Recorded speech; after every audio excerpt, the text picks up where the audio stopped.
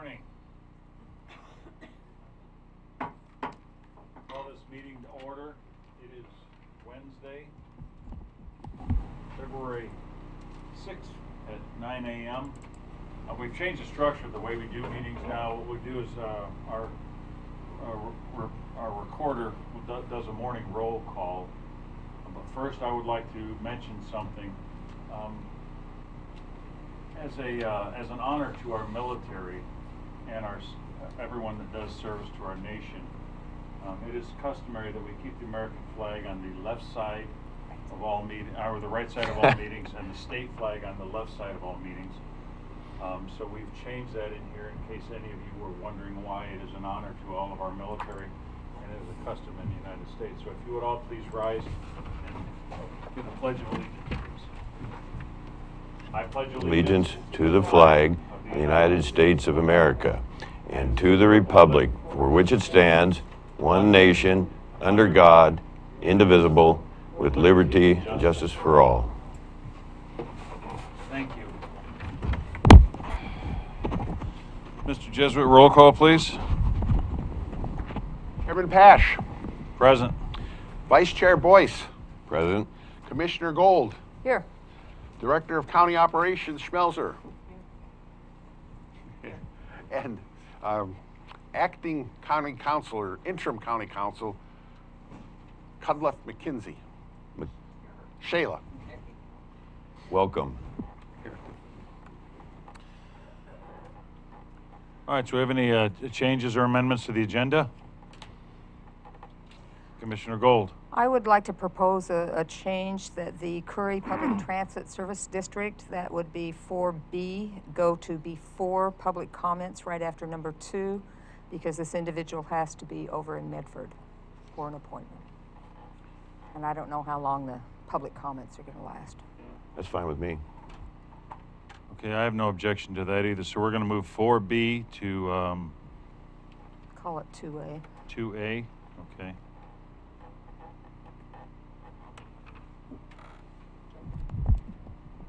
Any other amendments to the agenda? One correction, Mr. Chair. Commissioner Boice? Action item 6F, Wildlands Act, Jackson County Resolution. That's actually a Commissioner Boice resolution, request to the board, and that was the article that got into the Eugene Register-Guard newspaper about a month ago. Okay, so noted. And you said one. Did I? Go ahead. I deserve to be limited. Just on public comments, similar to our public transit presentation, we have some people who have traveled quite a ways, quite a distance, and so you might want to, if you haven't already done that. There's no clock today so far. But let them go first, perhaps, Mr. Chair. Oh, I see. They're from out of the area, out of the town. Just say yes, no. So you're talking about what? On public comment periods, I'd see you have quite a stack there. Right. I think it's you might want to recognize those that have traveled the greatest distance, if that's possible. Okay. All right. Well, I only have actually one public comment on here with nothing, with no item attached to it. So we'll look to move some of that forward. I agree. So can I get a motion? I make the motion to approve the agenda as amended. Do I have a second? Second, Mr. Chair. The question? Aye. Oh, no. Aye. You're supposed to call it.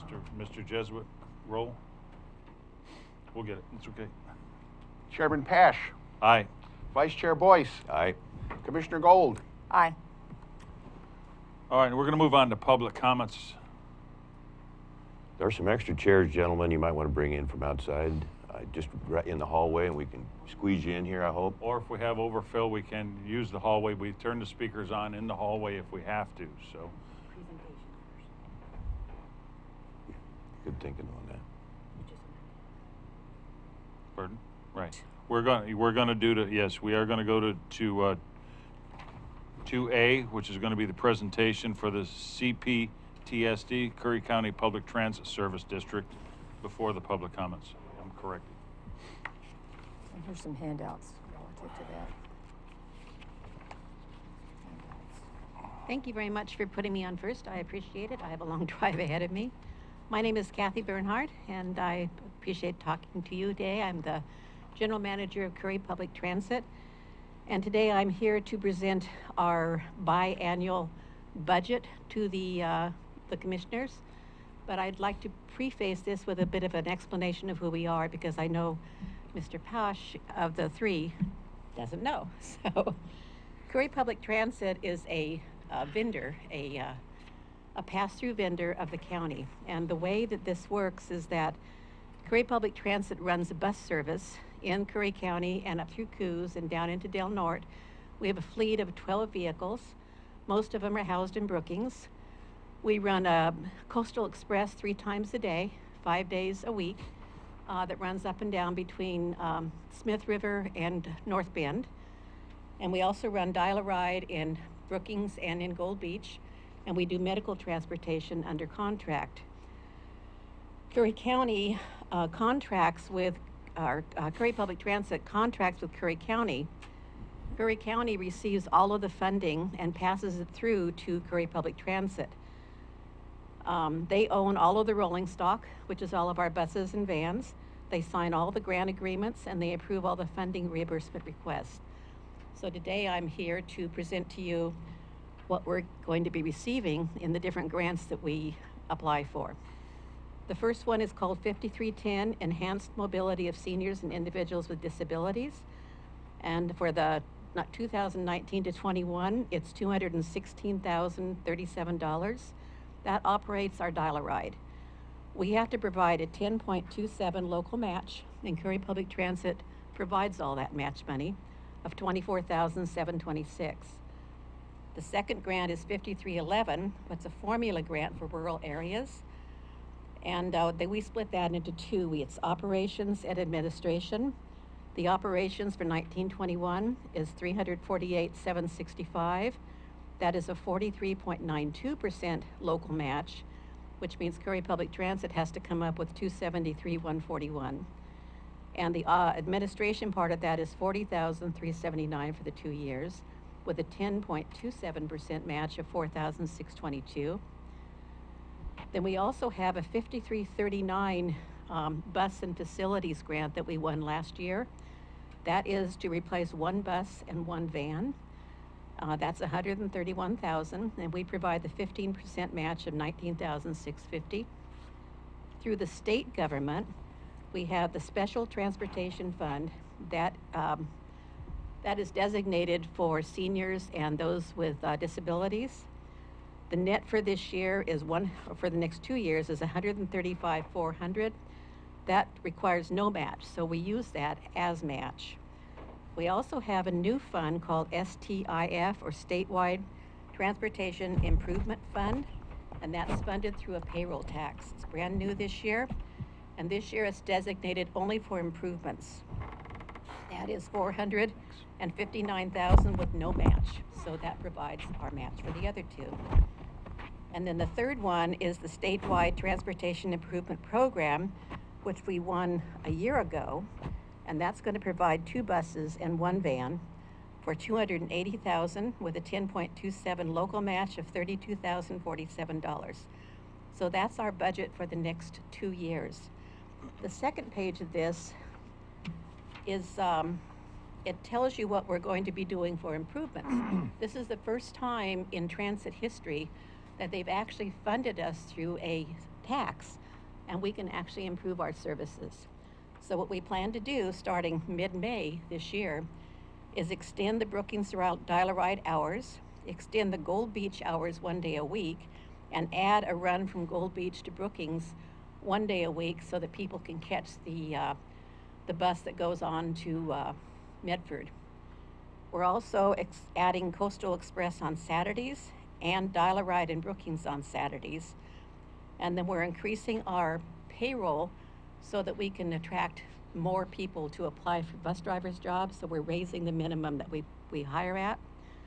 And then we're increasing our marketing and promotion funding.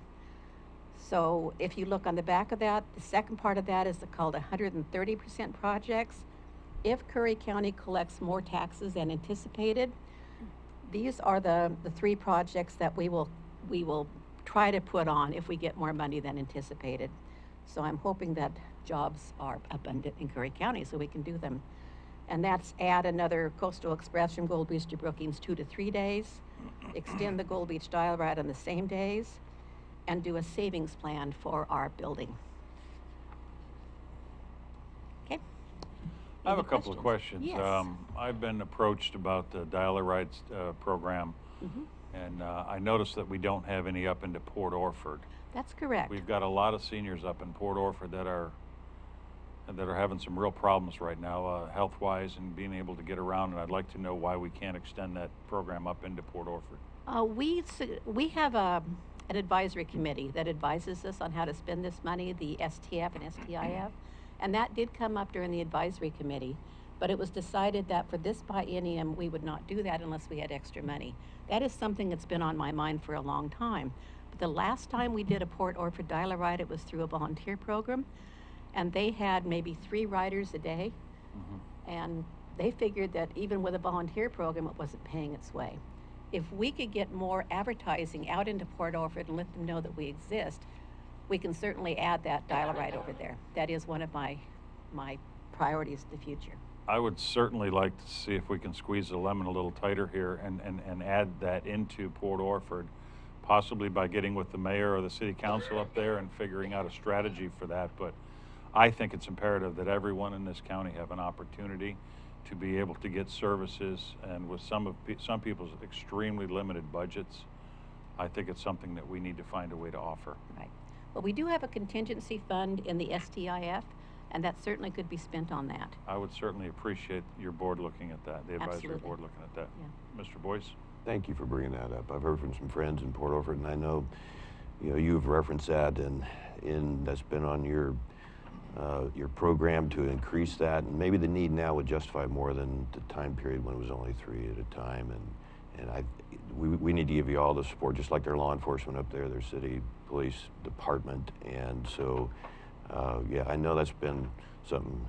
And yes, sometimes the Port Orford folks, they feel like they're getting left and lost, and so we got to keep working that direction. We do have the Coastal Express that goes through Port Orford, and we very often pick people up at the one end of Port Orford and drop them off at the other on that Coastal Express.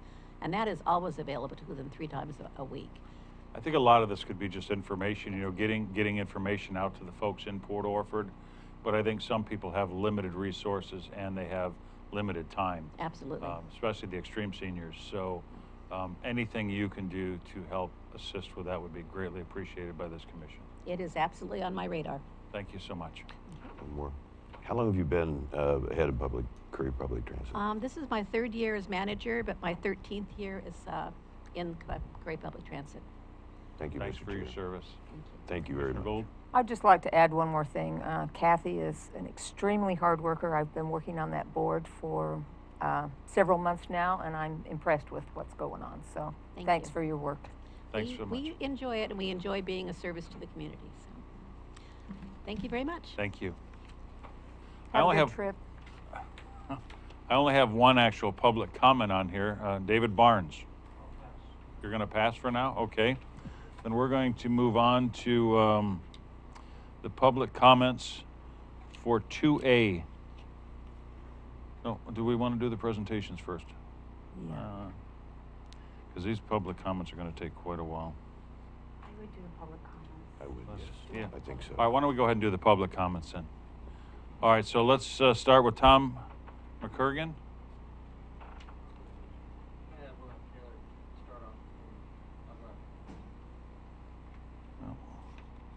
Rob Taylor? That's fine. Expecting to be on the agenda, and we have a routine that we've been doing for a while. I want to give you this before we start. Yeah, you have. And I'll repeat that when I get over to the mic. Thank you. Hi, Sue. How you doing? Pretty good. I don't know you, Mr. Commissioner Paasch, but it's good to meet you. You as well. Court. Good to see you. This is very important. It'll come up at some point in the conversation. Hello, Commissioners. My name is Rob Taylor, and I've traveled here from Bend in Oregon, where I'm part of the Committee to Preserve the Second Amendment. I was asked to come down here by a woman named Lynn Boniface, and she's in the audience with us today. But the reason I'm here is that I was originally came to this county about 3 years ago when there was another commission. It was Huxley, it was Brown, and it was David Brock Smith. And we had long discussions on the Second Amendment Preservation Ordinance. That ordinance, we had a little bit different ordinance that we had in Coos County. It was the same one in Coos County was the one that was originally drafted in Wallowa County and was the first one that was put into effect in the state of Oregon. Even though Jackson County also has a form of the Second Amendment Preservation Ordinance in their county charter called the right to bear arms. So all of those were something that we were interested in having passed here in Curry County. So we worked with the commissioners, and you guys have an original Second Amendment Preservation Ordinance because we veered off from what the others did. And the other Second Amendment Preservation Ordinance, it had a position that the sheriff will determine whether something was a violation of your Second Amendment rights, whether it be a state law or a federal law, and that determination was based on the sheriff. For your county, it's based on the Board of Commissioners. For the Josephine County right to bear arms charter amendment, it's the district attorney who makes that determination. Now, we thought it was good law, and we still think it's good law, but the thing is that it's going to eventually be challenged. You know, the litigation for this issue is going to eventually come down the line, and we believe that because we've conflated the two branches of government, because the DA, the sheriff, and the Board of Commissioners are in the executive branch of the government, whereas the judges who would be determining the actual constitutionality of laws is part of the judicial branch. And so you have the people in the executive branch making those determinations, which should be left up to the judicial branch. And we think that that's a weakness in the Second Amendment Preservation Ordinance. Knowing this and knowing that they were going to legally challenge it, we went to the 10th Amendment Center because they have already dealt with this type of law that they have for their state 10th Amendment law, which allows the states to choose whether they would uphold federal gun laws or not. There are some states, there is already one state who has passed that law, but we wanted to do that on a county level because it's not the federal laws that we have problem with, it's the state laws that we're having problems with. And so we knew that the SAPA was going to be challenged, so we had the 10th Amendment Center, and I worked with their attorneys, and we came up with the Second Amendment Sanctuary Ordinance, which is the new ordinance that we're presenting to you. That ordinance eliminates the sheriff's position or the district attorney's position or your position as someone who makes the determination whether a law that is a state law or federal law violates your Second Amendment rights. And what we did is we give you a directive to the county that says you will not cooperate. May I continue? Another minute or two, yeah. Okay, it says that you may not cooperate with any state or federal laws that concern firearms or firearms accessories. And that's just a directive that's in there for the county, which means the sheriff or no one from the county will be able to cooperate, or you will not be able to provide resources to uphold any state or federal gun laws. And what it does is it goes after the laws that are directed towards the firearms and not towards actions. You'll still be able to keep felons from being able to be in the possession of a firearm. You'll still be able to stop people who use firearms illegally, but you're going after the action. You're not going after the actual inanimate object, which is the firearm itself. And that's what we believe is infringing on our rights, and we believe that's going to happen worse in this state because of SB 501 that's coming down out of the legislature. I've been traveling all over Washington state because they too are having this problem, and I could sit here for an hour to tell you all the aspects that this covers. But the thing is that they're attacking our Second Amendment rights, and they're using many different ways to go after those rights. They're going to force us to get permits. They're going to force us to get psychological evaluations. They're going to force us to not be able to buy weapons. So eventually, we're going to have to enforce the Second Amendment, which shall not be infringed, our right to bear arms. And what this ordinance does, it does just that for the county, but only the county. The state and the feds will be able to enforce their laws if they want to. I gave you this sheet of paper. This right here is the statement from the Coos County District Attorney, which is the ballot title. At some point in time, if you read this ballot title, I know you're going to have some concerns with this law, and I would wish we had time to do that, and I'd like to do that in a work session at some point in time. Well, and that's what I'm going to suggest to everyone that is here on this topic. If we're going to have, you know, basically people coming up and speaking about the same issues. I've spoken with several people about this. Our sheriff's department is here, and they want to get involved in this as well. What we would like to suggest is that we have a workshop on this issue itself, and everyone come together, the sheriff's department come together, your group comes together, even maybe the judicial branch of the county comes together with commissioners, and we sit and talk about this. I would say that this is something that we need to talk about. I'm a huge supporter of the Second Amendment personally, so that's where I'd like to see this go. Okay. And then that's what I would recommend myself, by the way. That's what we were asking. Yeah. Any other comments from the commission? We have other, I understand we have more. I'm sorry. Okay, thank you, sir. Thank you, gentlemen. And Sue, sorry. Tom Kirkin?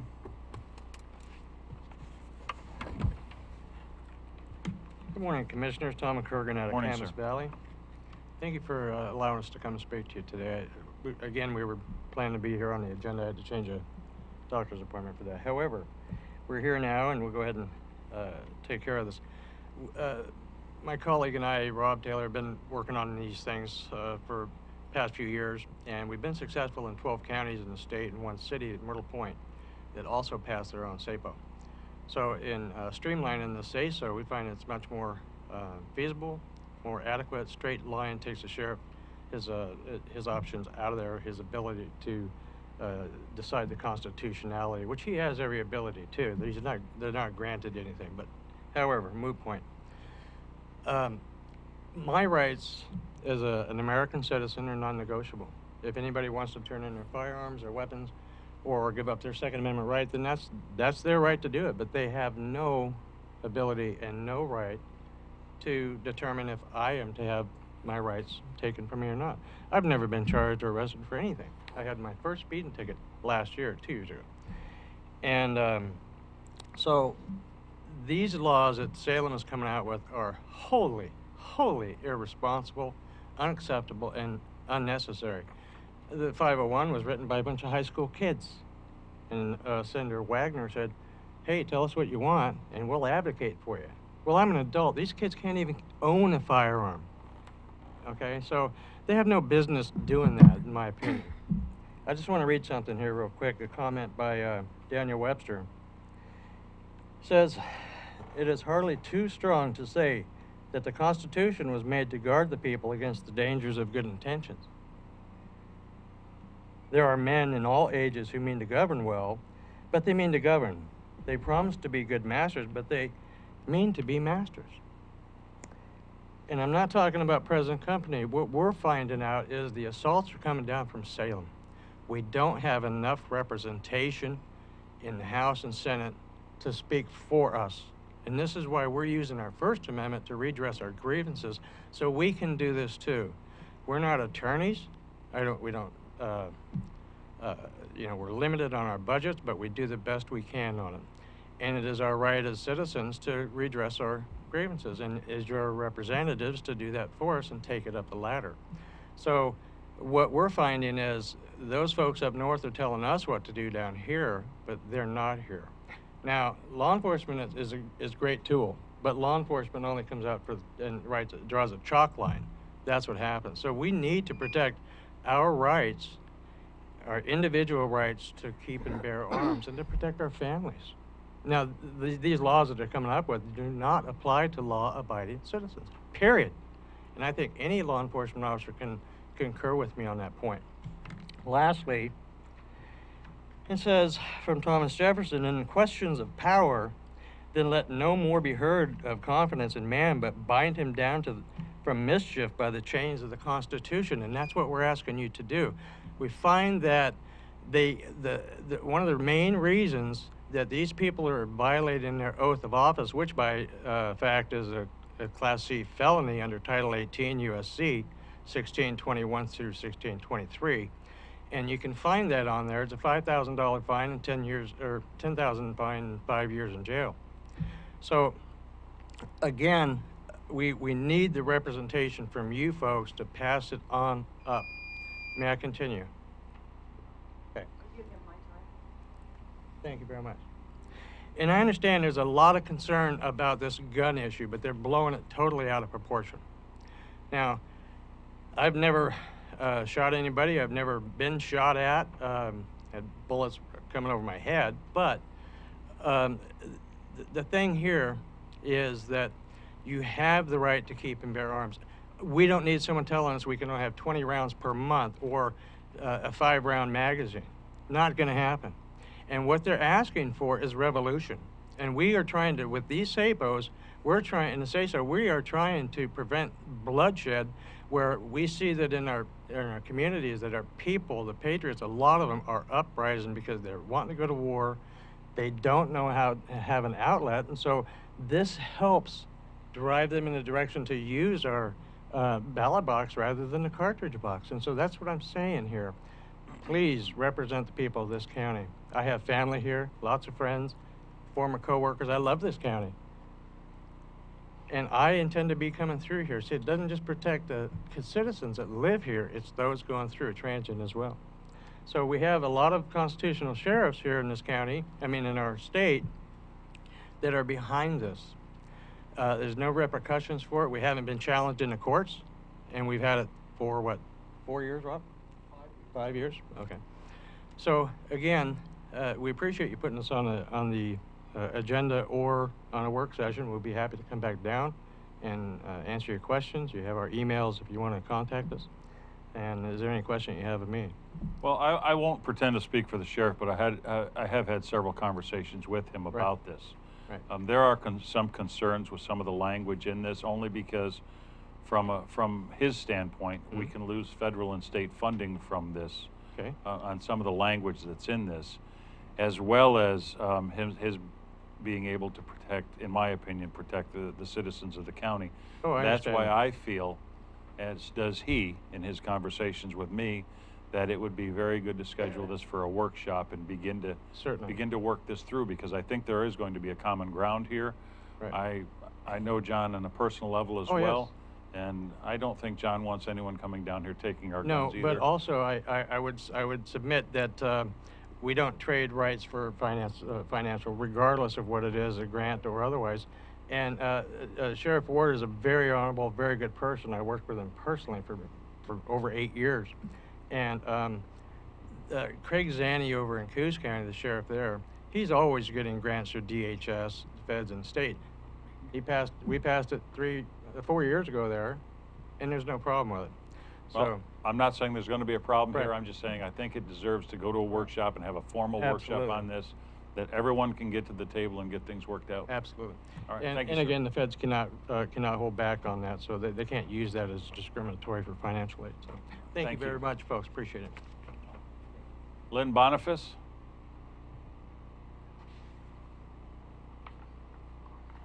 You here?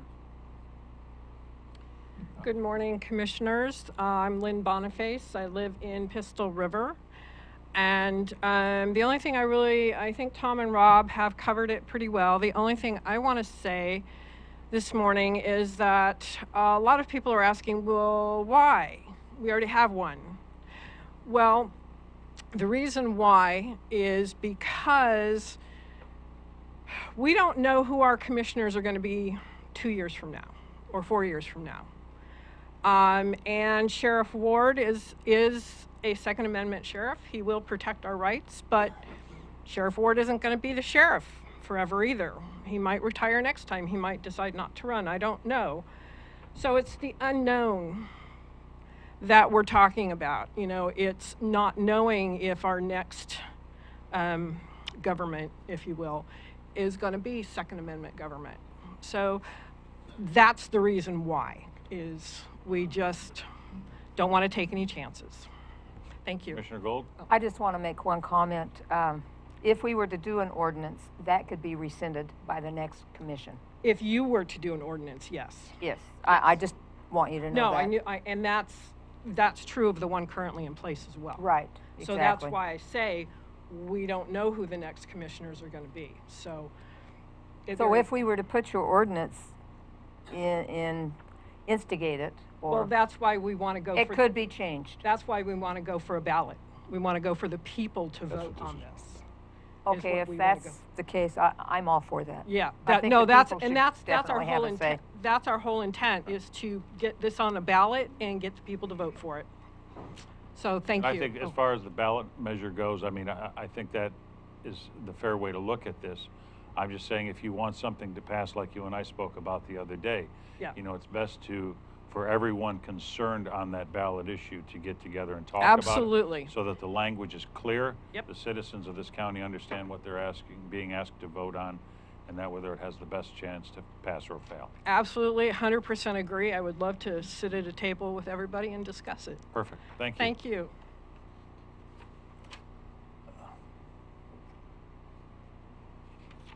Is he on the list?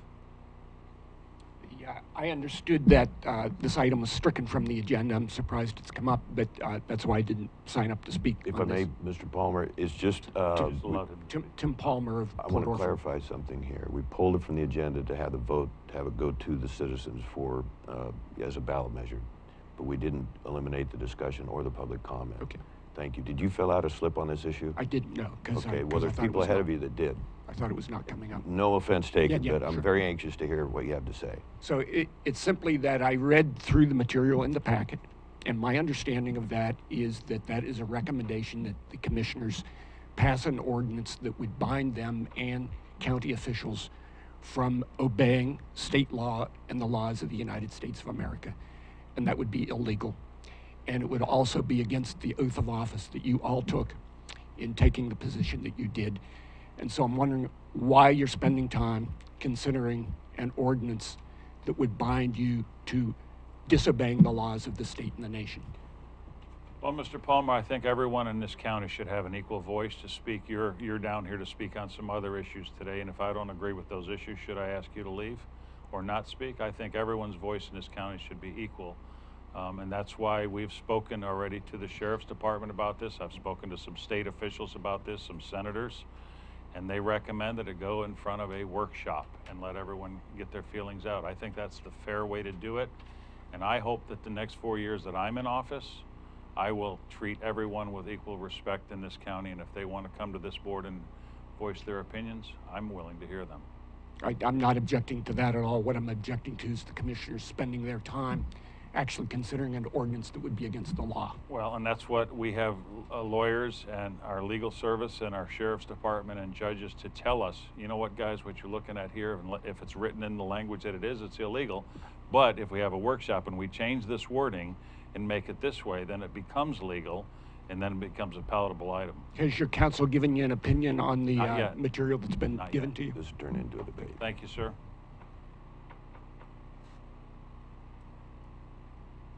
Connie Hunter.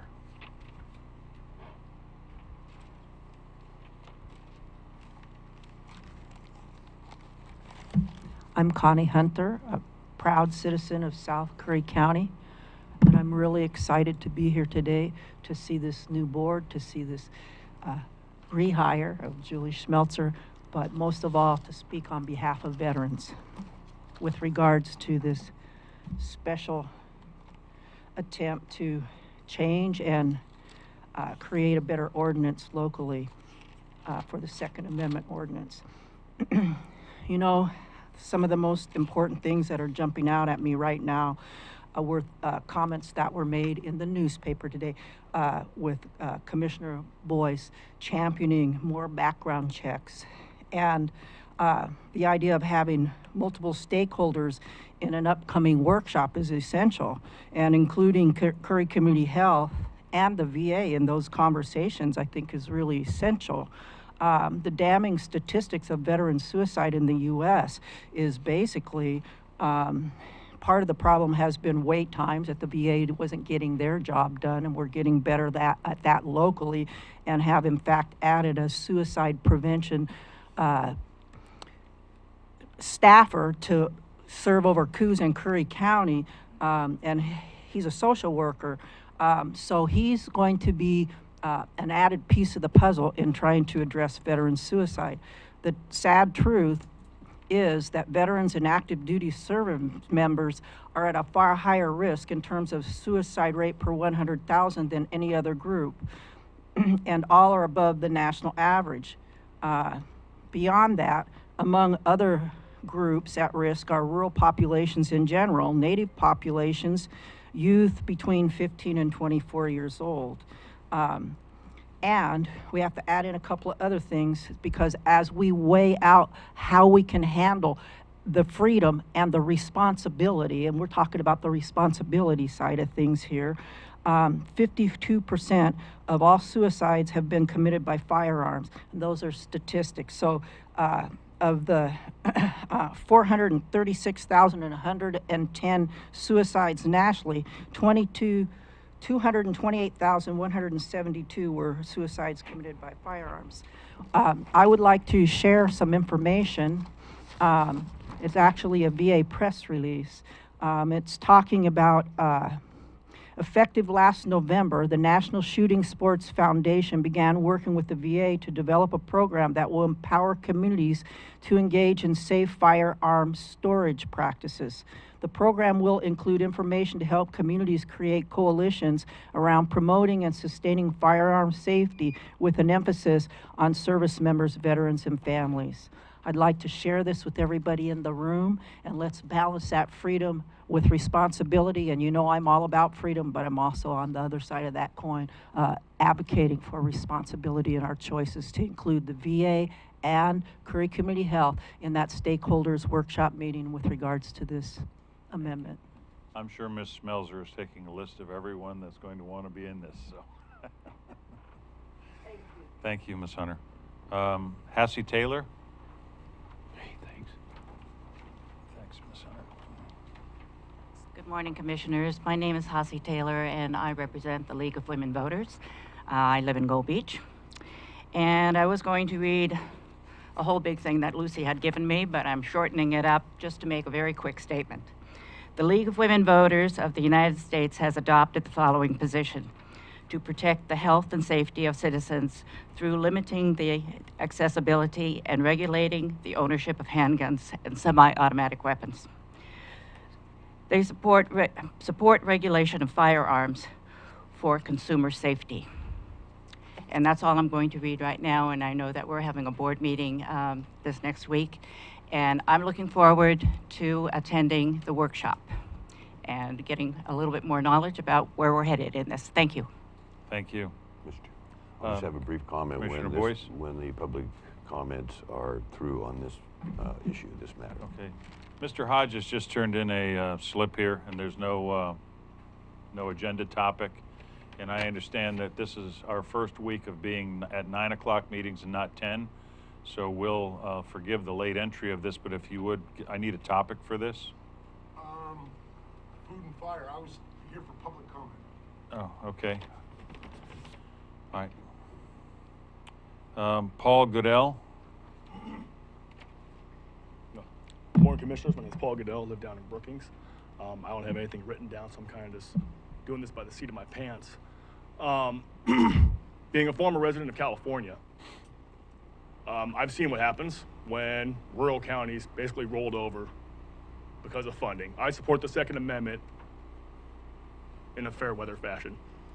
I'm not going to risk my funding. I'm not going to risk my job. I'm not going to risk my pension to protect your rights. And I've seen that happen all over California. California, sorry, is a tyrannical state. I'm cool with balancing rights with responsibility, okay, but there's nothing responsible about forfeiting your constitutional rights. If Donald Trump decided to expand the the Patriot Act and really dig into your Fourth Amendment rights, and you had a sheriff standing up for you, saying, no, you're not gonna be violating my citizens' Fourth Amendment rights, you're not gonna be doing searches without a warrant, and all that kind of stuff, I doubt you people would really be having a hard time with that. But, you know, the Second Amendment is kind of like the redheaded stepchild of the Bill of Rights, it seems, when it comes to legislation. You know? So I'm really hoping I'm down for this workshop thing. I support that. I will attend. And, you know, I hope we do it with a cool head. But I'm telling you, across the West Coast right now, Washington and Oregon are trying to catch up to California. And I'm not going to have it, you know? And to keep things civil, I really think the county government should get behind the people here. And let's do this so we can actually keep this in a civil fashion, because I think, honestly, they're being really irresponsible in Portland, and they're trying to pretty much step on the rest of the state's neck. You know what I mean? My rights are not up to the popular vote. Your rights aren't up to the popular vote, okay? 2 wolves and a lamb voting on what to have to lunch. That's not what this country's bounded on, okay? So let's get this workshop going. I'm saying this, I think Rob and Tom are coming down here and backing this thing up for us. But let's get this workshop going. I plan on working on that with you guys, but please, I'm not a little militia member. I'm not part of some fringe group. There's a lot of guys that agree with me on this. The problem is right now, they're at work paying their taxes to support all this right now. You know what I mean? And one thing we do have in Curry County is we got a lot of active California transplants that retired to getting politically active, acting like the majority around here, and that's really not the case. So that's it. Thank you. Thank you. I will say one of the reasons I'm sitting in this chair, sir, is because I've sat and watched how rural Oregon has been treated by the big cities in this state over the years. And I think rural Oregon needs to have a louder voice. And that's why I agree we need to have a workshop on this. Thank you, Commissioner. Thank you. Commissioner Boice, you wanted some comments, because I believe that's the last public comment on this topic. We double check that if there's anybody else that would like to speak on this issue. We're done. We'll see you at the workshop. Thank you, Mr. Chair. By the way, we're going to need a large room for that. I hope so. Just a reminder, no, there are no cases, in my strong personal opinion, where state law or federal law trumps the Constitution. I think equally important, perhaps even more important, is no state law or federal law that trumps the Bill of Rights. You know, I've tried to get a tradition, and you encouraged me as well, to have a little report every commissioners meeting of losses to our law enforcement community throughout the United States. Right now, the number's up to 14. If you haven't heard this news piece, last week in Houston, 5 officers were basically ambushed, shot in the neck. 2 or 3 of them, I think. 4 of them have survived. 2 of them are going to be, at least one for sure is going to be a quadriplegic. The reason they shoot them in the neck is because they might live then and end up that way. And the reason this is sensitive to me is because there's a war on our police. And our sheriff, captain, that team is still only able to fill 2 spots of 4 that are open, looking for officers. There is a nationwide shortage. Young people are not going into law enforcement. And so here we sit. I feel most comfortable and safest when I'm around law officers. Excuse me. Again, I have a middle son's been with OSP, Oregon State Police, for 16, 17 years. I feel safest when I'm around him and police officers with the training they've got. I feel second most safest when I'm around legal, responsible gun owners. And they are out there, and their job, my job, our job is to protect the peace, protect our neighbors, protect our families. And the way I was raised, you protect the police officers. Whatever it takes, you protect them.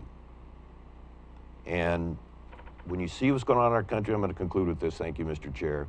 When you see what's going on in our country right now with the division we have, when people actually, we would not be having this conversation 5 years ago when people go, is there going to be a revolution? Is there going to be, you know, I have to maintain and fight for my right to protect myself.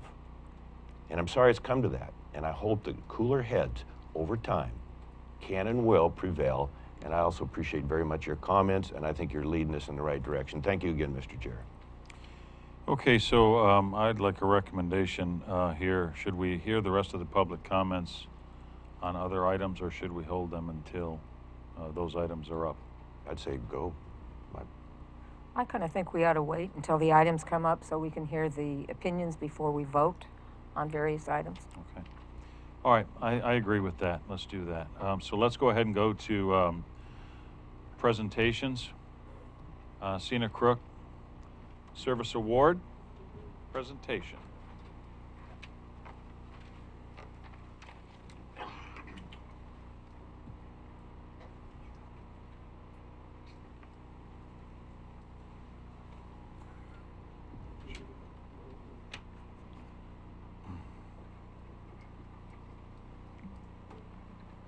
Come on in, Cena. Hello. Hello.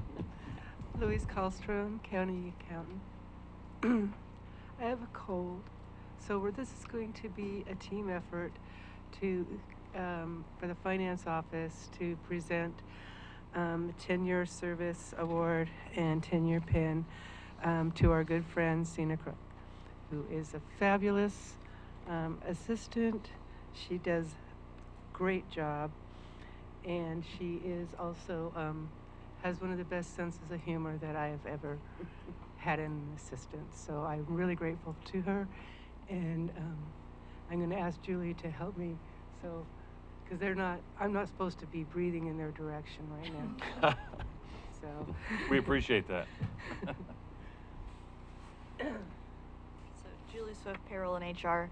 I just want to say that we are truly a team in the Finance Office, and we couldn't work without each other, and Cena is a huge part of that three-legged stool, so thank you very much.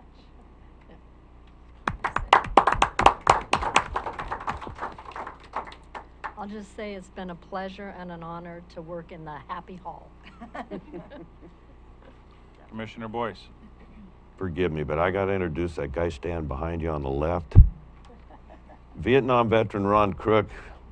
I'm sorry that it's been awful for you and I to share the same birthday, but when I was young, my dad asked me to send him postcards showing appreciation while he was in Vietnam. And thank you for the great citizen you've been in this community, Ron. He used to ride in a race boat with my son going well over 100 miles an hour, and he lived to tell about it. Thank you, Ron and Cena, for your friendship. Thank you. Can I sign that too?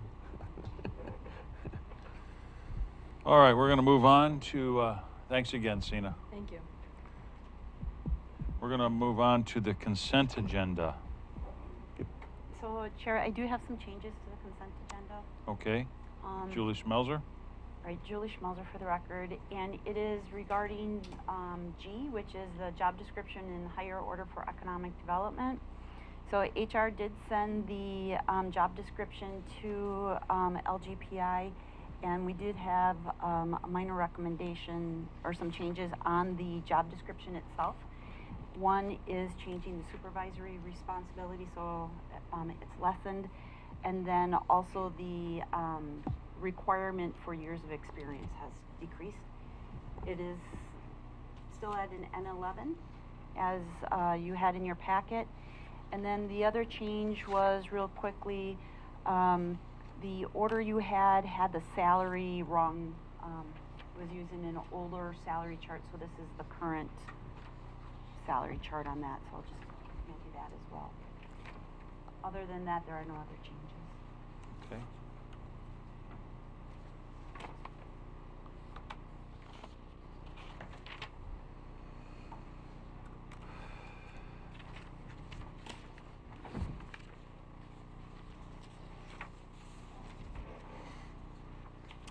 All right, so we're going on to, Do we need, We need a motion. yes, do we need to approve the consent calendar then?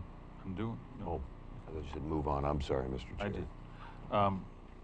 So I get a motion to approve the consent agenda calendar. So moved, Mr. Chair. I'll Second, second it. Oh, well, that's okay. roll call?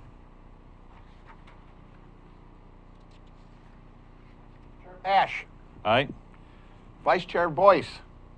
All right? Commissioner Gold. Yes. Motion carried. All right, number A is higher order for Kaylee Strain.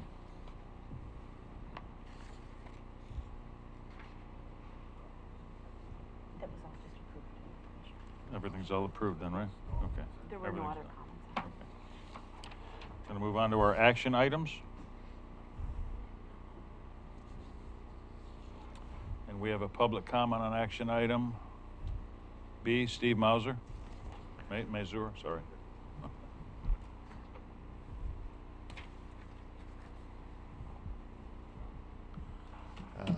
Chair Paasch, Commissioner Sue Gold, and Vice Chair Boice. I'm Stephen Mazur. I'm the District Fisheries Biologist for Oregon Department of Fish and Wildlife in Gold Beach.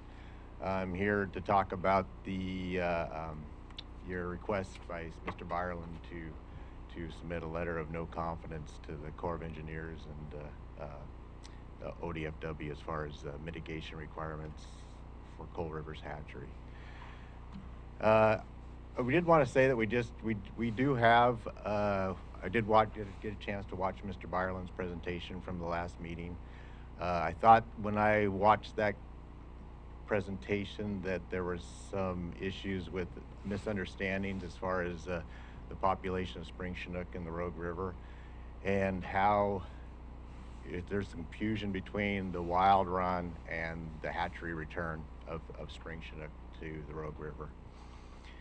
Back in 2007, we developed a spring chinook conservation plan that addressed the wild spring chinook in the Rogue River, and the wild run of spring chinook in the Rogue River begins in March and will run through June and into early July. The hatchery component of spring chinook returns at the same time, starting in March, and returns back to Coal River's hatchery. October, by the end of October, we have most of the fish back to Coal River's hatchery. In that presentation that Mr. Byerland had on there, that he did say that the hatchery returns were definitely down compared to what mitigation requirements are. And ODFW has tried to address those issues, and through the conservation plan and the assessment and update that we just completed, we had a public meeting here in Gold Beach and a public meeting in Central Point. And of those two meetings, we spelled out how actions that we've taken in the last 5 years to address returns of hatchery fish back to Coal Rivers, and our actions that we will take to address those issues. The wild spring chinook, the other component of the run, is actually have been increasing since the adoption of the spring chinook plan, conservation plan. The numbers have actually increased to the point to where anglers can maybe expect some increased harvest opportunities for wild spring chinook. And that was too addressed in that conservation plan update and review. So like I say, those two, that process has just got completed, and I believe, Commissioner Paasch was that meeting prior to his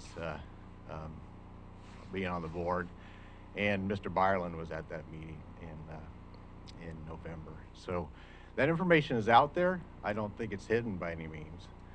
If anglers or commissioners would be interested in looking at that information, it is on our website. All that information about conservation plans, the updates, annual reports, and it does address some of the hatchery concerns that Mr. Byerland has.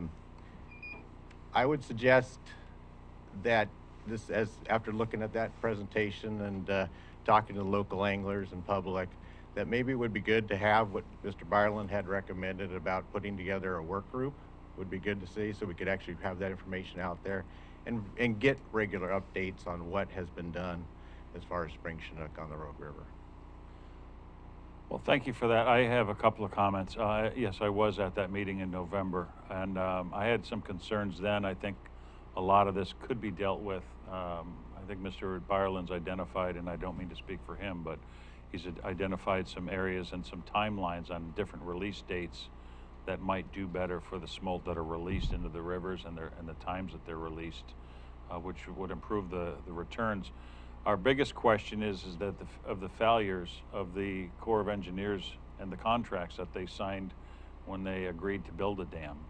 I noticed this morning that there is an article that was released, I believe it was yesterday or today, that the Corps of Engineers has now all of a sudden noticed that there are issues with the fish hatchery and they are sending a team there this week to look into it. The problem for Curry County is, and Josephine County and Jackson County is, businesses in this county, our fish, our river, have taken a big hit. We've lost millions and millions of dollars of revenue because of the mitigation losses through the failures of the return of the fish in the county and on the Rogue River Basin itself. That's why we thought of the action item for the letter of no confidence, which I think will get everyone to the table and we can start to talk about this. But there's got to be some responsibility taken by some different groups to address this and explain to the people of Curry County, Jackson and Josephine County and everyone in the Rogue Basin why they didn't adhere to the contracts that they signed and the losses that we've taken because of those failures. Commissioner Gold. I spoke with Dan Van Dyke, who works with Mr. Major, and it was interesting to talk to him. I knew nothing about this until Mr. Byerland came forth, and so I wanted to know more. I wanted to find out some more information, and there was one thing that was omitted from Mr. Byerland's report. The mitigation agreement was set up for 3 dams originally, but only 2 of those dams were built.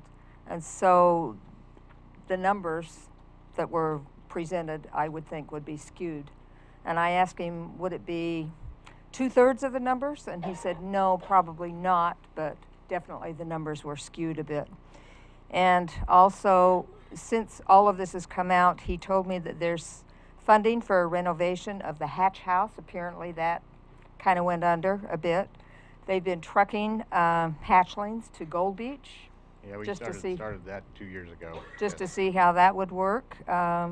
They've been trucking. We do a March release now in the upper river that's trucked down to Gold Hill. Right. So there's a lot of actions that have actually taken place, and I think that they were left out in that presentation. And I think that it would be good to have a better understanding of for folks that haven't paid attention or where they can go look to find out this information, because it is out there. And I think as being fishery managers, ODFW being fishery managers of the Rogue River, which we consider very important fisheries, not just spring Chinook, but fall Chinook, coho, steelhead, half pounders, life history. So there's a lot of great fisheries on the Rogue River, and I think that information's out there, and anglers need to be able to find it and know what's going on. So I guess my point is that they have been doing some things to mitigate these issues. In the presentation that Mr. Byerland made, I didn't get the feeling that any of that was being done. So I just wanted to check with another source. So I hesitate to vote for this simply because we need to work with the governmental agencies that we're dealing with. My biggest issue, though, is that, again, this has gone on year after year after year without being addressed. The numbers have been brought before the different agencies over the years, and I don't want to say been swept under the rug, because I think that would be inappropriate. What I will say is that I think they know that they haven't been producing the numbers back to the hatchery that they were supposed to, and rather than deal with that, they've just continued on status quo. Now that we've raised some attention to this, in the last year or two, a lot of documentation has started to come out about this. Mr. Byerland has worked, who I noticed just walked into the room, has worked tirelessly on this issue for about 3 years. His information, as far as I see, is pretty solid. And again, I've spoken with you, I've been at that meeting, and I've spoken with some other people. I'm not saying that we put on our gloves and get in a fist fight. What I'm saying is this needs to be addressed, and I agree with Mr. Byerland on this at this point. The letter of no confidence is just the history of what's already happened here since the dam has been built. The contract was not fulfilled, I don't believe, on more than 75% of the years that it was supposed to have been fulfilled. So a letter of no confidence on this will start an action item on this and get it to the forefront of everyone. Everyone will learn the information about it, and then we can deal with it head on. Anyone else? Mr. Boice, Commissioner Boice. Thank you again, Mr. Chair. My link didn't come up very well, or didn't come up at all. But this article just came out yesterday. Mark Freeman, very well respected editor, writer for the. That's okay. Huh? Seriously?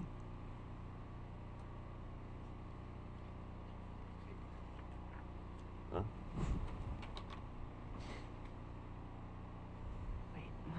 Sorry. Yeah, It's the most sensitive mouse. We're going to replace that when we can afford it. Well, while we're looking, Ah, Just hit the other side, the other button, yeah. the right button. I'm just trying to keep it it's on okay. there. I just want to read one paragraph. Go ahead. But, you know, obviously the title is Core to Assess Ailing Rogue River Hatchery. One steelhead collection didn't quite go as planned Tuesday morning, et cetera. Next paragraph. First, the third paragraph, I'm sorry. The aches and pains at this 46-year-old facility are adding up. And this week it gets a full physical to see what works and what doesn't at a hatchery responsible for most of the salmon and steelhead that rogue anglers keep annually. Last sentence, again, most of the salmon and steelhead the rogue anglers keep annually.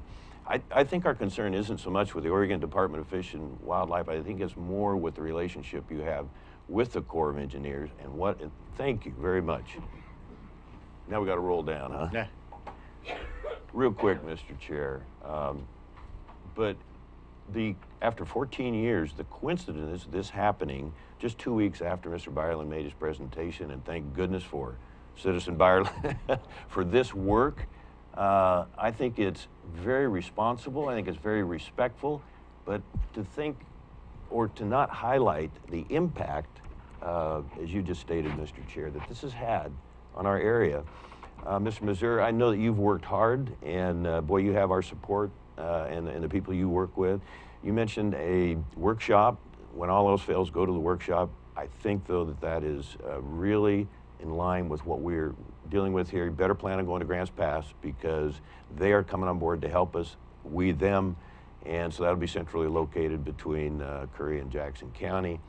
And, you know, there's sometimes this notion that as elected public officials in counties, be it rural or urban, that the federal managing agencies always have the last word. So after all these years, to have a citizen step up to the plate, with some help from other citizens, by the way, and collect this information and do the very best diligent research and work to get, you know, very qualified information.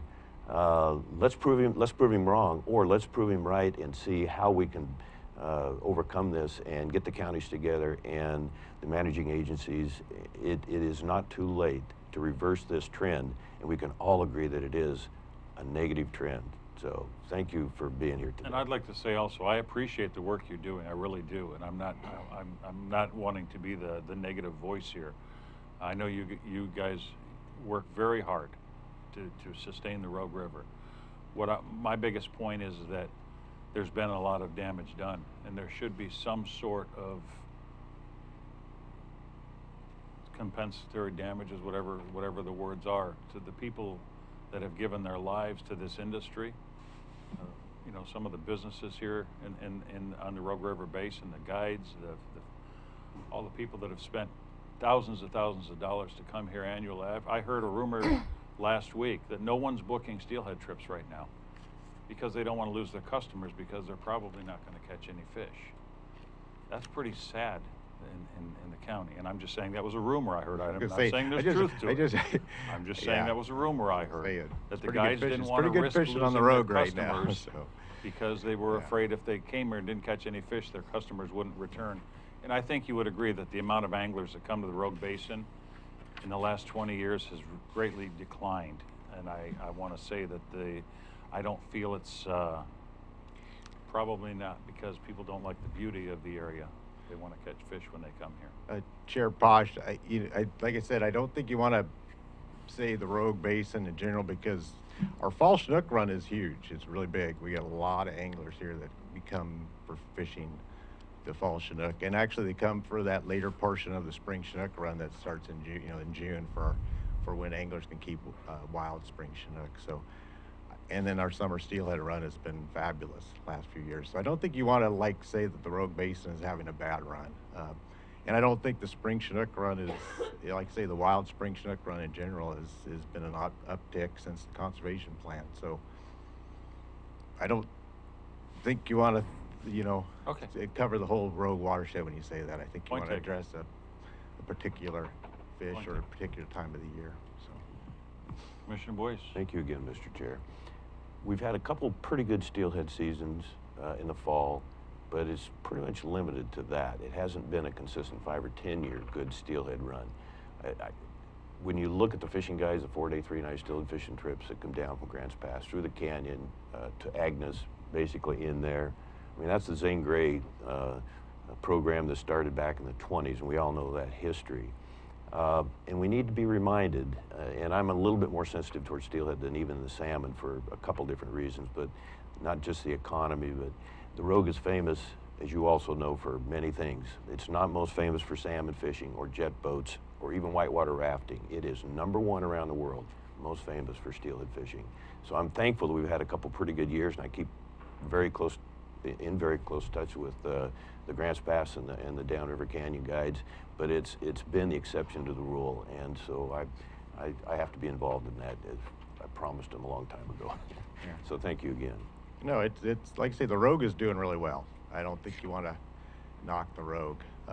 And we're just seeing, the fisheries respond to the removal of Savage Rapids, Gold Hill, Gold Ray dams, and we're just hopefully coming out of some really poor ocean conditions. So I don't think you want to the sky is falling on our Rogue fisheries. So. Thank you, sir. Thank you. Okay. All right. Thank you.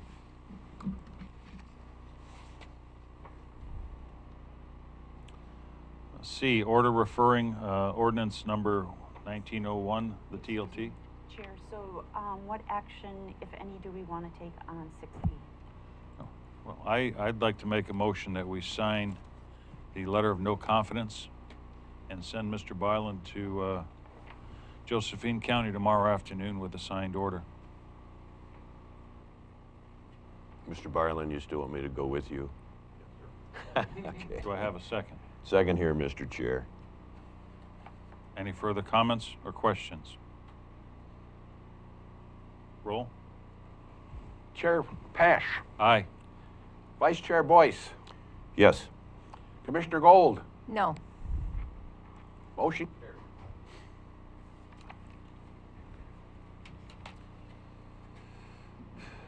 All right. C, referring order, interim counsel. So this is before you, I believe. Do you have a microphone on? There should be a microphone. Speak super loudly. This is before you as a formality to send the order to the voters. I think it was originally per the agenda item to be included in your consent agenda, but it is not. So it is here for your action. Do I have a motion? I'll move, Mr. Chair. A second? I'll second. Any further comments? Roll. Chair Paasch. Aye. Vice Chair Boice. Aye. Commissioner Gold. Aye. Carried.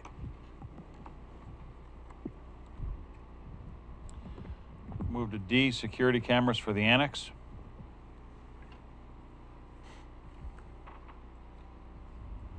Commissioner Boice. Thank you, Mr. Chair. You've heard in previous comments and testimony that I've offered. A year ago, April, I asked for an executive session to go into try and determine why the cameras were mysteriously on these 2 levels of the annex disappeared. I had a general bid from Facilities Maintenance Director Hanson that would take about $1,000. That he had the camera parts, but he needed a little bit extra. And anyway, for some unbelievable reason, I was turned down in that executive session. We didn't need cameras. And So since then, we've had 3 break-ins or partial break-ins, and it's well documented. So my hunch was certainly valid, and I think now it's even cheaper. And I think you have some background in security cameras, and we're looking at 600, 800, if I recall, you even volunteered to put them up yourself, and I will give a Saturday to help you because I'm a real tech guy. No, kidding. So that's my presentation. It is time to get this done. We are exposed unnecessarily and unfortunately. Well, I'd like to say I agree with this. To have someone here on, like I've been here on Saturdays and a Sunday, to have someone downstairs on a Friday alone, because we'd like to possibly reopen the downstairs on Fridays so that our citizens can actually do business on Fridays as well. That's for down the road, but we're looking to do that. I think it's time, though, that we have some sort of security here. If we've got, you know, early morning, one of the secretaries or someone in one of the offices arrives early and they're here by themselves, and you know, possibly somebody does something to one of the doors, they can get in. God forbid something happens, but at least we've got a record of everything that happens here. And for the $600 or $800 that it's going to cost to do that, my experience with cameras is I can get them hung with some help. I can get them hung, and I will volunteer to do that, so we save the labor. But to protect the people of this building, I think for a few $100, wouldn't it be horrible if something bad happened and we had no record of it? So I would also like to see some security cameras on both floors of the building, and I think we can get it done for about $300 a floor, $350 a floor. Any further comments? We're going to hold you to that bid. Do I have a motion? So moved, Mr. Chair. I'll second that. Further comments? Roll. Chair Paasch. Aye. Vice Chair Boice. Yes. Commissioner Gold. Yes. Motion carried. Move to E, Save Oregon Force Letter, Commissioner Boice. Well, it's a long letter, and it has gone out throughout a great portion of the state, and I think it's a good representation of where we are with the with our county with the 3 major fires. We do have support from the other counties. 3 major fires in less than about 15 months, 2 of them catastrophic fires. Curry County has lost 1 million acres, and we're only 1 million acres in our overall size. We've lost 1 million acres in 32 years. If I may, Mr. Chair, it's the Blossom Fire. It is certainly the Silver Fire in 1987, the Biscuit Fire in 2002. That was the largest fire in Oregon history, just to remind the people that might be listening. That was 500,000 acres. And of course, the Checo Bar Fire and the Klondike Fire. Actually, about a third of that was in Curry County. The other 2/3 was in Josephine County, but that's our backyard and their backyard. So it's hard to say precisely what those fires have cost the federal government and the state of Oregon to fight, but it's easily over $350 million. And when we're sitting here trying to figure out how to get another 1 million to keep our services going in this county, it just offers a little bit of a comparison, and I hope what we're up against.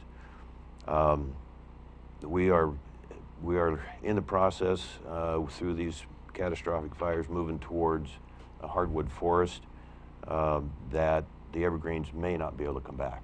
So these catastrophic fires burn at 2,000 degrees. They're not normal fires. Some of them are, and some of them are good. That's part of nature. But they're even killing what are normally the fire-resistant old growth as part of nature. The amount of wildlife, the devastation is almost unspeakable. I showed pictures 2 meetings ago that I had of burnt logs on the beach, and those were probably from 4 different fires. So what I'm asking the board to consider, the resolution that has 9 very specific solutions.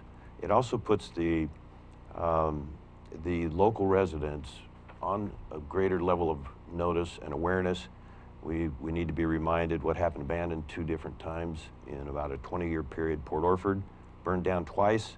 Tillamook, Marshfield at Coos Bay burned half of that community. We come so close to losing Agnes last year. It's just even hard to define or describe. Not to mention Brookings. And of course, I always have to bring up the 8 families that still have got no help and lost their homes due to the Checo Bar fire. I had some professional help on this through Curry Wildfire Prevention that you're quite familiar with. 2 are retired foresters. I know this is a divisive issue in our county and in our state, but Oregon's losing the fire war, and I'm not going to stand by and not push back on what this is doing to our community and the best forest on the planet. So I could talk on this for an hour. I think that's enough for now. I would like to have the board's support on this, and it will. I hope I'll be having dinner with again with Supervisor George on Thursday night, and he gets it, and we'll be able to give you a report at the next meeting. And where his direction is going is where, and also where we need to encourage the state and the federal managing agencies. If nothing else, can we focus on fire prevention? Thank you, Mr. Chair. Well, I'll be honest with you, Commissioner Boice, I haven't read through this letter completely. I would like to take some time to read through this and digest it. If you want to, an affirmative for me that I am in support of a lot of the things that I briefed on here now, of course I am, as you know that. Okay. You want to? What do you? I was just going to maybe go to the solutions here. You may have some more public comments that I would welcome. I think we have some on the Wildlands Act. Okay. For the next. Commissioner Gold. I just had some concerns with the letter, particularly the last paragraph of the first page. It just seemed like it was the politics of revenge and vindictiveness and divisiveness going against the environmentalists. We're here to represent all of Curry County, not just a certain faction.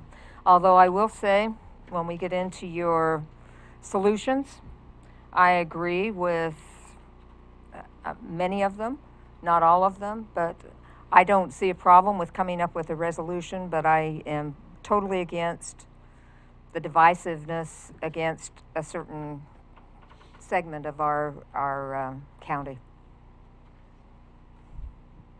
If I may, Mr. Chair. Mr. Boice. Thank you, Chair, or excuse me, thank you, Commissioner Gold. These people don't live in Curry County. This is a fringe radical group that has, I was talking to Tim Palmer the other day, and we both work very hard to back up our opinions by science and professionals and records, history, common sense. But this group, I don't think, again, the minority that they are, I don't think that they will come to the table on anything because they're doubling down. That when you burn 300,000 acres in this county in 2 years, that's renewal. When it's a reburn, I mean, it just, the common person that watches this and smells the smoke and visualizes the wildlife being incinerated, I mean, their heads pop back. So we've done it their way for 32 years. And you've seen the results in our community. And I'm giving them the chance. I've said, why are you on I've got in trouble with one person. Why are you against the Forest Service? Well, if you look at the letter here, the reference is, we've got, if I can find it here. It basically says that our U.S. Forest Service is going to again return to grade, bottom paragraph there, great agency status. We must work to reverse the annual witness of turning our beautiful forest assets into the most frightening of liabilities. And then just above that it says we need to give them our support, that we have great leadership, I think, within the Rogue River Siskiyou National Forest now and other national forests. So I don't know why somebody would say that I'm meeting again with the supervisor, and I've spent a lot of time with him. I took him upriver because he'd never been in that section, which is a very important part of his forest, a 5-county portion. So the solutions are there. I'll be glad to sit down and debate, talk with anyone on any one of these 9. And no, I'm not going to back off. I'm sorry, with that very small minority that has got us in this situation, and they have to be stopped. There will be no force left. Thank you, Mr. Chair. So would you recommend a workshop on this? No, I would well, you know, we've been through this for 2 years. I've had so much documentation come before this board, and no surprise, I'm getting resistance again. It feels like resistance. Workshop, just maybe that's the only option we got, but I think this document speaks for itself. Well, as you know, I've been very active in Curry wildfire prevention, and I've been very active in some of the other issues dealing with fire prevention and how to stop them. I've been many meetings with Merv George, and with you as well, and many others from the county. Like I said, I would just like to have, let's put this off for another meeting. I'd like to have time to read this and chew on it, and then make an informed decision. I again ask your forgiveness on this. I honestly haven't actually sat and read this. I respect that. Yet. I've just had other things, and I didn't get to this one. So. I can really appreciate the lack of time in reading. Our weekends get rather bogged down, don't they? Here's what I would offer. We're behind the other 2 counties. We're less than 5 months from the next fire season. We're not getting the rain we need. We're getting a little bit of snow, but is it going to have an impact on the overall watershed? How dry is it going to be 2 months from now, 5 months from now? Are we going to have a 3rd consecutive fire? Are the valley people going to be breathing our smoke while we say we're going to have another workshop? No thanks. I'm going to keep speaking out because the consequences are potentially horrific. Commissioner Gold? I am not against having a resolution. What I am against is pointing fingers, that sort of thing. What we need to do is come up with positive solutions.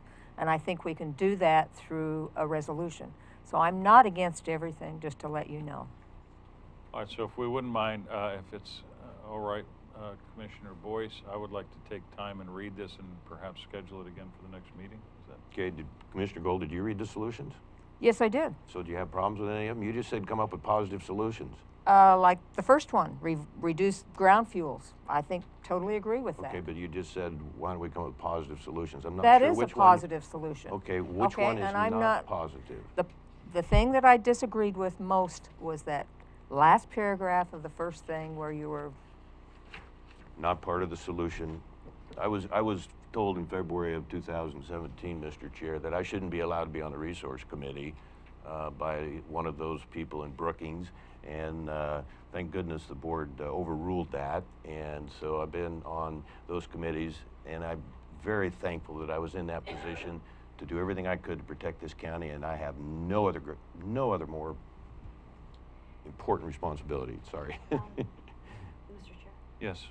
Commissioner Boice, would you be okay with me turning this into a resolution format where we're just putting facts in, and it'll probably hold more weight, I think, if it's in a resolution format than a letter format? Certainly wouldn't be opposed. When you look at the Josephine County and Jackson County efforts, you know, it's sometimes in a formal resolution, sometimes it's in a letter of acceptance and recommendation, and it gets us a voice at the table with the different agencies that are responsible for trying to come up with the funding. And by the way, kudos to the governor. I was nervous that the ODF, Oregon Department of Forestry, was not going to get adequate funding, and I think that her and her staff, and that's going to pass both the House and the Senate for adequate funding, because we, again, don't know what's coming this summer. But anyway, I'm open to, yes.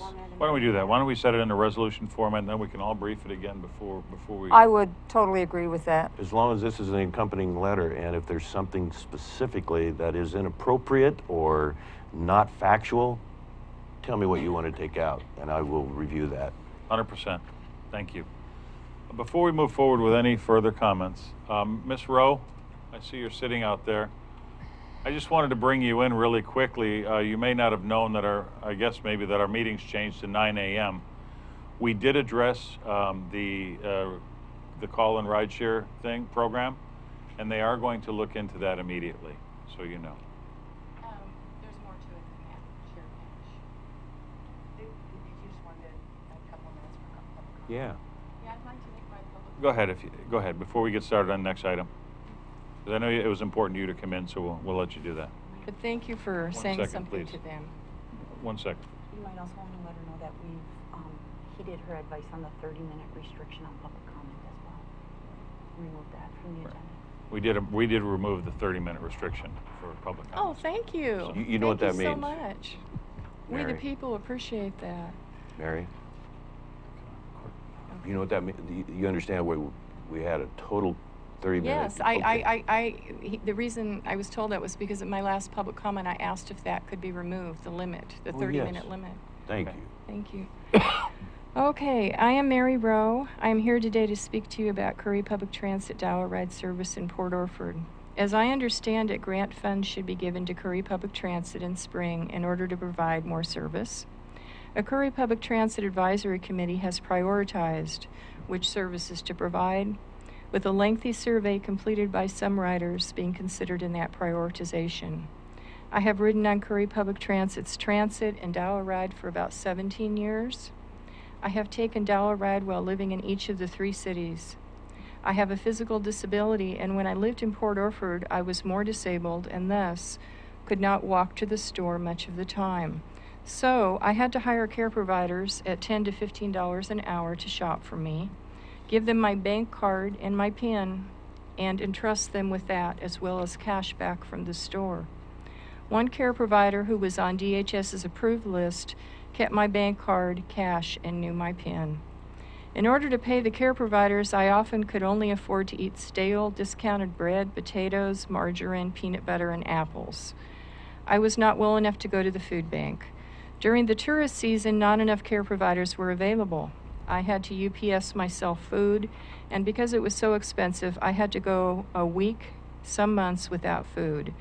Then I learned of dollar ride in Port Orford and was able to take it to the grocery store once a week.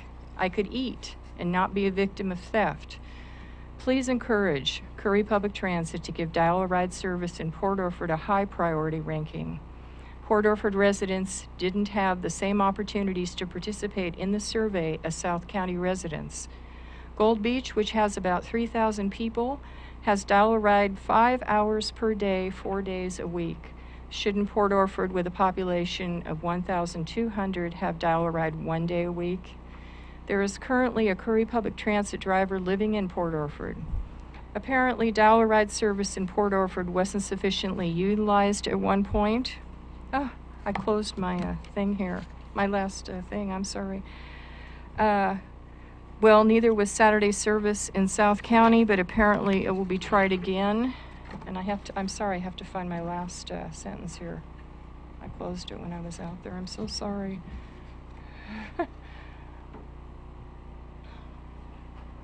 It's okay. I knew I should have torn the page out. Ah, here it is. Let's try dollar ride in Port Orford again with the focus on getting the word out to those who want and need it. Thank you. The reason I spoke today was because, as I understand it from people who have been on the committee, the dollar ride service in Port Orford is ranked low in terms of it being possible. And Commissioner Gold, I know that you're on that committee, so does that jibe with your experience? I'm all for getting transportation in all areas if possible, just And to let you know. That's what we discussed this morning. trying to find a little bit more funding for that. And she says she does believe that they will be able to find some funding for that, and they are going to look into it. And I trust that you all got an email from Brett Port Webb. Orford City Brett Webb, Council yes. member Brett Webb this morning. He actually sent it last night stating that he very much wants this for his city. I believe we can get it done. Thank you very Thank you. much. I appreciate it so much. All right, next we're going to go to the F, which is the Wildlands. I know, well, what, if I could for a minute, Mr. Palmer. You have public comment set for 3 items in a row. So what I'd like you to do is if you want to come up and comment on the last one, and then you can lead into this one and make all your public comments, maybe generalized things for the next 3 items that you have public comments listed for. So regarding I'm Tim Palmer from Port Orford. Regarding the last item, I represent the Kamyopsis Audubon Society here. I'm on the board of directors of that group. We have 350 members in the county. We're concerned about fish and wildlife and birds and promoting good stewardship of all of our natural resources for all of our people, including future generations. We hardly agree with Commissioner Boice on a number of the things he has said here, particularly the basic goal that we're very concerned about fire and safety. I am for my own life and home, certainly. And we do have some critique of the solutions you've proposed here. And so I'd like to just quickly summarize some of those with some suggestions on what we think is a good way to move forward. The first, your first solution, Court, is reduce ground fuels. We completely agree with this in cases around our communities and around home sites and around a strategically selected group of roads that can serve as fire breaks. If we do only that, it's going to keep all of the resources we have and manpower we have busy for a long time without looking way further into the forest, including wilderness areas, which I think you suggested. So we agree, but we think that needs to be very strategically located to do the most good, which is where the danger exists near people and in a road system. Second piece is increase herbivores. You know, wildlife management issues are extremely complex. Under state law, these are solely an obligation of the State Department of Fish and Wildlife, and we kind of think you ought to leave it to them. They are the experts on this. The third point is increase road and trail access. Again, we agree totally in having a well-maintained road system in our forests that's available to deal with fire. But we think that has to be strategically identified. It can't be everywhere. We can't really be increasing that network, and let me just give you a few numbers. The Rogue River Siskiyou National Forest alone has 4,400 miles of road today. That's the whole way from here to New York City and halfway back again. They're obligated to maintain it. They can't do it. We need maintenance for a strategic group of those roads. We can't go expanding that, which I think was implied in your statement. The National Forest System overall has 380,000 miles of road today. That's 8 times the length of the interstate highway system. That's enough roads. Maintenance is the issue, not more roads. Increased timber sale programs. This is our stickiest point, Court. We don't believe this statement has a place in this task of reducing fire risk, because in fact it's commercial timber sales through clear cutting and the thick plantation forests that have gotten us into this mess of having a very highly volatile forest system. And there are a lot of scientific studies now. I identify them in the report, my paper that I'll leave with John Jesuit here, that document how the most intensely burned areas are those that have been logged, not those that have not. So we don't disagree with appropriate thinning of forests, where we actually take the small trees and leave the big ones, which tend to burn less because of the thick bark and the long boles and so forth. But but these are not commercial timber sales typically. So not to argue against logging, but it has nothing to do with eliminating fire risk. Your fifth item, dealing with the urban wildland interface and making home sites and properties more fire resistant, we couldn't agree with that more. That is actually the key area where we need to be working. Increase salvage area. We don't think this is really even needed today. The rapid assessment team in 2018 of the Forest Service reported that the timber industry is, quote, not expressing much interest in salvage off national forest lands after the Klondike fire. And even where we do have it, it's those burn charred trees are not what burns. So that is not the explosive fuel load that you refer to. Those burn less. So it's not the burned over forest that we have to worry about the most. It's that thick growth of new forest that burns like gasoline, as our county forester Jim Rogers here has often said. The part we find the most troubling here is when you start dealing with national legislation. You ask to have laws that limit the ability of citizens and groups and governments to intercede in federal decisions here. We think that's a big mistake, that we should have the right to do that. You, I know, are concerned that litigation has held up appropriate kind of logging, and I am too. I checked into that. Only 2% of the timber sales in the country have been litigated. So it's not that big a problem. Likewise, Modify Endangered Species Act. We need that for our salmon, for many other species. It's not an issue with fire prevention. We have recommendations here. And we recommend you, instead of going after those 9 points, that we recommend 3. One is work with property owners to implement fire-wise solutions. We say more about that. Second is review county codes to deal with hazard zoning work. And actually, there was a county effort on this some years ago. It should be resurrected. Number 3, support and encourage appropriate thinning of overgrown plantation areas. I think we would agree on that. Those are the 3 areas that I think we have agreement here, and that you would not get the kind of resistance that you will on these other points that will ultimately lead to just prolonged conflict and disagreement and getting nowhere. So why not focus on what everybody can agree on here and do that? We think those are also the jobs that the commissioners are responsible for. I looked up the responsibilities of county commissioners, and according to the Oregon Secretary of State, it doesn't include lobbying federal legislation as in the items you've had here. I'm being asked to stop, so I'll stop there. I'd love to answer any questions you might have, or to talk to you personally about this court. I've suggested that before. Well, as I said in my last email, I've always enjoyed our times together. I learn a lot. Yeah, thank you. Likewise. And I mean that with all sincerity. Nobody respects Jim Rogers more than me. I can't offer that I'll match my scientists with the scientists that have information on the other side. 2 quick things here. The fire-wise responsibility that we all have as homeowners, I think, is absolutely critical. What I want the public to know is, be reminded, you take Eagle Creek, for example, that had jumped 1 mile. The Klondike fire on the night of October 14th jumped a half mile. And so that has nothing to do with the fire-wise responsibility.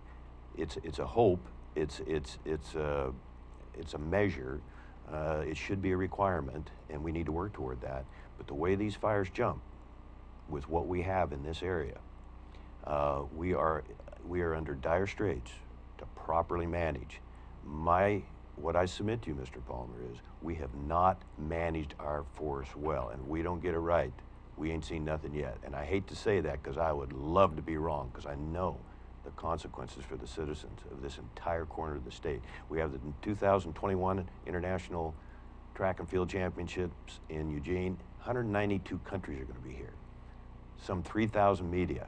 If we have smoke, they're already looking at canceling, and what that will do to the Oregon economy. Even our little economy here, even though we're 4 hours from Eugene, as you know.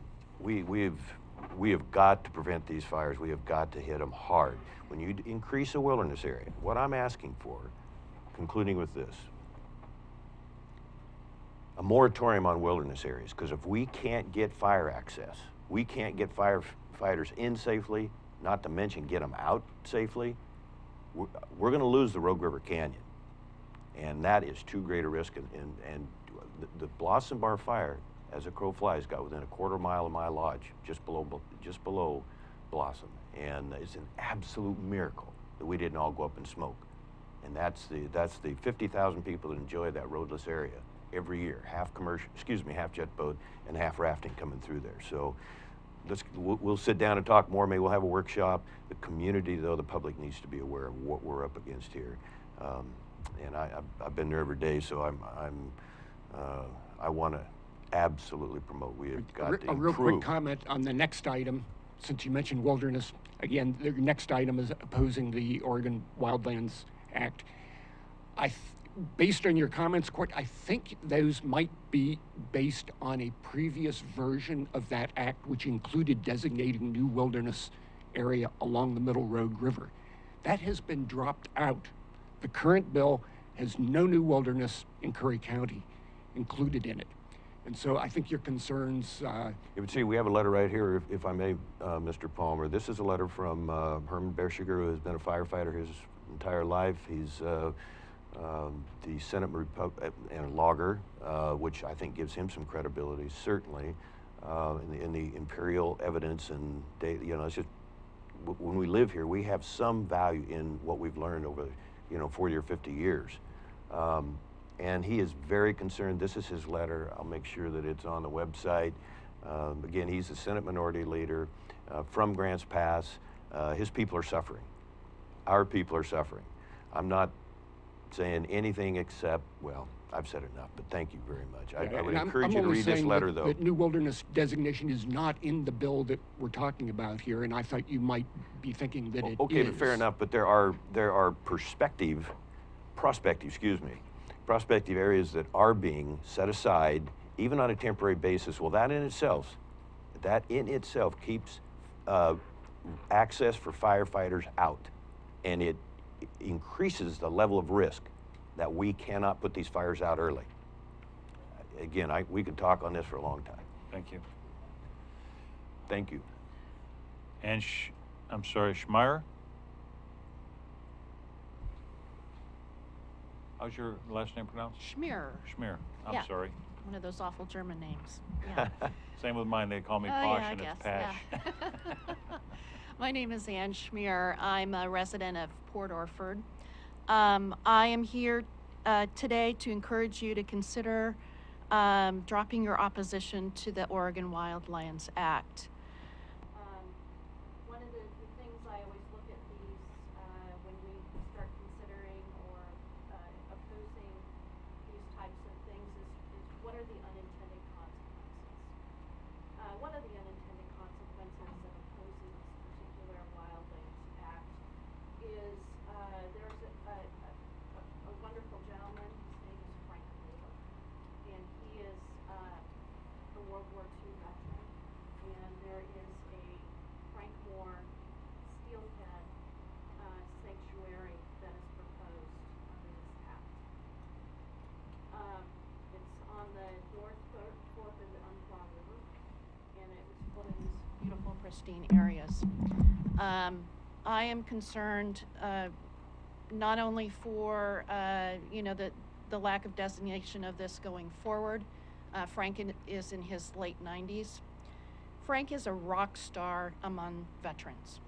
I've been to a number of different fly fishing shows, expos, and when Frank walks in the door, everyone turns, especially veterans, and they want to have their picture taken with him. I'm concerned that this will not move forward while he is still alive. He is an honorable man. He suffered gravely from PTSD. It wasn't called that in World War II. And he shows veterans a way forward. He is a beacon of hope and of healing and the value of steelheading, which we value greatly, as a means to providing a healing environment and communing with nature as people who are suffering from PTSD. I'm a child of a veteran who had PTSD, and this hits home very closely for me.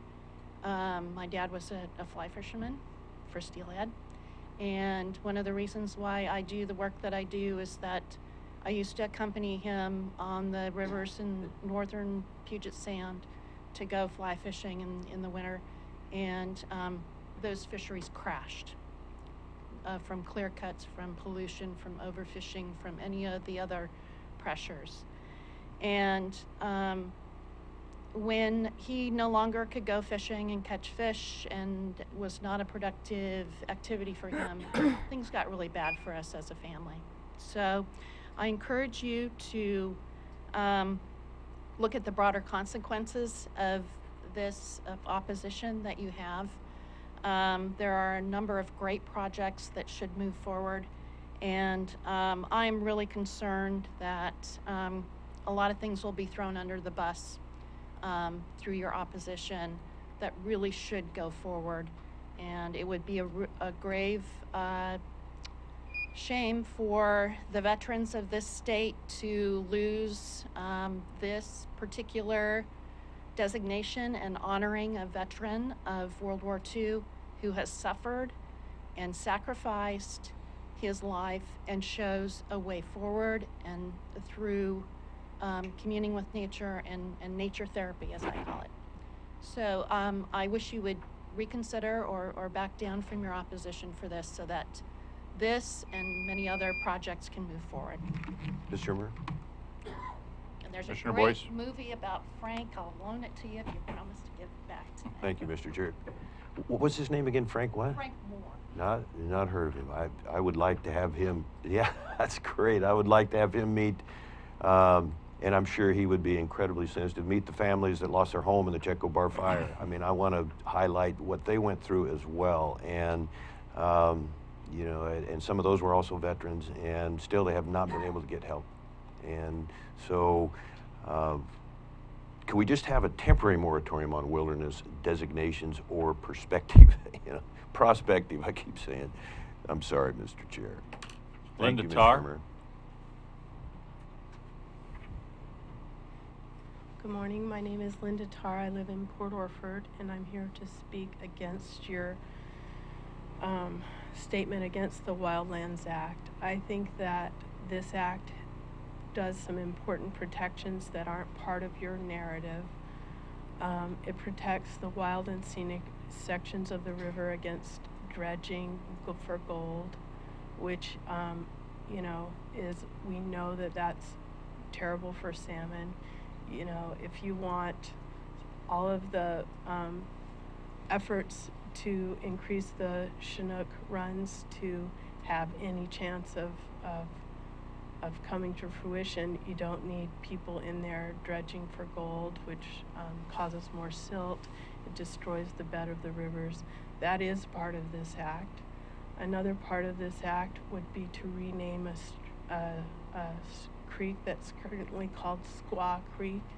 That's a very offensive name to a lot of people in this area, and it changes that. That's a very positive part of this act. Your narrative about wildernesses cause fire is just not true. If you Okay. And it won't prevent fires to prevent more wilderness areas. Also, the details of the bill are important. If you want to just make a resolution against something that isn't even based on what it actually is, you're really discounting a lot of work that a lot of really serious people have put into this act. There's been a compromise between our senators, Wyden and Merkley, who are very much for this, and I'm blanking on the name of the Republican senator from Greg Walden. Thank you. There's been a compromise. They've come to this over a period of a lot of work to come to a bill that they can all agree on. And I think we have to thank the designation of wild and scenic rivers for a lot of the beautiful areas that people are attracted to in this area. If it weren't for those restrictions, there could have been clear cuts right down to the riverside, and to increase those protections into the elk is something that's very important to me. So please don't vote against something that you're not even considering all the details of. Commissioner Boice? Thank you, Ms. Starr. To the extent the Illinois River and the Chetco have been affected, the watershed, with these fires that we've had, we don't know what the long-term consequences are. We're hurting on rainfall. 80% of the Brookings Harbor watershed has been affected by the Chetco bar. And so when you take these, perhaps some of the most pristine rivers in the world, certainly in North America, and they suffer this kind of damage, and certainly, ma'am, I did not imply, or certainly didn't mean to imply, if I may, that wilderness areas cause fires. No, the lack of access after the fires are started by lightning, which is 85% of the fires in Oregon. We lived that July 15th. After those fires are started, if they can't have access to get firefighters in and out safely, it explodes. They can't, if they don't get it in the first few days, maybe the first 10 days, they cannot stop the fire.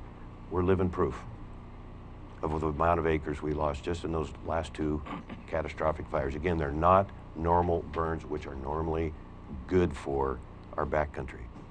The amount of acres we've lost is because we're not managing our forest well. We are not focusing enough on fire prevention. I'm concerned that the wilderness areas and that lack of access will be unintended consequences like we can't measure other than what we have right before us historically. And that should scare anybody. Thank you. Jim Rogers.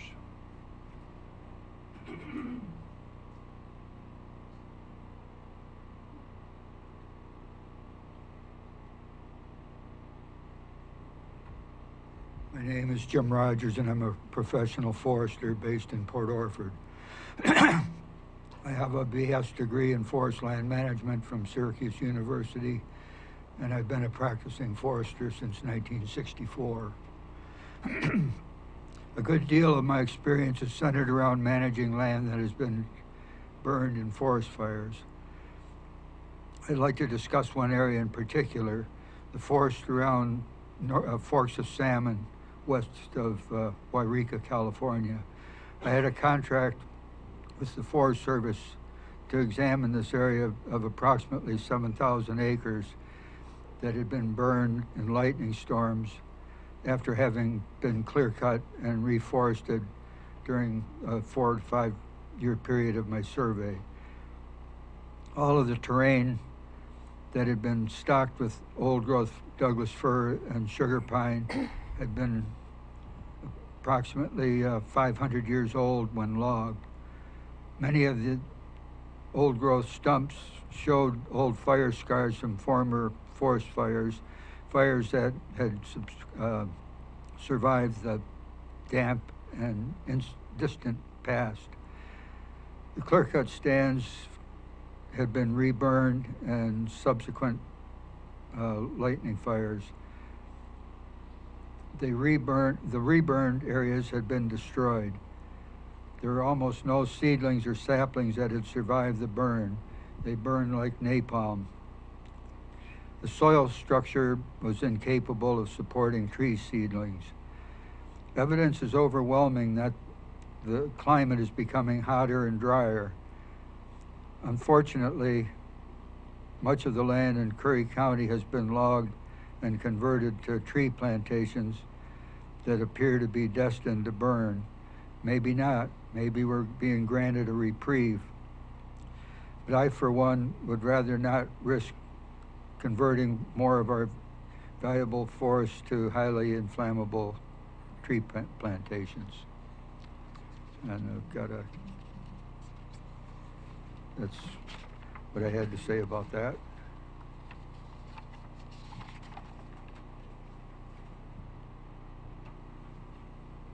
Thanks, Jim. If you have any questions you'd like to discuss this further, I would be honored. Just to hear you remind the public the extent of the damage to the soil because of the temperature of the hotter fires, I think is very noteworthy, and it sets us back even further on those particular fires. I think you agree with that. Just when they're burning 2,000 degrees instead of a normal fire burning 1,200 degrees, it burns the soil down. Yeah, yes, sir. Although you need to be at the mic. He's going to need to be at the microphone. I'm sorry.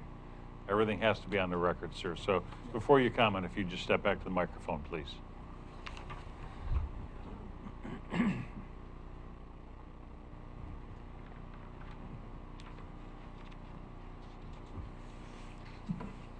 Yeah, I agree with Court's description of the forest fire, of the soil after a fire like this has gone through.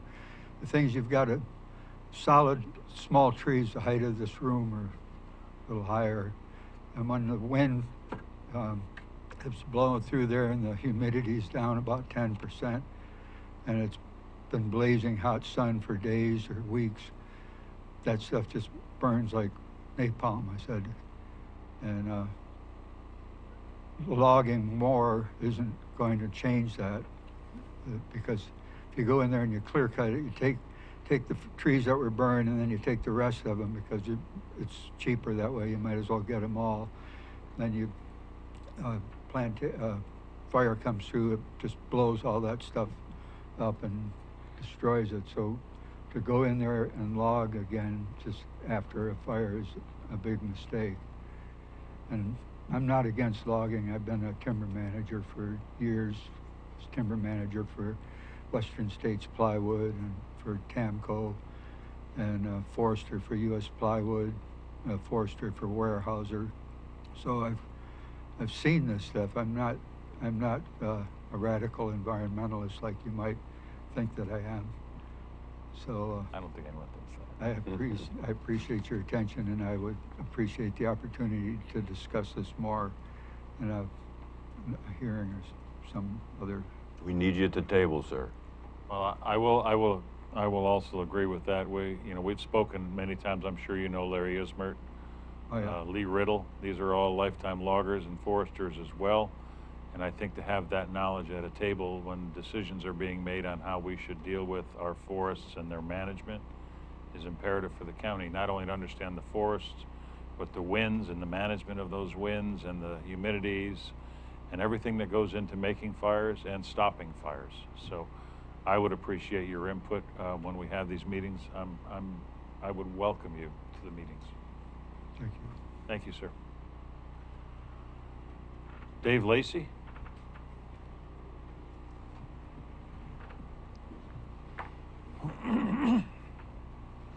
Hello, Commissioners. My name is Dave Lacey. I live in Gold Beach. Just a real quick comment. I want to talk about the Wildlands Act, but first just mention that I think the Rogue River is a real gem of the Pacific Northwest. We've had gangbusters Chinook fisheries in the fall the last couple years, and just a couple weeks ago I managed to hook and land and release 3 monster steelhead on the Rogues. I think it's doing pretty well, actually. But I'm here to support the Wildlands Act and urge you guys to not write a letter against it. As Tim mentioned before, there has been a compromise already to remove the more controversial wilderness areas designations. And so I think at this point it's been a compromise that's worth supporting, not rejecting. Some of the things that are happening in Curry County in that bill are just some wild and scenic protections on some of the tributaries to the road. And these tributaries are super important because it provides the cool, clear water that our salmon and steelhead need. So supporting wild and scenic designation on those tribs is important. So a lot of this Wildlands Act and stuff that's happening on our federal lands supports our outdoor recreation industry. And so I'd just like to mention a few statistics and some things about that. In Oregon, we have 172,000 jobs in the outdoor recreation industry. And in comparison, the wood products industry and logging only provides 58,000 jobs. So it's very significant for our state. It brings in $16.4 billion to our economy in Oregon, and brings in $749 million to our tax base, our tax for the state of Oregon. And a lot of this outdoor recreation happens on our federal lands because they are protected, because of wild and scenic designations, because of wilderness areas. So my company, South Coast Tours, employs 6 guides to play on these rivers. We're a partner in the Forest Service. Granted, it's only seasonal, so it's half of the year, but these jobs provide people with leadership abilities. They're outdoors, getting exercise. It leads them to other jobs. So I think it's important, even if they are part-time. We do pay them very well, actually. We've seen growth every year in the tourism economy, even through recessions. So it's it's one of the leading economies in the state. It's not going backwards, it's going forwards. When I came in, it was quite a coincidence that Court had a packet for me, and I just wanted to mention this. It's a plan for new economic sector of sustainable nature-based tourism in Curry County. It was created back in 1995. And you read every page? I just started into it. I just got it. It actually comes with a VHS tape, which I don't have the technology to play, so I won't be able to see it. But one quote, it says, "Very few places in the United States can claim to have resources as exciting as 1 million acres, including 3 wilderness areas, 5 wild and scenic rivers, 100 miles of exciting shoreline, and only 23,000 people." Not much has changed there, but we have gotten more wilderness, which I think is awesome. Like copper salmon, which a lot of you guys worked on here, so it's actually better than this now. It's something we can hang our hat on. So I think if you guys would spend more time supporting wild and scenic designations in wilderness areas instead of fighting our federal partners, I think it would be more productive. So that's what I'd like to urge you to do here. Commissioner Boice.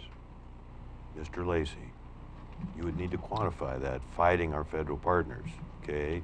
Back to my 3.5-page letter there, supporting the new supervisor. What happened to Checobar Fire, I cannot support, because it got out of control after 5 days, me begging the district ranger, put it out now. And she had the people that could have done that. Now, I don't know what restrictions were on her, but you know the consequences of 192,000 acres. You and I share the same love for this area, as do 90% of the people that live here. But I have to fiercely look at the big picture and do everything I possibly can to protect it. So when the federal managing agents are wrong, I'm gonna tell them, and it's working. And I'm gonna keep up that responsibility. It's a little bit humbling, but they are listening. They know that we've got to do something different. I wanna read something real quick, because I know you, both of our interests in tourism and visitor promotion. I've never had that kind of luck salmon fishing, but I think you have a knack. This is the Oregon Tourism Commission. Travel Oregon came out in July 2018, before the Klondike fire, right about the time the Klamathon, the Natchez, the Carr, you know, both the Granite and the Klondike, the Grave Creek. I mean, all those fires hit at the same time. And I support the Forest Service with the decisions that they were making at the time, with the absolute fight to try and get the supplies and the resources that they needed. The competition was off the chart. Okay, anyway, executive summary. This is 2017 Oregon Tourism Report. 1.2 million acres burned during the Oregon's 2017 wildfire season. Again, separate that out. This does not include 2018. Smoke from these fires was particularly widespread, causing 451 unique, unhealthy air quality readings across the state of Oregon. 65% increase over the previous high number of readings between 16 years, or 2016. According to the respondents to the business and organization survey conducted as part of the study, the Eagle Creek Fire, Columbia River Gorge, and Checobar Fire, Curry County on the southern Oregon coast, had the most impact, followed by several, again, this is 2017, followed by several fires and fire complexes in the Central Oregon Cascades. Skipping here, economic impacts, there was $51.5 million lost in visitor spending attributed, or if you want to use the word attributable, to the Oregon wildfires in 17. $16 million in earnings for employees and working proprietors was lost If you're interested in statistics, as was 368,000 and 1.5 million in local and state tax receipts. Now I can go on. This is a very reputable study. We support the Oregon tourism. More responsibility on us to understand the difference between normal burn cycles and catastrophic fires. And I appreciate very much what you do. Give me a report on that. That was back in the Egret days. What was the name of that company? Yeah, it was Egret, 1995. Yeah. And I Thanks agree again. with you. The fires are horrible. I just would like to work towards positive solutions that we can all maybe agree on. I think what Tim proposed was pretty good. And what I proposed was pretty good? Yeah, some of it. Okay. Yeah, Fair enough. Thank you, David. Let's just work together on things that we agree on. That's all. Okay, I'm with you. Thank you. I think a lot of the issues that we have right now are, you know, we have Washington's attention because I think they know they have to do something with these fires. Do I think that our people that live in this county, that understand the issues of this county and the way that fires should be fought in this county, should have a seat at that table? Yes, and I think it's time that we demand that Washington and whoever makes the decisions on how we fight these fires include Curry County in those conversations, because it's a unique area that we live in to fight these fires. And you're totally right. And I think your dogged persistence has paid off on a lot of that stuff. So thank you very much. Thank you. All right, Commissioner Boice, we're done with comments on this. Yes, thank you. So we're going to move on then to... We need to decide whether there's going to be action on that. Yeah, that's what I was... We keep getting in trouble. No, that's what I was saying. We're done with comments. Did you want to have action on this? Or? Yes. Do you need a motion, Mr. Chair? Yes. So moved. We accept this as a resolution for the Curry County Board of Commissioners. Is this in resolution form? I'm looking at it, it's a letter. Yeah, I thought we were going to make this into a different form. No, that was the previous letter. This, okay, I could amend that. Do we accept my letter that went into the Eugene Register Guard on the Rogue River Wildlands Act, along with Senator Bershiger, who represents basically all of Josephine County as a state senator. Combine those two letters, letter support from the Curry County Board of Commissioners. It doesn't have to be a resolution. It's a resolution in the sense that I'm asking for support. Oh, sorry. My take on this, as you know, a lot of this was brought in and put in on Thursday, Friday of last week, over the weekend. As you know, I hope you realize I'm not one for kicking cans down the road, but I would like to reread all this and put it together. And again, not kicking a can down the road, but I would like to read through all of this and make sure that I'm comfortable with everything. With all due respect, I think that's exactly what we're doing. The fire season's coming at us hot and heavy. Thank you.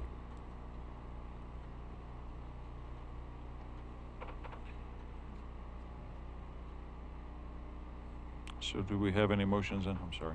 So we didn't get a second. I don't think. Are we on, E and F, 16F, is that what we're discussing? We're on 6F.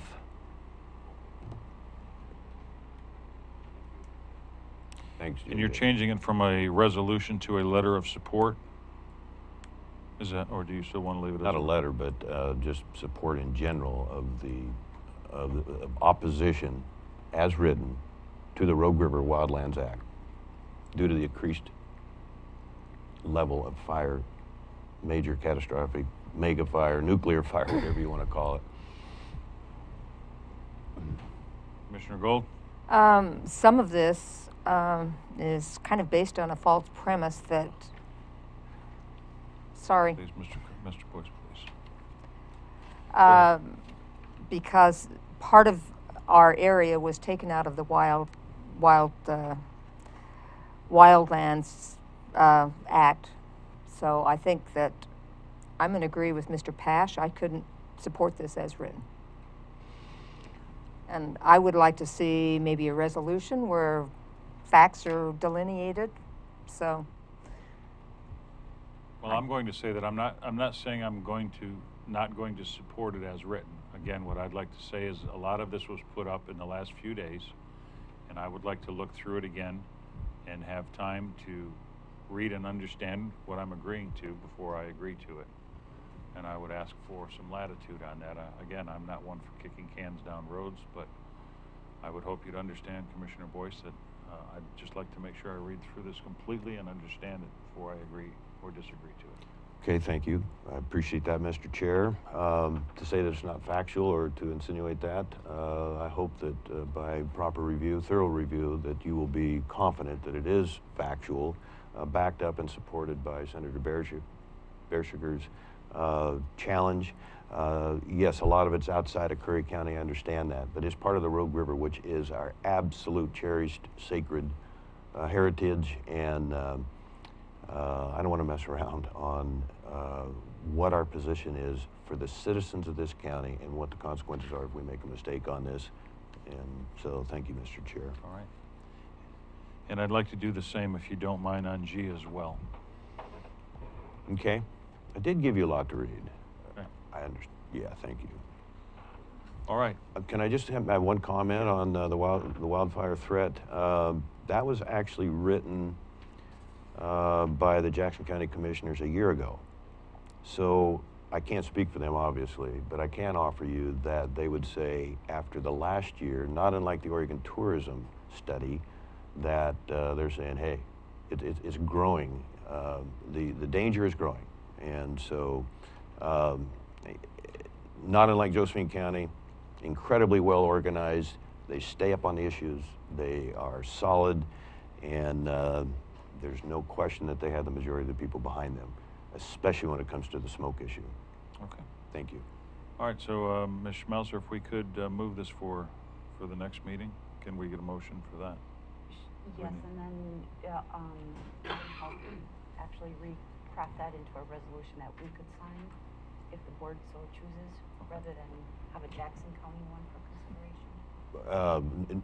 Not to be resistant, the letter that they have on these two issues, or maybe you want to postpone the public lands natural cause fire letter as well. The way they have them written, just to give them the support, would take a lot less staff time. I mean, I'm 50-50, but I think that's the way to go. Just to simply say, we appreciate, we respect, we've reviewed, researched your work, and we're with you. So you're asking the board to support what Jackson County did, not do that on behalf of Curry County? That's the way I understand it.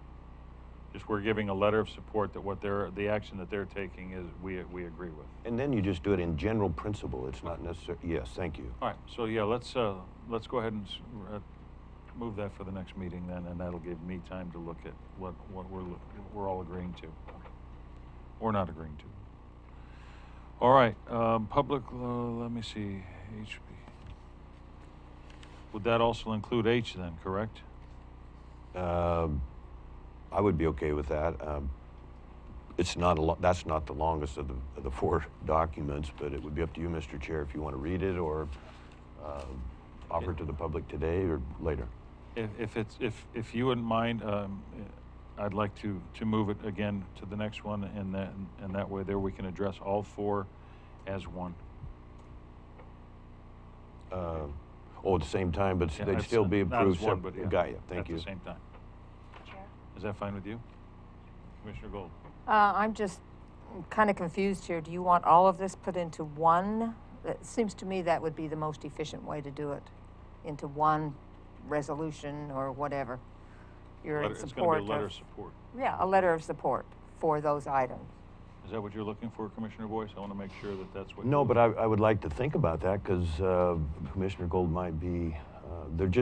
She might be correct. They're different issues though, and they're different. You know, one's a fire threat. One's what causes the fires. You know, the better the public is aware, the more we can say, yeah, by the way, here's why you need to firewise your home and help your neighbors. So it all comes back to public awareness and just one of the huge, I mean, 2 years ago, we had thought we'd lose this much land to catastrophic fire. That's why I got involved. Never Thank believed you. it. All right. So can we leave that open then, and how we're going to address it? Perfect. Thank you. All right. Moving on to I, we have a couple more public comments. Carol Lehun? I'd like to hear your comments on this letter before I make my comments. Okay. Discuss this issue. Mr. Barnes? Same, I would like to hear the committee's comments first and then afterwards, please. Okay. Commissioner Boice? I got a question for the two of you that's a technical question. Do you have trouble getting all the agenda items to download fairly quickly? No, I pull up the county's website on here and I go in through there on the agenda items and then I open the packet. They come up quick? Okay. Snap them right up.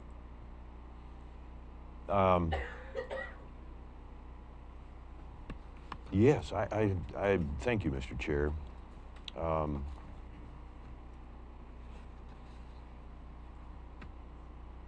Forgive me one moment.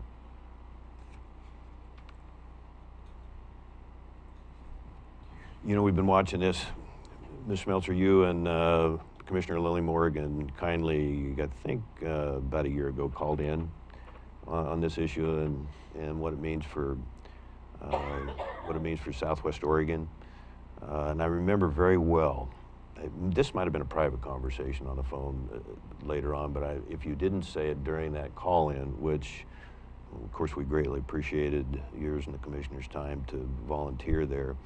We know that this issue was coming at Josephine County rather quickly, and you were right in the middle of it to deal with it. I remember once you told me that there were retired folks, older couples, correct me if I'm wrong, that as they leave, one of them would sit down on the passenger side of the car and stay hidden so that as they left, it would look like to potential troublemakers that somebody was at home. So whereas if they both left and were visible, do I have that correct? It was a risk thing that She would lay down. They would put the seat back and lay down. somewhat common. In Josephine County, they have a lot of problems. Yes. So I'm following the statistics on this and where it's going, what it means to Curry County, what the issues are, and then we have the federal government watching everything we're doing.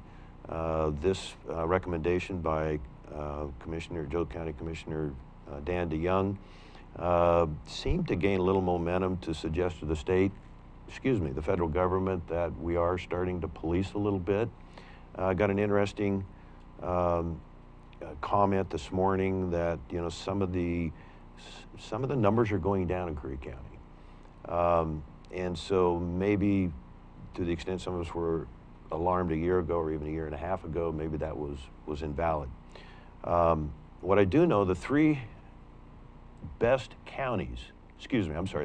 states in America for growing pot due to the climate is California, Oregon, and Washington. Do I have that right? Not Colorado. Yes. And California, Nevada, and Oregon. Washington is number 5, I think. So I'm not a marijuana proponent. I am at all. I think there's no surprise to that. However, the more I research and learn from some of the studies, in particular, by the way, the little country of Israel, the medical aspects and uses are tremendously well documented. The biggest concern I have on this whole issue, whether it does take a different turn and ultimately grows dramatically, as a crow flies, we are the Curry County, or just say the California-Oregon border, Curry County-Del Norte border, we're 80 miles as a crow flies from the northern edge of Humboldt County. And there are some real issues in that area. So when you say 80 miles, and here's just, if you Google marijuana farm in Humboldt County or sex abuse trafficking in emeralds, triangles, secret pot gardens, Humboldt County, just let me read just a quick examples, a few quick examples here. Humboldt County is pretty close to the middle of nowhere. So when workers from a nearby pot farm showed up, battalion chief, fire chief knew something was wrong. Then you can read the story. Perhaps the most significant one here, this story was, this is out of the Emerald Triangle. This story was produced by Reveal from the Center for Investigative Reporting. Humboldt County reported, this is almost impossible to believe, Humboldt County, I think it was in 2016, reported 352 missing people. Again, it's only 80 miles from Curry County, other than the county and the state. And then the last one with harvest season, trimigants, I just learned that term a year ago, flock to California's pot, and then it gives some rather distressing statistics there. So my point is this: Curry County's pretty quiet right now. Even though the north end and south end of our county does not have, in my view, adequate law enforcement. Absolutely, it's not about marijuana consumption, it is, do we have illegal growers? Will we have illegal growers in the future? And with the, you know, if you look at the lobby around the state of Oregon, the legal growers, they are really responsible and they are trying to do the right thing. And I think they need supported. There is a legitimate issue of the mom and pops growers. We're not talking about somebody that has 3 or 4 plants out in their backyard and isn't bothering anyone, for goodness sakes. And this may not be, it may not generate any income or any measurable income for Curry County. However, it would be very difficult for me to not support Josephine County in this, because we need their support in public lands management. We need their support in the salmon and trout enhancement issues. We need their support in tourism promotion. And I know all their commissioners very well, and they are top-notch people, and they are dedicated to doing the right thing for their citizens. So I'm going to support with everything I have Commissioner DeYoung on this, and hope that he prevails, and hope that the state, and one other person, friend, mentioned the other day, why not have the state of Oregon, or even at the county level, have places where the growers can legitimately deposit money into, which is now blocked by the federal government, as you know, into, I may not have that exactly right, but into local banking establishments. So there's some work we can do here to make this better, to regulate the even if it's a small number of growers, we'll get it done. That's all I have for now. Ms. Schmelzer, I have a comment, a question for you. Do you know, is there a limit when this tax would start on growers in the state? I can't remember offhand. Isn't it 12 and up or something like that? Oh, the number of plants? Yes. So if you're a recreational grower, it's 12 and up. However, I do have to say, I did speak with someone yesterday, and they're going to be proposing some amendments to the bill. So I believe the letter is drafted to say you're supporting it conceptually, but they are proposing, there's been conversation about making it a statewide bill instead of just for Southwest Oregon. And then I do just want to remind you that that bill is considered a law enforcement stabilization act, because although the money would be coming from the marijuana industry, it's targeted towards law enforcement fighting crimes associated with drugs anyway. So for example, when I was speaking with the sheriff, he was talking about, we were discussing the problem that we're having with opioids and how we don't have staff dedicated towards that. Our numbers, if this would go through as written, it does not bring us that much money, but it is enough to give us one law enforcement person that could be trained or is capable to help fight the opioid problem that we have. I'm sorry. Like you said, there's going to be some changes passed. What Josephine County was asking on this one was just basically to, again, conceptually support the fact that this would be brought forward for a House bill. Commissioner Gold? Oh, I didn't have my hand up, but I am in support of this.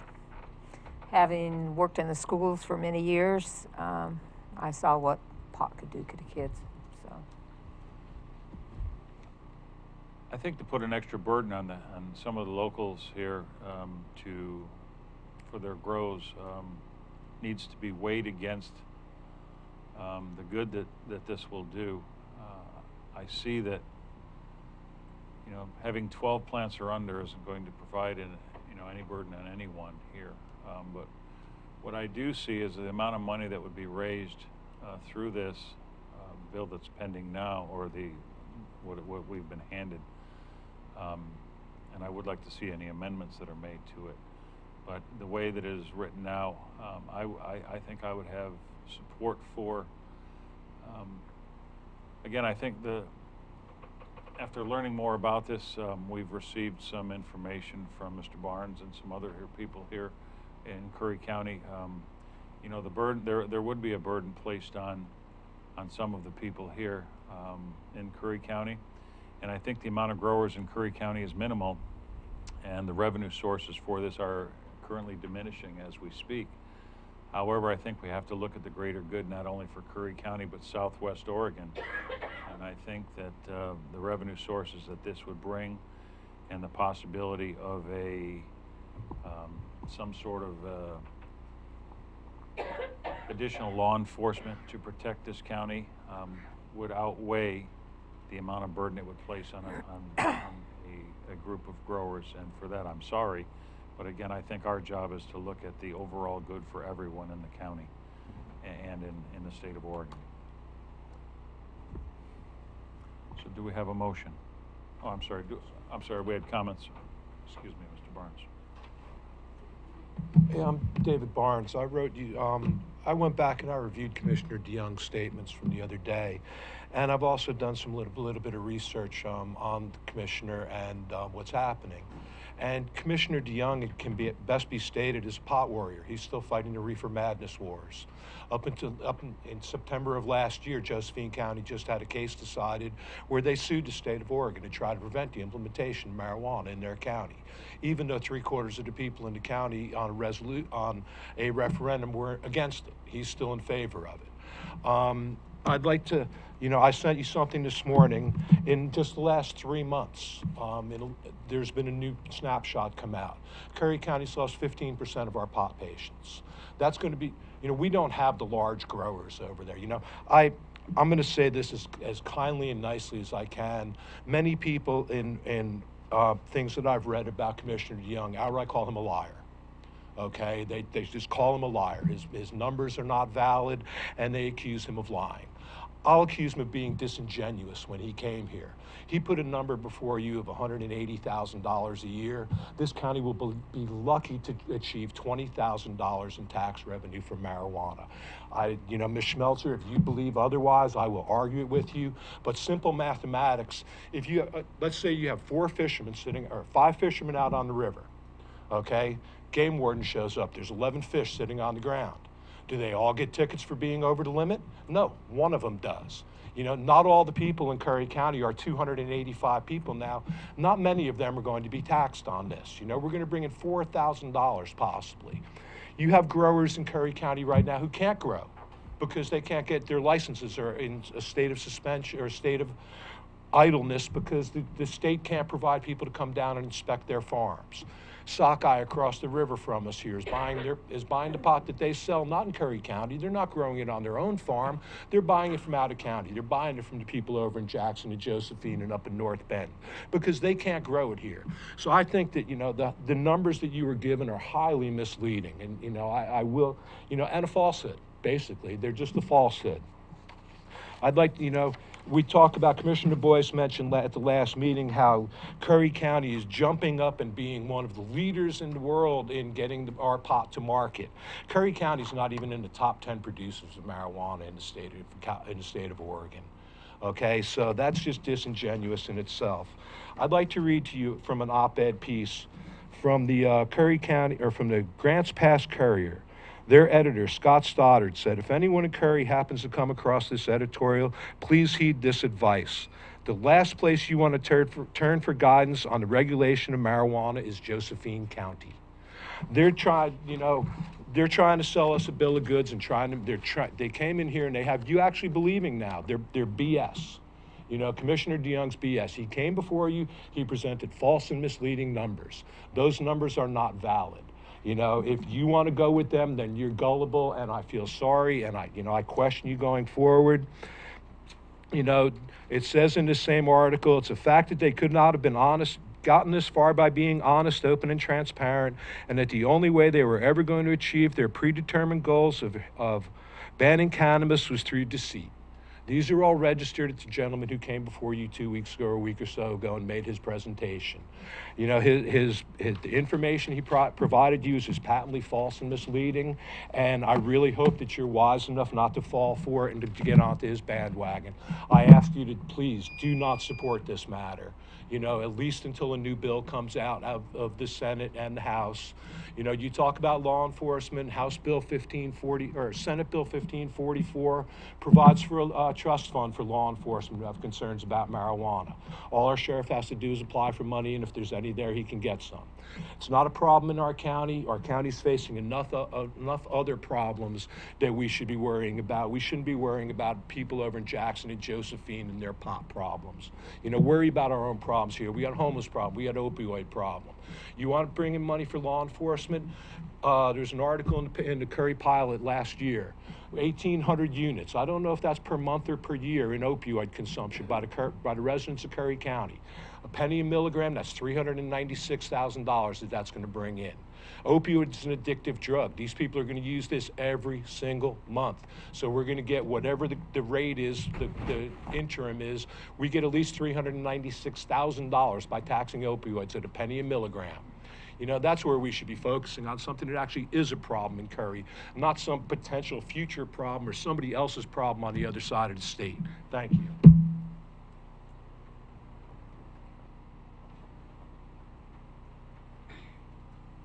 Carol Layton, Gold Beach.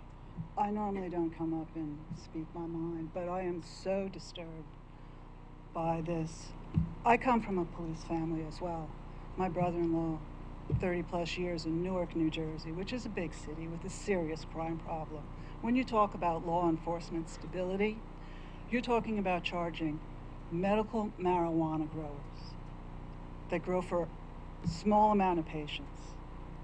That's not going to give you the money to support a law enforcement position. This is not our problem. We have enough problems, as David Barnes said. We don't need to support Jackson County and Josephine County jackboots that want to change the laws of this state. This is a medical marijuana recreational state. People have gotten off opioids with marijuana. I don't think we should trade that in to support Josephine County and their cannabis cowboys. Thank you. Commissioner Boice. You want to turn? No. DeYoung, Commissioner DeYoung. I thought I heard Mr. Barnes say that 3/4 of the people voted no. I thought 70% voted yes on taxing marijuana. The growth under the certain guidelines, and they understood the vote. So there's a little history on the vote. So as far as legalization in Josephine County goes, it actually failed, but it didn't fail by enough votes to not be legal. So it was within that 5%. So by default, the legalization of recreational marijuana in Josephine County became legal. Then they put it to an advisory question to their people as to whether or not they should regulate recreational and medical. Well, they said commercial marijuana. So they put that to an advisory vote, and that was 3/4 of the people voted to regulate commercial marijuana in Josephine County. Wasn't related to the tax or a tax. It was not related to the tax. I misunderstood. Thank you. Now, okay. going though. That's Then commercial, not medical. it was commercial, so it was anything that was, and the way they described it, it did end up actually including the medical. So, because they would exempt a certain number of plants per person, but after that, if you were doing it commercially, then they would tax it. Or I'm sorry, it would be regulated. And then in fall, they did another advisory question, and that was whether or not it should be taxed. And that one too passed, I believe, and it was 3/4 of the people basically that voted again said that yes, it should be taxed. Thank you. When it's characterized as a law enforcement stabilization act, do you feel that is legitimate to the people? I mean, when they read that, it just it kind of makes me stop for a second. Well, puzzling. My understanding is the intent when it was drafted was to try and, you know, as Southwest Oregon, a lot of the counties are trying to figure out how they're going to fund law enforcement. And the rationale at the time was this is one way to fund law enforcement. Farms Inc., which is the recreational marijuana growers that actually sued Josephine County, they actually came out with an amendment, or are proposing an amendment to the bill that would say that the marijuana is taxed as it leaves the county, not the actual canopy size or per plant, but saying if marijuana is leaving the county, that is the point where it should be taxed. So Farms Inc. I do know that they had sued Josephine County. I do know that they also worked with Josephine County to revise their regulations. I actually worked with Farms Inc. And we Can you give us a little detail on that? Sure, we came to an agreement with Farms Inc. on regulations. So what they do in Josephine County is they no longer will allow new marijuana grows, commercial marijuana grows, on rural residential property. So you would have to prove that you are grandfathered, basically, that you're a legal non-conforming use in order to grow commercially on rural residential properties. Josephine County also proposed an annual compliance of certificate ordinance where every producer, every marijuana producer, and again, commercially, would have to go through a compliance certificate. They would have to prove that they're in compliance with all local and state laws. And Farms Inc. is actually the one that came back and said, we'll support this provided it applies to all marijuana businesses, dispensaries, processors, etc. And that did pass. So that was in November. So that law, or I'm sorry, those rules passed that they actually have to, any marijuana business is going to have to go through annually, have the county look at them to determine whether or not they are still in compliance. I appreciate that you're allowing this discussion this is absolutely, in my opinion, invaluable. So I interrupted you, but then I want to come back that's related to a couple of things you just said there. So. Well, that's just it. They've had a couple of questions they put to the voters. The vote was always basically 3/4 of the voters have been favorable towards regulating the marijuana and then taxing the marijuana as well. Like I said, they did work with Farms Inc. on these last set of rules that were all adopted in November. They become effective February 25th, and that is the one that says you can only grow in those rural residential zones, if you're... That's what I wanted to ask about. Mm-hmm. You were basically there from ground zero, and you've seen this evolution in less than 2 years, correct? Or a little over 2 years, excuse me. What happened in Josephine County is they weren't prepared for the rules when it became legal. So they didn't have rules in place. So they've spent a good 2 years trying to formulate those rules, going back and forth, lawsuits, discussions, public hearings, and then they finally got the rules on the books that they felt was a good compromise with everyone. There's a lot of people just don't want any growing. And I do have to say that, speaking on behalf of, I can't speak on behalf of the commissioners, but I can tell you from my conversations with them, they're not anti-marijuana. They realize there's a value to the industry. They were hit with so much, what some people call a green rush, where you actually had a lot of people from out of the area coming in, and it was for these commercial grows. A lot of them did not go through the OLCC or the state process, and what they saw was it really disrupted their neighborhoods. A lot of a lot of their land is in rural residential, so it really disrupted neighborhoods where we saw people that had family farms that had been there forever moving away. You had a lot of people complaining about gunfire and activity and cars coming all night. I mean, it became a neighborhood issue, and that triggered a lot of the discussions and a lot of the reasons why they put the land use rules in place. But there's also the law enforcement. We had growers asking for protection from law enforcement, and we weren't able to help Protection them. from? Law enforcement. So if somebody was robbing them or doing stuff to their property, you know, there was no law enforcement to respond to that. So that prompted many of those growers to actually want the support of law enforcement. You know, people that would get beat up, and law enforcement couldn't respond. So my understanding of Mr. DeYoung's proposal was we need to fund law enforcement, and this was a creative way that the people who are putting the added strain on law enforcement actually pay for those services. Willingly. Mostly. There's growers that oppose it, there's growers that support it.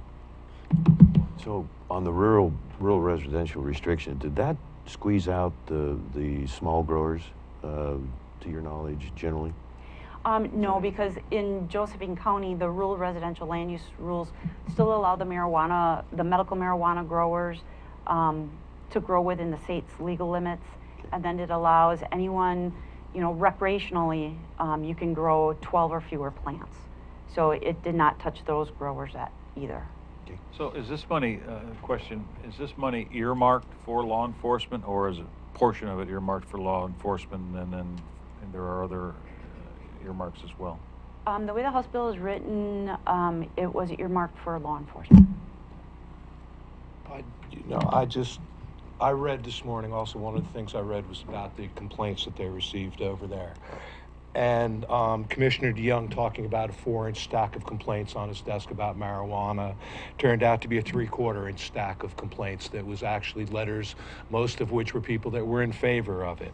To say that, you know, to tax people, to tax the legal growers to enforce rules against, you know, how does taxing legal growers enforce rules against non-legal growers? You know, it doesn't. It's really nothing. Like I've said once before, all you're doing now is you're allowing the old West again. It's the cattle barons coming in and buying the township, buying the law officers, and having them go out and knock out the other people who they don't like. You know, it's no different than the Old West, is what this proposes to do. You know, a few people are now legal, they have some power, they have some money, and they're buying government officials. You know, that's all they're doing, and they're knocking the small people out of the business. A year from now, mark my words, you're going to see Philip Morris in here, and they're going to be the only growers in the state of Oregon. Commissioner Boice? I'm getting to know Commissioner DeYoung pretty well, and I bet one of the fingers on my hand that nobody would buy him off under any circumstances, and I'll stand firm on that. And I do want to apologize, Mr. Barnes, if I ever come across that. I said Curry County has mass exodus of exporting. I meant the region, this area, because it is such a healthy growing area, and there's times in Grants Pass, excuse me, Josephine County, correct me if I'm wrong, you can't rent a U-Haul. And one more thing, okay, go ahead. Last meeting when we were here, you put up your 19 points again on the wall, up on the screen here. No. You put up a piece at the last meeting. Yes, the 26 issues. Yes, you put up a piece with the issues. On that, there was a line. If you go back and look at that, you can read your own handwriting. There was a line in there. The Curry County industrial marijuana growing is growing, is fast approaching being the leader of export in the state of Oregon. Well, it was in your statement last week. I would like to recruit you to help me rephrase that, because of those 28 issues, they're continually changing as I learn and as our county evolves in a variety, per your point, of different issues. We haven't had one single solution yet, sir. Yeah, I need help. So, and also, no, that was my final deal there. I did have some more questions for you. Quick comment of all the reasons you're here. If you go ahead and look at the clock, I'll back down. Thank you. I'm done on this issue. Did you have more questions of Ms. Schmelzer? No. Because I looked at the clock to know what time it is. Okay. Commissioner Boice doesn't I mean appreciate that I'm the- trying to cut you off. It's a natural human reaction to look at clocks, especially when we're approaching lunchtime. I just think I've used up more than my share of time. No hard feelings, Mr. Chair. I think you've allowed, as I said a few minutes ago, you've allowed some extra time on this. It's obviously a very critical issue, and I'm ready to make a motion that we support Josephine County. I'll second that. Any further comment? I will comment with this, Mr. Barnes. I appreciate the work you put into this, and I appreciate the work that you donate to this county. What I want to say is, I hope this doesn't offend you personally or anyone in this group. If something that Ms. Schmelzer said in her presentation moments ago was that they were overrun Green Run or whatever it was. Green Rush. The Green Rush. I wonder how many people would not have applied for licenses if this tax had been in place pre-license registration. How many people would have not registered? So I think as we grow through this process, there are going to be people that feel like they're being picked on, and they may be being picked on. I don't mean to single anyone out, but again, I feel like if the counties would have had their laws in place for this green rush, as it's been stated, I don't know of too many people that would not have applied for a license for that, with that included. Thank you very much, sir. And I from the way the wind is blowing, this is going forward, I would hope, Ms. Schmelzer, that when we put this before the public, that we use right numbers, not the fabricated falsehoods that Commissioner DeYoung presented to this board. Those numbers are an absolute lie. They're a fantasy. You know, he says he doesn't smoke pot, and I wondered, you know, I doubt, you know, after what he came Those to. are personal comments. Yes, Thank you. they are. All right, so I'm sorry, I have one more comment. The information DeYoung presented listed every single medical marijuana grower in Curry County as paying for the tax. That is not true. 343 was his number. That's how he came up with the 90 whatever thousand for your sergeant. There are not that many commercial over 12 plant medical grows in Curry County. That's where the misstatement comes from. The numbers aren't accurate. It's dishonest. Thank you. Commissioner Boice. Mr. Barnes, could you, would you mind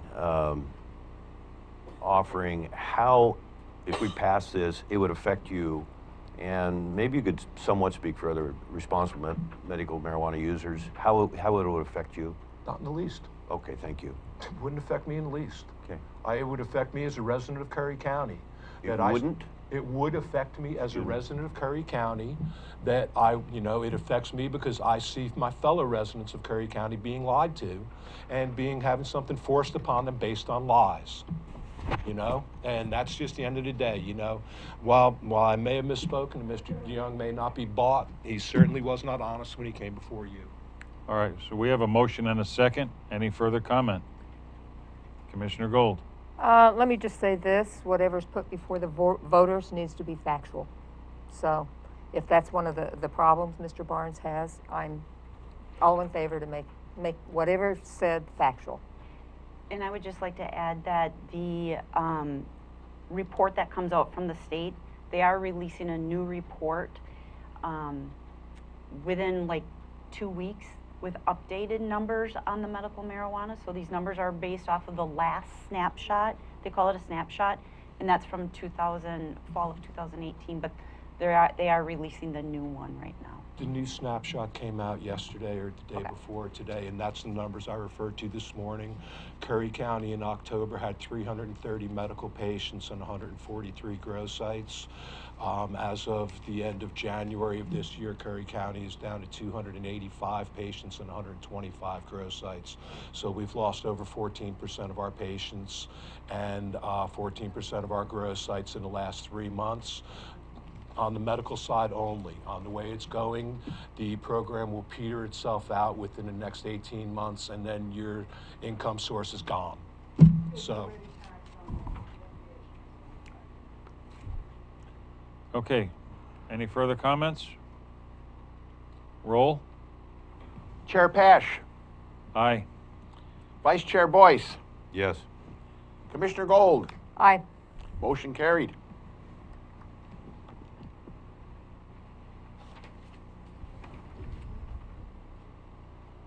Where are we? Jay. All right, strategic planning proposal. J, Ms. Schmelzer. Okay, we've discussed strategic planning, the possibility of doing a strategic plan at a workshop. I have it in the packet. I have information for you about strategic planning, some examples for you to look at, and then a draft RFP in there. If we do want to proceed with it, then we would want to have legal look at the RFP, make sure it's legal, send it out for bids, see how much it would cost, and then have further discussions on whether or not we would want to accept any of those bids, give us an idea of the type of grants that we're going to have to apply for. But this is basically the first step is to, if we decide to move forward with it, would be to put the RFP out there and look for people interested in doing it, what they could provide for us, and what it would cost. Well, I, as you know, have been very strong on this issue. We were provided a strategic plan that was done in 2009, I believe, but that strategic plan was only for law enforcement. The district attorney's office had found that on one of his shelves, and Sheriff Ward brought it to me. I think we need to look for a strategic plan for the entire county, and I know we're already up against the wall on for our budget season this year, that we're probably not going to get this done before then, but at least we can get a direction. And with this, by putting an RFP out, we can go ahead and get some bids, so I would be for that. Commissioner Gold. I was glad to see that there's going to be an RFP on this, because I think whoever we get to do the strategic plan needs to be experienced in this area. We can't afford to have inexperience doing this for us. And I'd like to say one more thing. The strategic plan, it was done in 2009, and I'm not blaming anyone, but it was $70 or $90,000. I don't remember the number. It was done and shelved, never used, never opened. That would, yeah. That's pretty aggravating for me. Commissioner Gold? Let me just say I've been through a number of strategic plans at the port when I was working as a commissioner there. Most of them, with the exception of the last one, were shelved, and the last one was very, very helpful, and the manager went by that strategic plan to do the planning, and I think that's extremely important. Otherwise, it's just a waste of money. And I'll let the citizens know of this county, we will open the strategic plan and use it. It will not be money poorly spent. Commissioner Boice. I believe you. Thank you. So, we need to, do I have a motion to, well, I'll make the motion that we move forward with this and get this sent over to, for an RFP for legal. I'll second that. Further discussion? Question, or roll call? Chair Paasch. Aye. Vice Chair Boice. Yes. Commissioner Gold. Yes. Motion carried. K, placing an advisory question on the May ballot. Ms. Schmelzer? So this was an idea that was suggested when Mr. DeYoung was here to see, basically ask our voters the non-binding question of whether or not they would support taxing marijuana to fund law enforcement. I think it would be a wise thing to do. I'd like to hear from the citizens of the county. So putting a question, and what would the question read? Do you have an example of the question? So Commissioner DeYoung did give us an example of when he was here. However, I would say that with an amendment coming up, we should make it reflect whatever the amended bill reads. Okay. I would make that motion. I'll second it. Any further discussion? Roll. Chair Paasch. Aye. Vice Chair Boice. Aye. Commissioner Gold. Aye. Motion carried. Okay, being up against the time that we are, lunchtime, I think we're going to need to come back after lunch on this. We've got some things that still might take a little bit of time, and although it shouldn't drag out too long, I would like to say that it'll be long enough that to be properly heard let's plan on coming back at 1 o'clock. Committee orders, commissioner updates, and then we've got an other, number 9 is an other, which is a principal subject anticipated to be considered. So we are in recess till 1 o'clock.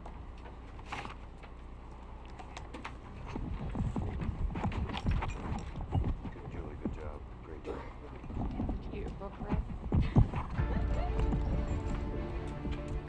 If yours is the next big idea, and you need the right place to fine-tune it, build it, launch it, if you're only your best when you can play more than you work, if inspiration comes from the outside, you belong in Curry County.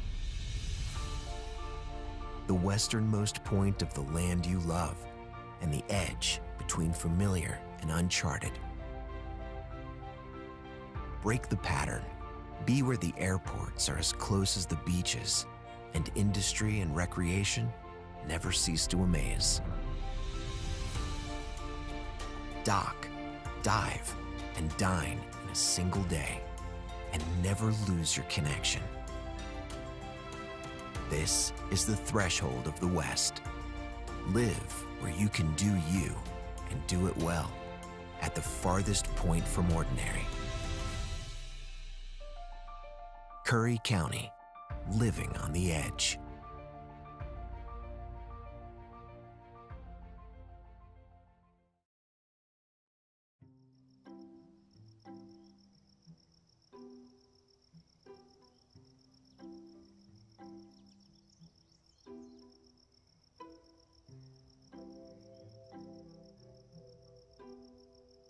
We have these parks which are set up to protect and preserve biodiversity. That's challenging under any circumstances. But it certainly is almost impossible if you don't know what the actual biodiversity that's in your park or the area that you're trying to conserve is. BioBlitz is a celebration of biodiversity. Biodiversity is the variety of life in an area.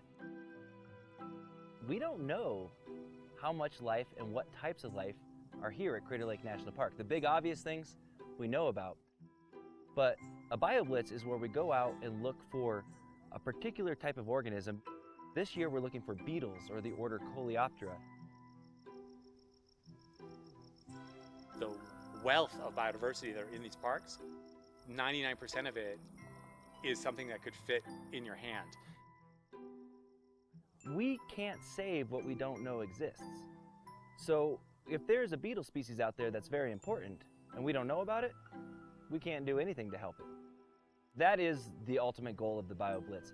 It's a way that citizens can come here. We have volunteers that are here who are actually giving this information. They're using their time to help the scientists build a greater picture of what kind of beetles are here in this park. Getting this sort of baseline data of what biodiversity is there not only shows us what's there, which is just intrinsically interesting for its own purpose, but it also begins to set a baseline. And that baseline data set is what we then can use, and not just scientists, but the general public and those land managers, the stakeholders in that BioBlitz, can use those observations then on into the future to understand if things are changing. It's not so much about counting number of species, it's more about seeing a fuller picture of the biodiversity. And the biodiversity is the variety of different types of organisms, different types of species. I do believe that in their past BioBlitzes that they have expanded the number of things they now had recorded from the park, but also confirmed that some of the things that were reported historically are still present. So even if it's not a new discovery for the park, it still creates another piece of data that tells us, yes, that thing still lives here and is still thriving or maybe struggling, but we begin to learn something about it.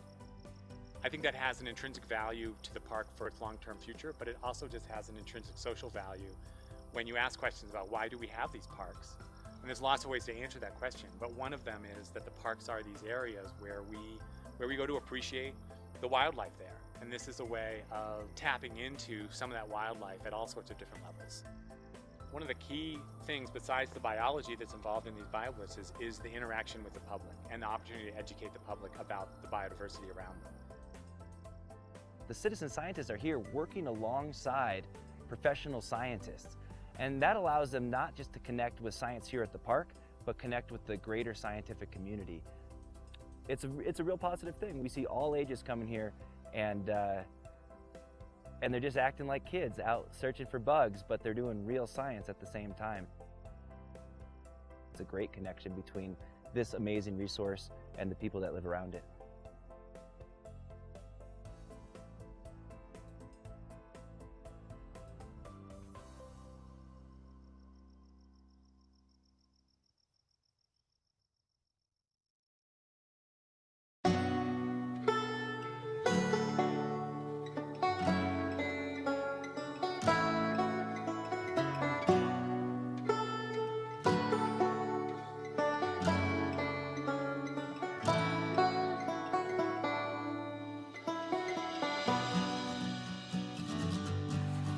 One of the things I really appreciate about our entire region is that we embrace who we are, and I think that's what unifies us. Once the timber and fishing industries collapsed, it took us a long time to get back on our feet. People didn't quite grasp the idea that once these jobs left, they weren't going to get other family wage jobs, and it crippled us. Things were getting really dire. So we just saw that this was an opportunity to maybe look at that public land a little differently and how it could bring more dollars into our region. The Wild Rivers Coast is so unique because there are more wild and scenic rivers here than anywhere else in the lower 48 states. The scenic beauty is just amazing. There's so many different places to go, from the national forest down to the protected ocean, and it's just a really special place. I guess I didn't really know how special it was, though, until I moved away to Portland and came back and saw all the potential here. We're uncrowded, we're unspoiled, and we're a little difficult to get to, but my God, once you come here, you fall in love. We just thought if we could pull people to come into this Wild Rivers Coast and stay longer and explore a little farther into our backcountry, there was a lot of opportunities for them to experience.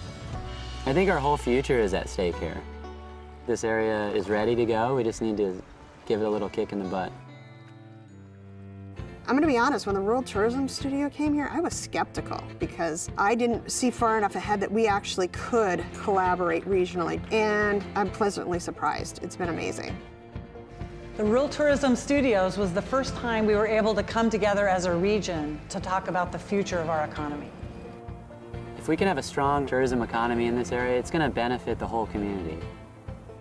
We have to rely on ourselves, and I think through this program, it's sort of opened our eyes to what we could do when we work together. Community leaders really focused on 3 areas: outdoor recreation, food and agricultural tourism, and really building community relationships.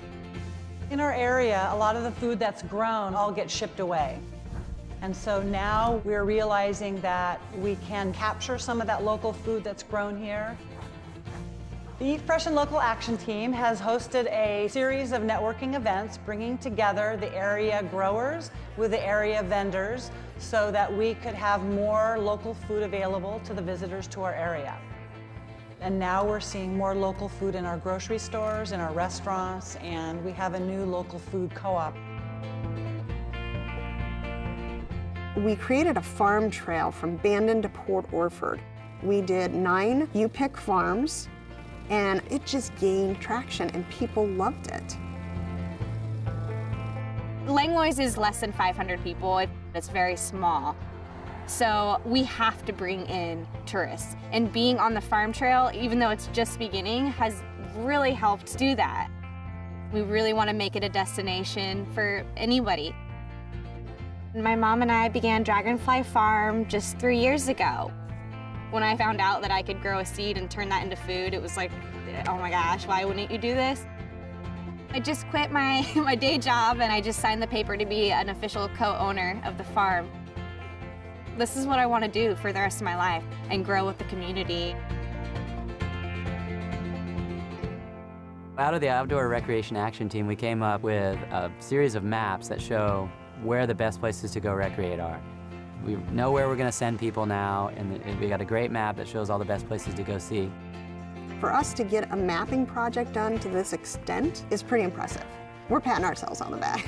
I don't know if anybody else is, but we're doing it. From that, we decided that there was some places that needed help, so we came up with a mountain bike plan, and we also worked on designating a state scenic bikeway. The Outdoor Recreation Action Team was also looking at how we can make scuba diving better in this area. So we came up with the idea for a scuba fill station. So now people that want to come and dive in this area, they can dive for multiple days because they can get their tanks filled up again. When I started the Rural Tourism Studio, my business, South Coast Tours, was really small. And now we've grown to about 5 or 6 guides, and we're doing tours all over from Brookings all the way up to Coos Bay.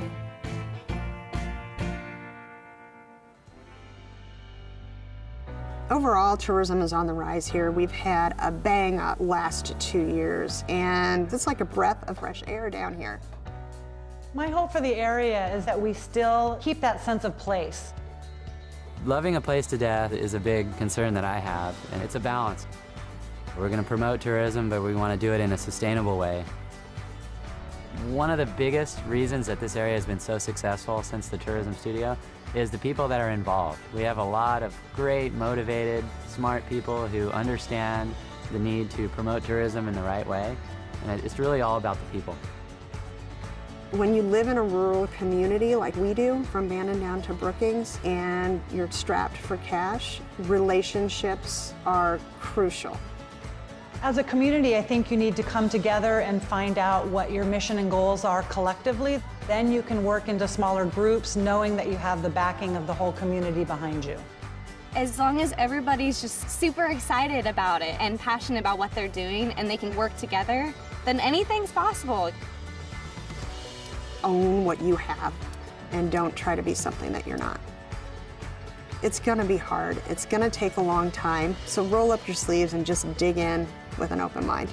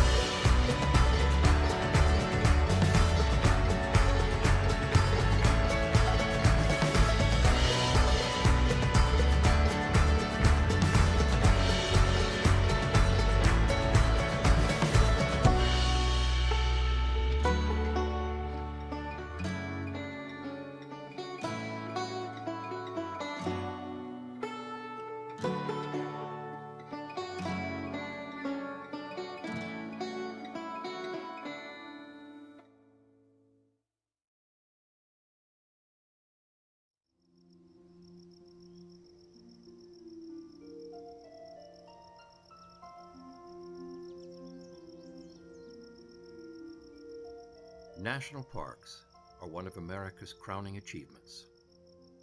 After all, it was in this country that the idea of setting areas aside for preservation was born. They are a symbol of democracy and exist as places where one can appreciate the beauty and complexity of the natural world, free of human influence. In the past, national parks faced challenges brought on primarily by the industries and practices that threatened them. Today, similar challenges persist, as well as some new ones.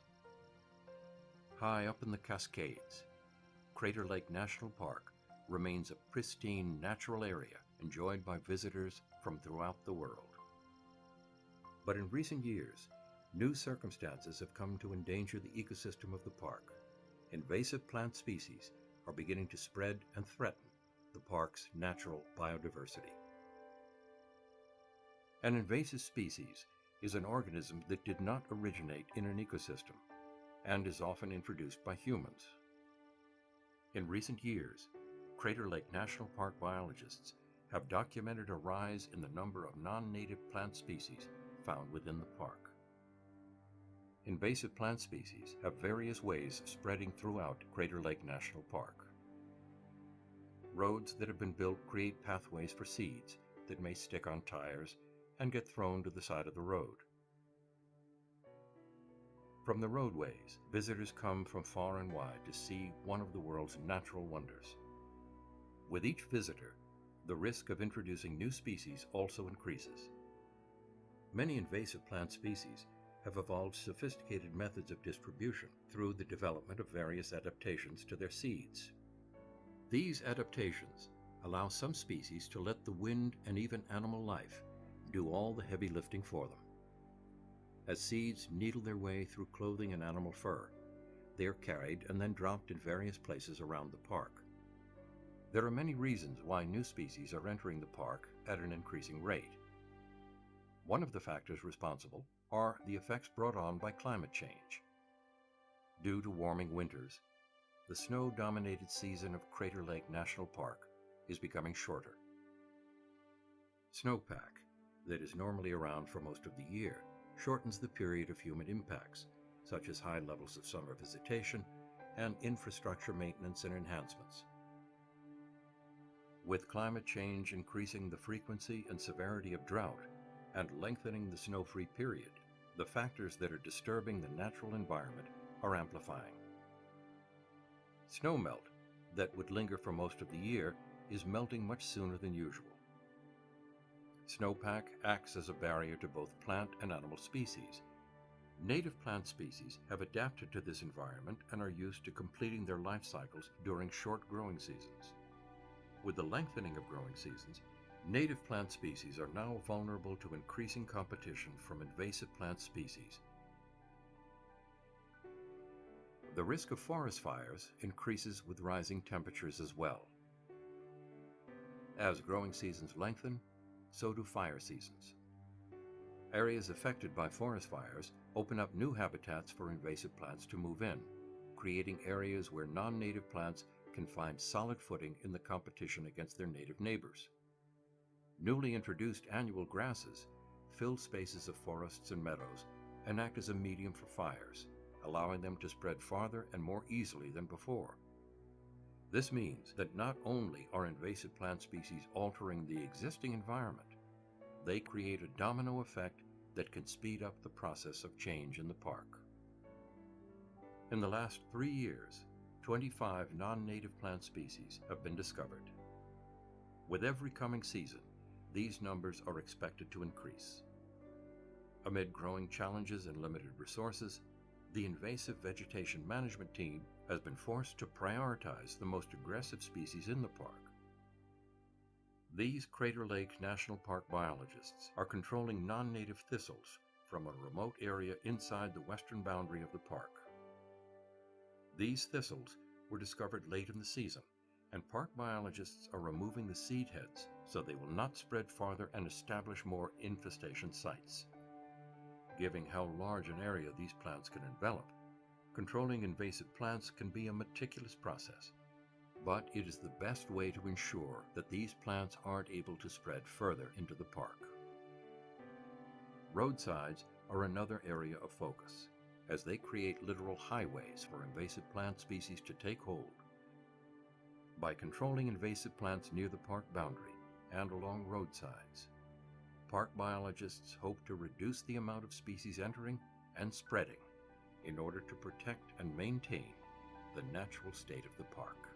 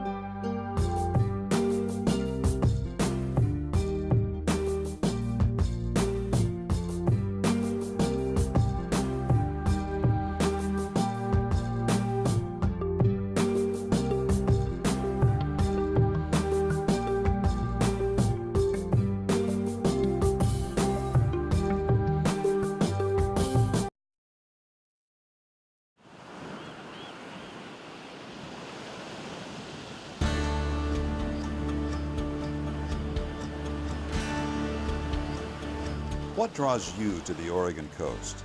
Is it the green and blue surf on a brilliant sunny day, or angry, boiling waves during a raging winter storm? Do you prefer quiet coves or powerful breakers churning the sand? How about sand castles? Do you come for the rising tide or the setting sun, to marvel at whales gliding through the sea or flying in the sky? Reasons to travel the Pacific Coast Scenic Byway are as far-reaching as your imagination. This is a spectacular part of Oregon that traces the entire coastline along Highway 101, guiding you to the sea and away again, to coastal towns big and small, lowland marshes, and breathtaking overlooks. It's a long byway stretching from the mouth of the Columbia River to the California border, 363 miles in all, of some of the most unblemished, awe-inspiring seascapes you'll find anywhere. In addition to its designation as a scenic byway, Highway 101 in Oregon also has been selected as an all-American road. That means when you come here, you will experience one of only 31 roads considered to be the best of the best in America. You know, when people come to the Oregon coast, they're really astonished how beautiful it is, and what separates it from many of the other places in North America that are coastal is how undeveloped it is. And that's because Oregon had a very far-sighted land use program back in the 1970s. We have all these wonderful state parks along the scenic byway that are perfect places to stop and enjoy nature in a relatively unspoiled way. From the north, you begin in Astoria, the first permanent European settlement in the Pacific Northwest. It's a genuine maritime community with ship traffic from around the world seeking harbor up the Columbia. The official State Maritime Museum of Oregon sits here on the river. Beautiful Victorian houses dot the hillside. And standing 600 feet above sea level is the 125-foot Astoria Column. It features a hand-painted spiral frieze that would stretch over 500 feet if unwound. Heading south, you'll find the community of Seaside, a popular vacation spot that offers miles of public beaches, an oceanfront promenade, and a downtown core packed with restaurants, shops, and even a beach-type arcade. Cannon Beach is home to one of Oregon's most photographed natural wonders, Haystack Rock. Get your shots from the beach, or take a short drive up to Ecola State Park and look down on this 235-foot work of art. The picturesque small town is filled with art galleries, shops, and cafes. Ready for more? 10 miles to the south, this is the view from Cape Falcon. You're 700 feet above the Pacific. Here, the Pacific Coast Byway has been carved out of Neahkahnie Mountain and held in place by stone walls built in the 1930s by craftsmen in the Civilian Conservation Corps. Upon descending the mountain, the highway drifts inward around Tillamook Bay to Tillamook, the unofficial dairy capital of Oregon. The verdant valley of dairy farms in this area produces 25 million gallons of milk annually. Much of that is processed into natural cheddar cheese. And near more than 800 miles of navigable waters, Tillamook is a crossroads for North Coast recreation. From here, you owe it to yourself to veer off Highway 101 to explore the Three Capes Scenic Loop. This drive places you right at the beach, beginning with Cape Mears, home to the shortest lighthouse in Oregon. 9 lighthouses stand sentinel along Oregon's coastline. They're monuments to our maritime heritage, towering links to the past, and as much a part of the rugged Oregon coastal landscape as any offshore monolith. The Cape Mears Lighthouse was first illuminated in 1890. Oregon's oldest lighthouse is at Cape Blanco, the westernmost point in the state. It was commissioned in 1870 to aid shipping generated by gold mining and the lumber industry. The 93-foot-high Yaquina Head Lighthouse is the tallest in Oregon. Today, its automated light continues to aid navigation at the entrance to Yaquina Bay. Many of the lighthouses are open to the public. Most happen to be excellent places to view nesting seabirds and offshore sea life. Tide pools, those rocky areas between high and low tides, support unique and diverse plants and animals. Vast amounts of colorful, otherworldly creatures wait to be discovered. But walk cautiously. These organisms are tough enough to withstand the pounding surf, but are utterly vulnerable to human activity. Wildlife and sea life abound on the coast. There are 6 national wildlife refuges along the Oregon coast. The Pacific Coast Scenic Byway bisects these refuges or goes alongside them. It provides you the opportunity to see a wide variety of abundant wildlife, including seabirds, seals and sea lions, deer and elk, and many other wildlife. Cape Kiwanda lies at the southern end of the Three Capes Scenic Loop, near the town of Pacific City. Here you'll find a second haystack rock on the byway. Hike up the dune to marvel at stunning views of sandstone formations as they turn yellow, gold, or even red in the changing sunlight. If your timing is right, you'll spot 1 or 2 of the dory fleet sprint onto the beach after a day of fishing. How's this for a dinner setting? Restaurants along the Pacific Coast Scenic Byway accommodate just about any taste. Many serve an ocean view with every meal.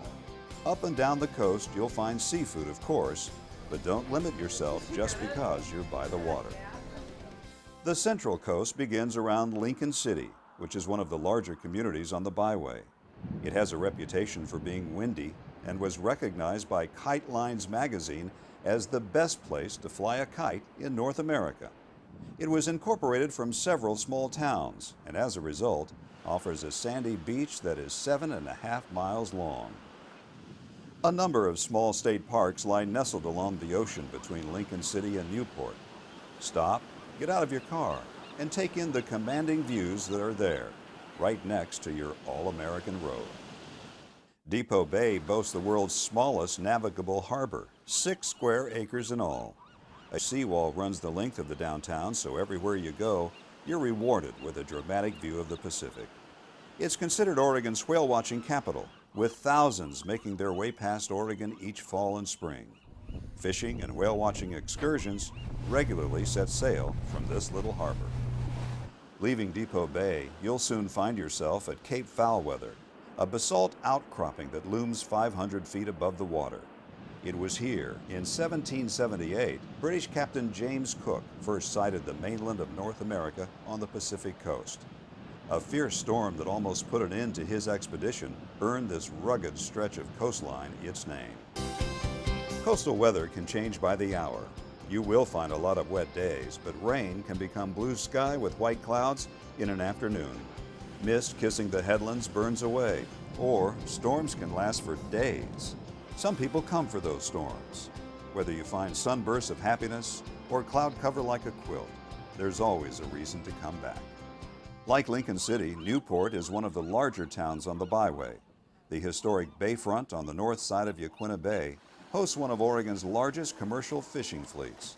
It has a busy, genuine working waterfront feel, with fish plants and boats coming and going from as far away as Alaska. On the south side of the bay is the Oregon Coast Aquarium. Share waters beneath the ocean with sharks and rays. And don't miss the sea otters at mealtime. Now, all 4 of our otters were rescued otters. They were found out in the wild. For the next 50 miles, your trip along Highway 101 hugs the coast. Many more state parks offer opportunities to stop and take in outstanding vistas, crashing waves, and offshore rock formations. 2 small towns of note are Waldport and Yachats. Waldport sits on Alsea Bay, where fishing, clamming, and crabbing are popular. The 40-mile stretch south of Waldport marks steep headlands, jagged volcanic outcrops, and jaw-dropping scenery, the rugged edge of the Oregon coast. Yachats is a quiet, unhurried artist town just a couple of miles north of Cape Perpetua. Drive to the top of this bluff, and you'll be 800 feet above the water. On a clear day, you can see 70 miles of Oregon coastline. Drive past Heceta Head Lighthouse to the Sea Lion Caves. A quick elevator ride 200 feet down puts you in America's largest sea cave, the year-round home of wild stellar sea lions. Rugged cliffs give way to graceful beaches as you approach Florence. In the spring, be on the lookout for wild rhododendrons along the roadsides. Similar to Newport, you'll find an historic Old Town commercial district along the Siuslaw River.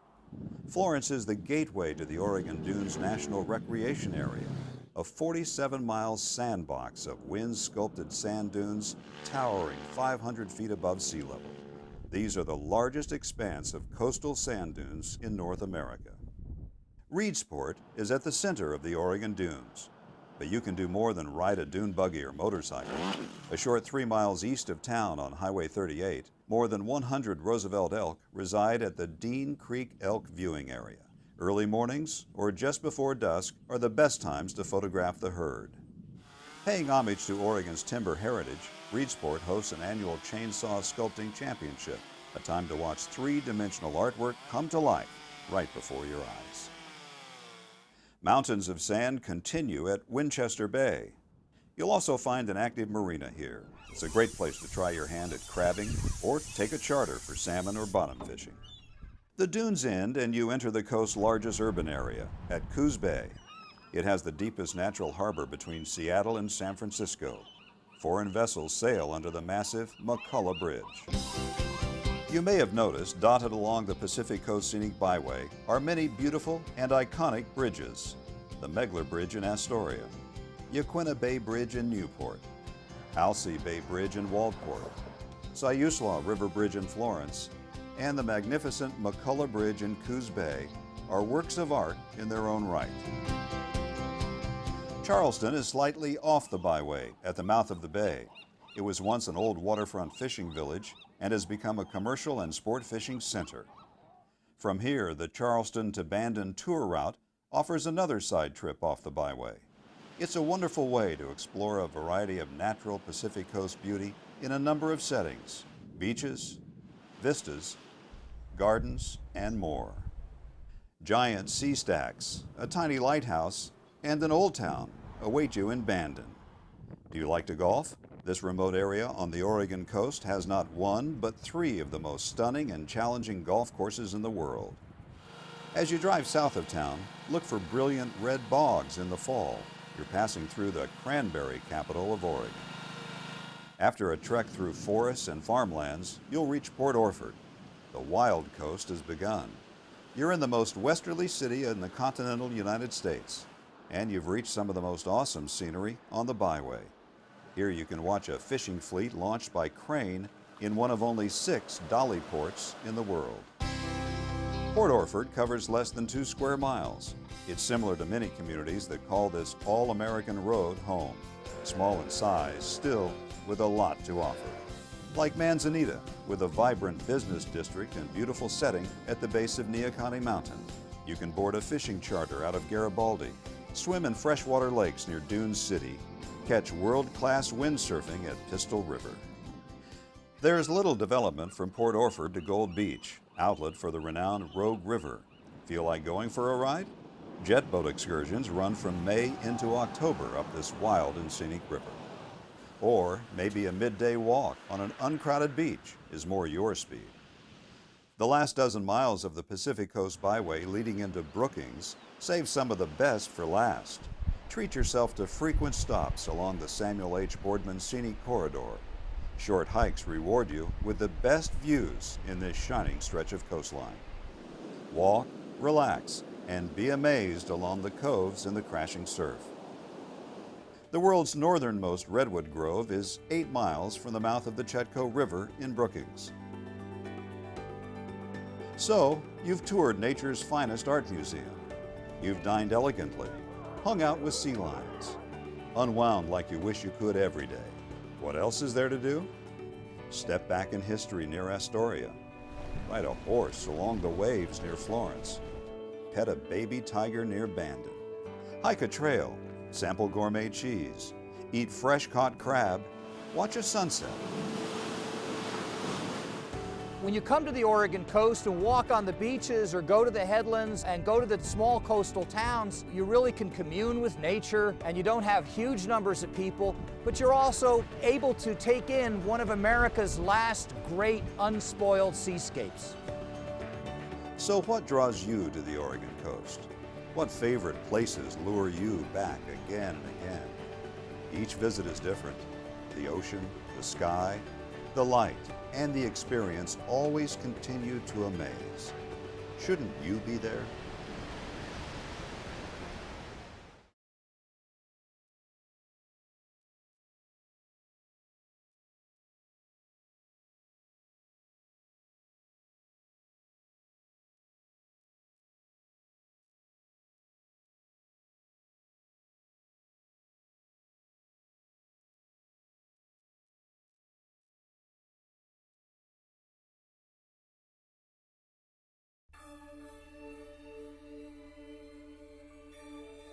We've got a lot of obvious hazards here, but I think one of the greatest hidden hazards is that the weather can change really fast. You can be a total bluebird sunny day. Next thing you know, the clouds will roll in, reduce visibility to almost nothing. You'll get driving snow, blasting wind, and it can create a whiteout, and that's really dangerous to be out in, especially with the edge of the caldera right here. There are also hazards such as avalanches and cornices throughout the park. A cornice is a formation of snow created by wind. It often forms over steep slopes and can be overhanging. They can easily be broken through if you're not paying attention. Most of our popular skiing areas and our popular snowshoeing areas are either on or below avalanche terrain. So you want to be aware of the edges, you want to be aware whether you're above or below avalanche terrain. It's incredibly hazardous, and we do get avalanches all the time here. Unstable snow cornices can kill. Cornices are difficult to detect and can collapse at any time. Stay 100 feet, 30 meters, back from edge of the caldera. Trees can be dangerous in deep winter snow. Tree wells are large cavities around trees that can be 3 to 10 feet deep. People can become trapped in tree wells and die. Tree bombs are large clumps of snow and ice that fall from tree branches. Tree bombs can injure or kill a person. Use map and stay on the trails. Don't venture off trail unless you have a plan and are prepared to rescue yourself. Search and rescue response may not take place until the following day. Stay with a group and let a responsible person know your plans. Leave a detailed itinerary with someone you know. If there is an emergency, they might be the only person who can tell the National Park Service where you are.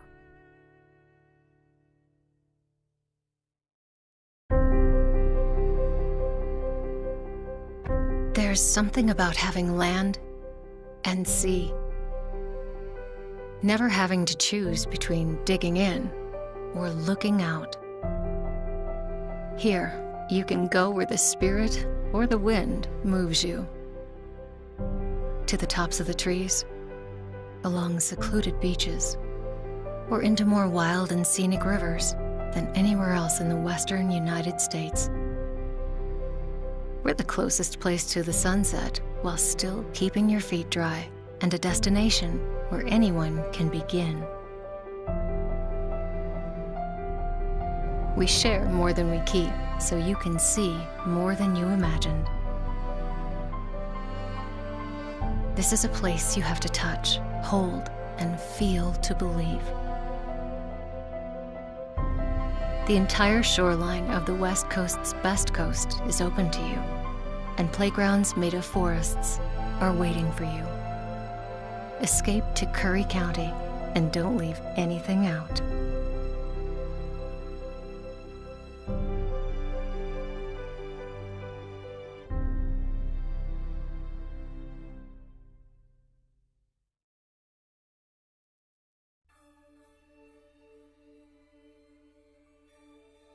We've got a lot of obvious hazards here, but I think one of the greatest hidden hazards is that the weather can change really fast. You can be a total bluebird sunny day. Next thing you know, the clouds will roll in, reduce visibility to almost nothing. You'll get driving snow, blasting wind, and it can create a whiteout, and that's really dangerous to be out in, especially with the edge of the caldera right here. There are also hazards such as avalanches and cornices throughout the park. A cornice is a formation of snow created by wind. It often forms over steep slopes and can be overhanging. They can easily be broken through if you're not paying attention. Most of our popular skiing areas and our popular snowshoeing areas are either on or below avalanche terrain. So you want to be aware of the edges, you want to be aware whether you're above or below avalanche terrain. It's incredibly hazardous, and we do get avalanches all the time here.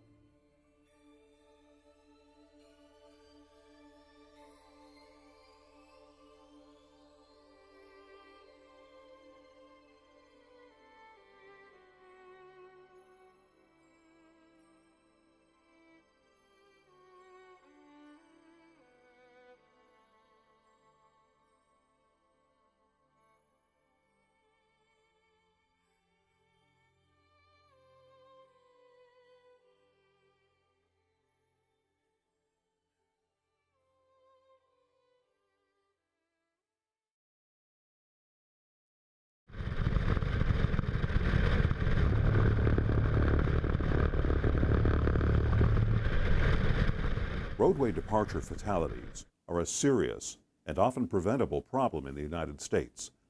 The Federal Highway Administration reports that 54% of all highway fatalities are caused by drivers leaving their lane of travel. The Oregon Department of Transportation is taking a proactive approach to reduce this kind of tragedy by implementing a centerline and shoulder rumble strip program. Rumble strips are one of the most low-cost, cost-effective countermeasures that we can apply across the system. Rumble strips are grooved patterns on the roadway that make a rumbling sound and a physical vibration, immediately warning inattentive drivers that they're leaving their driving lane. Rumble strips allow drivers to self-correct and avoid an accident. About 67% of fatal crashes in Oregon are road departure crashes, which are a vehicle can leave the lane to the right and hit a ditch or a rock or a tree, something like that, or cross over the center line to the left and get in a head-on collision or a sideswipe meeting type crash. Over an 8-year period, ODOT engineers studied segments of 16 different highways and concluded that rumble strips are highly effective at reducing lane departures. We did a before and after crash analysis to find that we have reduced head-on fatalities by 40% with the installation of centerline rumble strips. We've been trying to find a way to deal with a problem that seems to be increasing over the last 10 or 15 years with our drivers, and that's distracted driving. And there's a lot of things that cause distracted driving. All these distractions are things that make people take their attention away from where it should be. Comparisons between other available safety features like guardrail and concrete barriers show that shoulder and centerline rumble strips are the most cost-effective safety treatment available. We're finding that those are very effective in trying to make sure that when you do make that mistake, it's not the last mistake you make. They help bring your attention back to the driving task and bring you back to where you should be, focusing on being in the middle of your lane and being safe.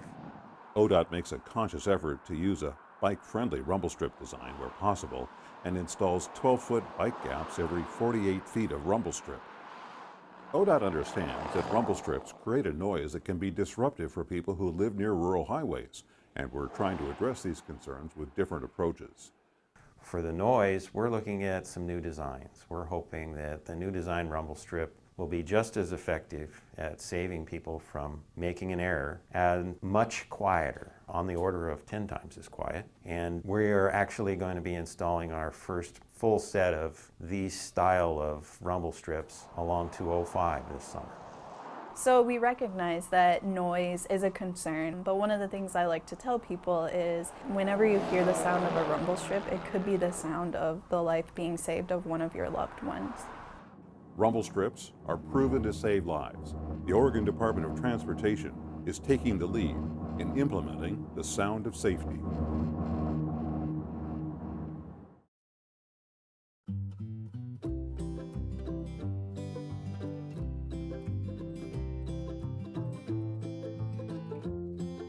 The goal of the Mountain Hemlock Phenology Project is to take the pulse of Crater Lake National Park.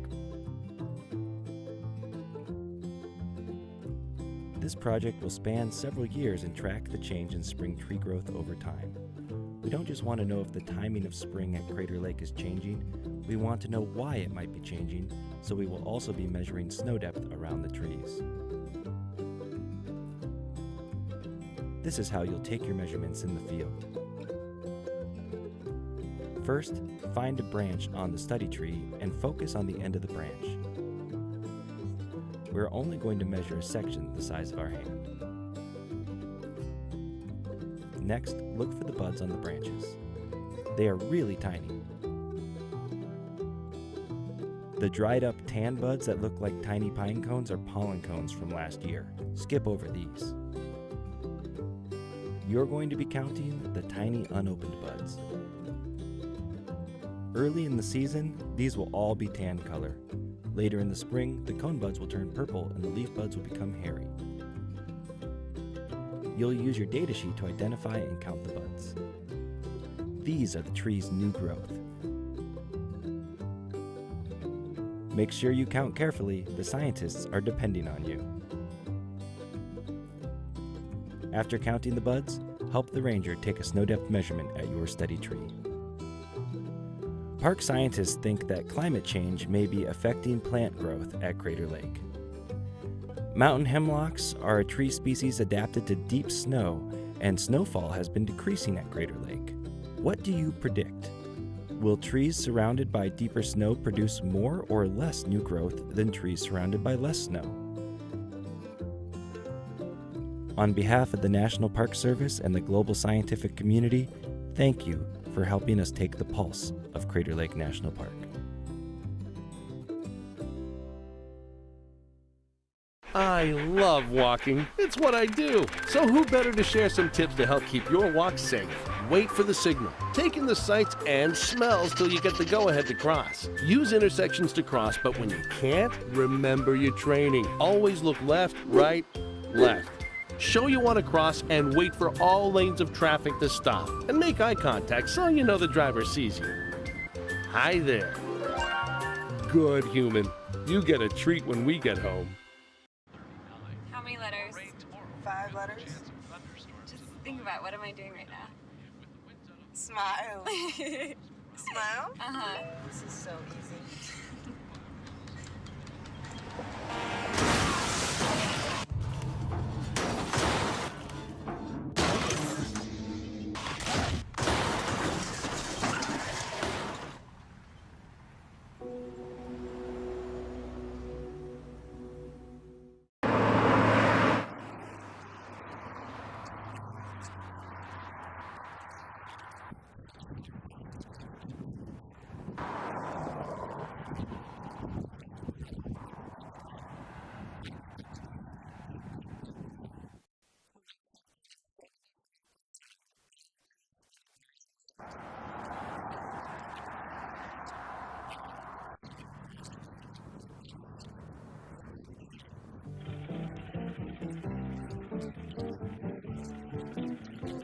Sign that doesn't have a rider on it, so we take our first test at this posted speed limit of 35 miles per hour. And Harley-Bills are seeing more than their share of curvy roads these days. Their job is to drive every stretch of highway in Region 1 several times. All this driving back and forth. That way we can get it all the way off. All right, sounds good. Okay. The old limits were set back in the 1930s and 40s and were changed very little until just recently. So now our limits are taking into account newer vehicles, a little bit more aggressive driving style, and so those limits are going up. And going up in a big way.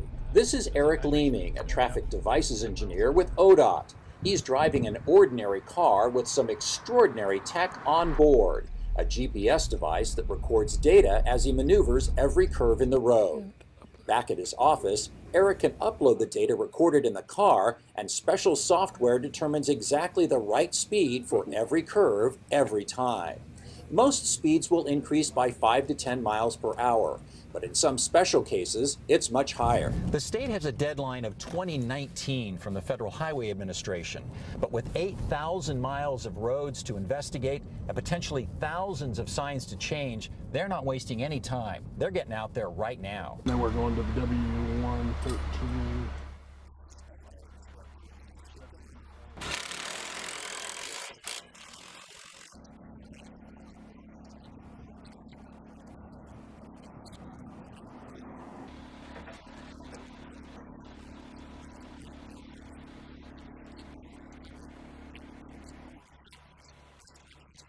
About 800 signs along this section.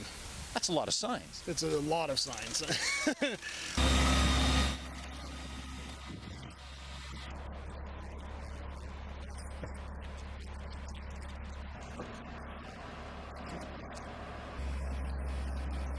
it's a 35-mile-an-hour corner, you should be taking it at 35 miles an hour.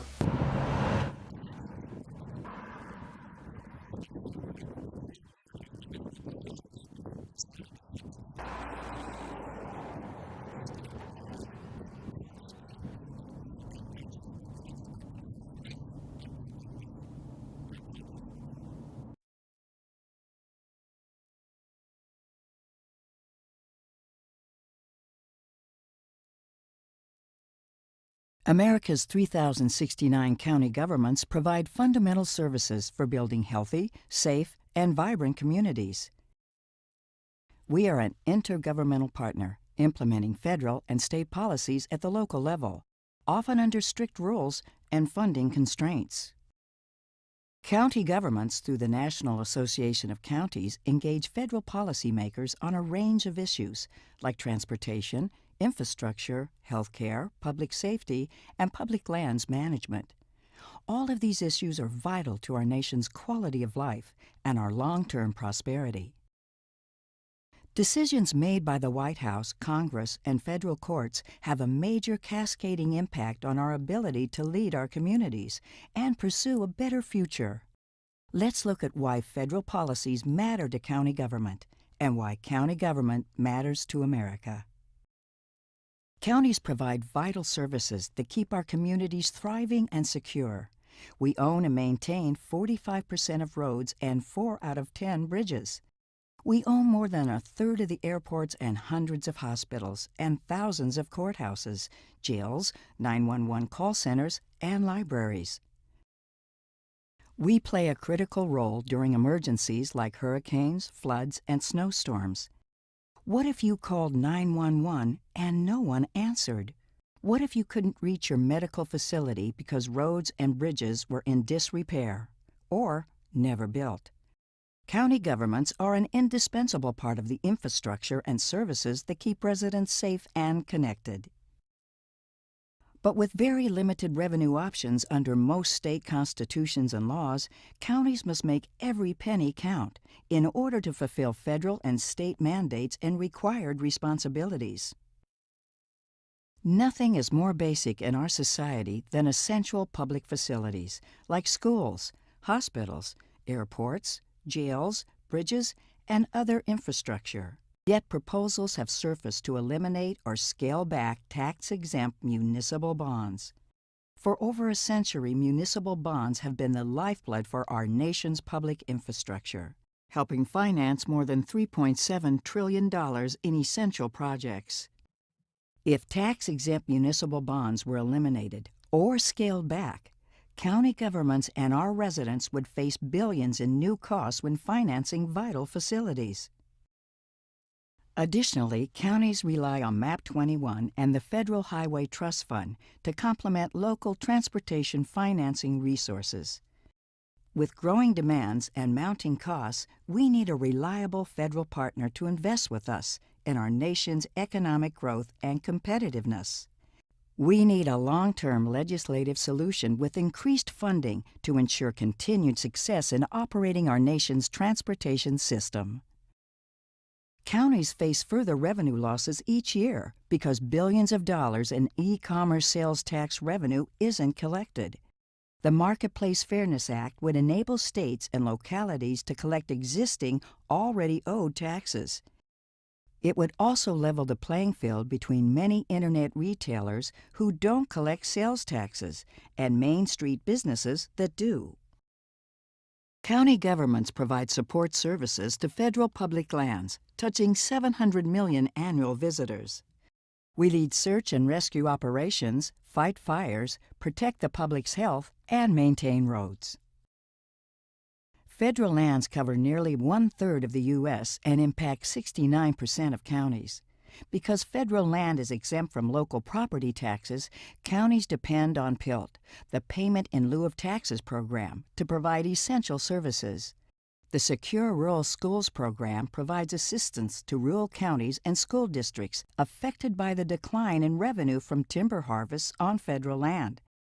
Decisions to cut or delay funding both programs undermine our ability to provide services and maintain public lands. Our intergovernmental partnerships don't end with legislation because counties also implement and comply with federal and state regulations. When considering environmental protections, we know our communities and care deeply about the environment. We need a stronger voice in shaping common-sense regulations that protect communities while also promoting economic growth. This is why NACO secured significant improvements to FEMA's flood insurance program and is pushing back on the waters of the U.S. proposed rule. Our message: federal policies matter to county government, and county government matters to America. Every level of government must work together to shape policies that improve the quality of life for all Americans. Whether it's building and maintaining infrastructure, providing essential services, or fostering economic growth, counties are on the front line serving their citizens. NACO stands ready to work with the administration and Congress to make our nation's communities healthier, safer, and more vibrant places to live and work.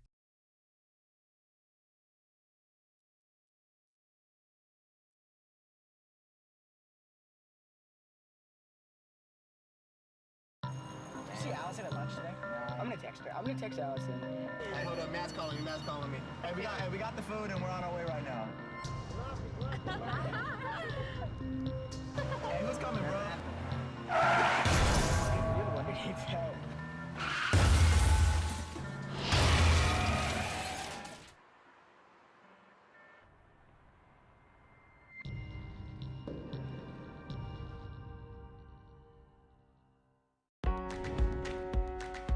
Counties matter. Counties serve nearly every American every day. Urban, suburban, and rural, counties work with states, the federal government, and other public and private partners to keep our communities healthy, vibrant, and safe. Whether you're commuting to work or shipping goods around the globe, counties matter. Counties own and maintain 45% of the nation's roads and 4 out of 10 bridges. And we're involved in nearly a third of public airports and transit systems. Counties matter when Americans need us the most. Counties matter because we support smart, fair, and effective criminal justice systems. We help fund police and sheriff's departments.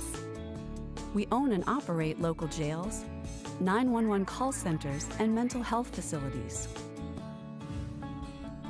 Counties create healthy communities. We invest more than $80 billion in hospitals and medical services each year. Counties matter because we invest in the lives of residents of all ages, improving their quality of life where they live and work. Counties are the building blocks of state, regional, and national economies. We support housing, recreation, and economic development. And we do so much more. From issuing birth certificates to administering elections. Counties employ more than 3.5 million people. In total, we invest more than $500 billion in our residents and our communities every year. Counties provide essential services we all depend on every day. That's why counties matter.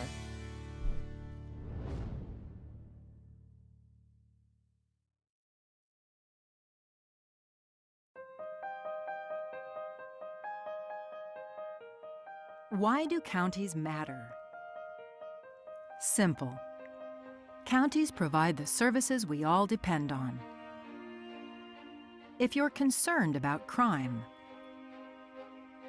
get a regular flu shot, drive to work, take public transportation, or experience a natural disaster in your community, chances are you benefit from county services. That's why counties matter. With America's system of federalism, counties are a key level of government, serving the people directly. So, do you vote? Had a recent hospital stay? Know someone in a nursing home? More reasons why counties matter. There are 3,069 counties across the country, with populations big and small. Most of us live and work in one. Even the nation's capital is considered a county. These county governments ensure that the food you eat in restaurants is safe. They care for the mentally ill, run court systems, build local economies, and operate 911 emergency systems. They manage parks and recreation facilities. And the list goes on. Thing is, Counties serve the American people in so many ways, keeping our communities healthy, vibrant, safe, and fiscally sound. That's why counties matter.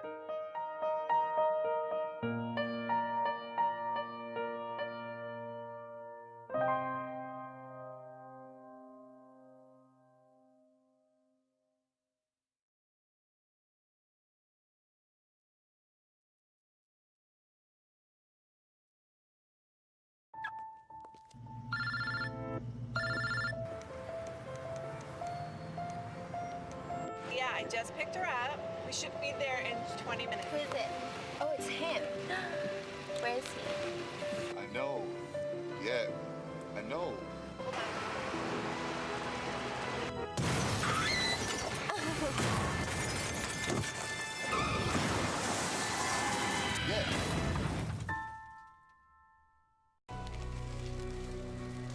When a large forest fire breaks out, potentially threatening lives, homes, wildlife, and thousands of acres of forest land, the news coverage is immediate and consistent.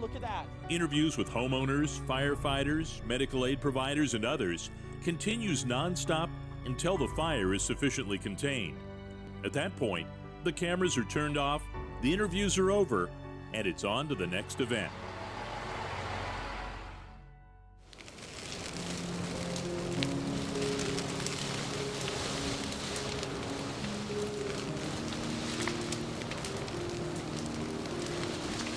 The images of catastrophic wildfire, with its ferocity and devastating impact on the land, hold the interest and attention of the public. However, there is an equally important story occurring on that same landscape after the fire is contained, mopped up, and finally declared out that the public seldom sees. The frequency and size of these mega fires on federal forest land has increased significantly over the last few decades. All too often, what is left in their wake is a vast sea of dead, charred trees. Unfortunately, because of a maze of confusing and often contradictory rules and regulations, very little rehabilitation or reforestation occurs after these fires. The result of this neglect in many cases is as devastating as the fire itself. Here's why. Even in the hottest, severe fires, most of the dead trees remain standing, the wood not damaged by the fire, still suitable and valuable for lumber. But as the insects move in, within months, the dead and dying trees begin to deteriorate and decompose. Eventually, all of the economic value is lost. What is not removed will decay, add fuel to an even greater future fire threat, and in the process, release the greenhouse gases that the trees gathered and stored during the centuries they were alive. When all of the trees across the tens of thousands of acres burned in each of these megafires are left to rot, millions of tons of destructive greenhouse gases are released into the upper atmosphere. These are the same volatile organic compounds that have been identified as some of the most damaging elements we can put into our air. In contrast, trees harvested soon after the fire is out drive the economic engine that employs people, provides revenue for the critical restoration and reforestation, and can provide dollars for local government services such as schools, public safety, health and social services, libraries, and good roads. When the harvested trees are made into lumber for homes, construction, and furniture, the carbon remains in storage instead of going up into the atmosphere. Dead and dying timber becomes a magnet for insect infestation. These infestations can be so large that they do not end with the burned forest, but progress into the surrounding green forest, killing even more trees, which then become even more fodder for the next fire. In absence of prompt active management and reforestation, invasive brush can dominate the landscape. That brush can retard and even prohibit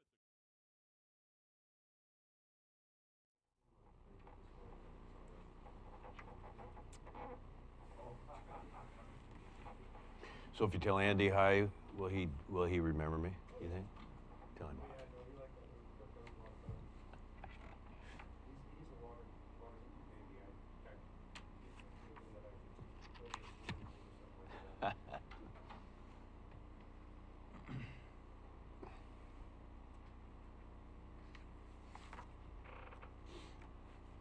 you thumbs up. I always wait till the moment when it changes. Gives everybody time to get here. We'll quit directing you. I think we're ready. No, I know. I was just waiting till 1 o'clock. That's all. Oh, I see. Okay.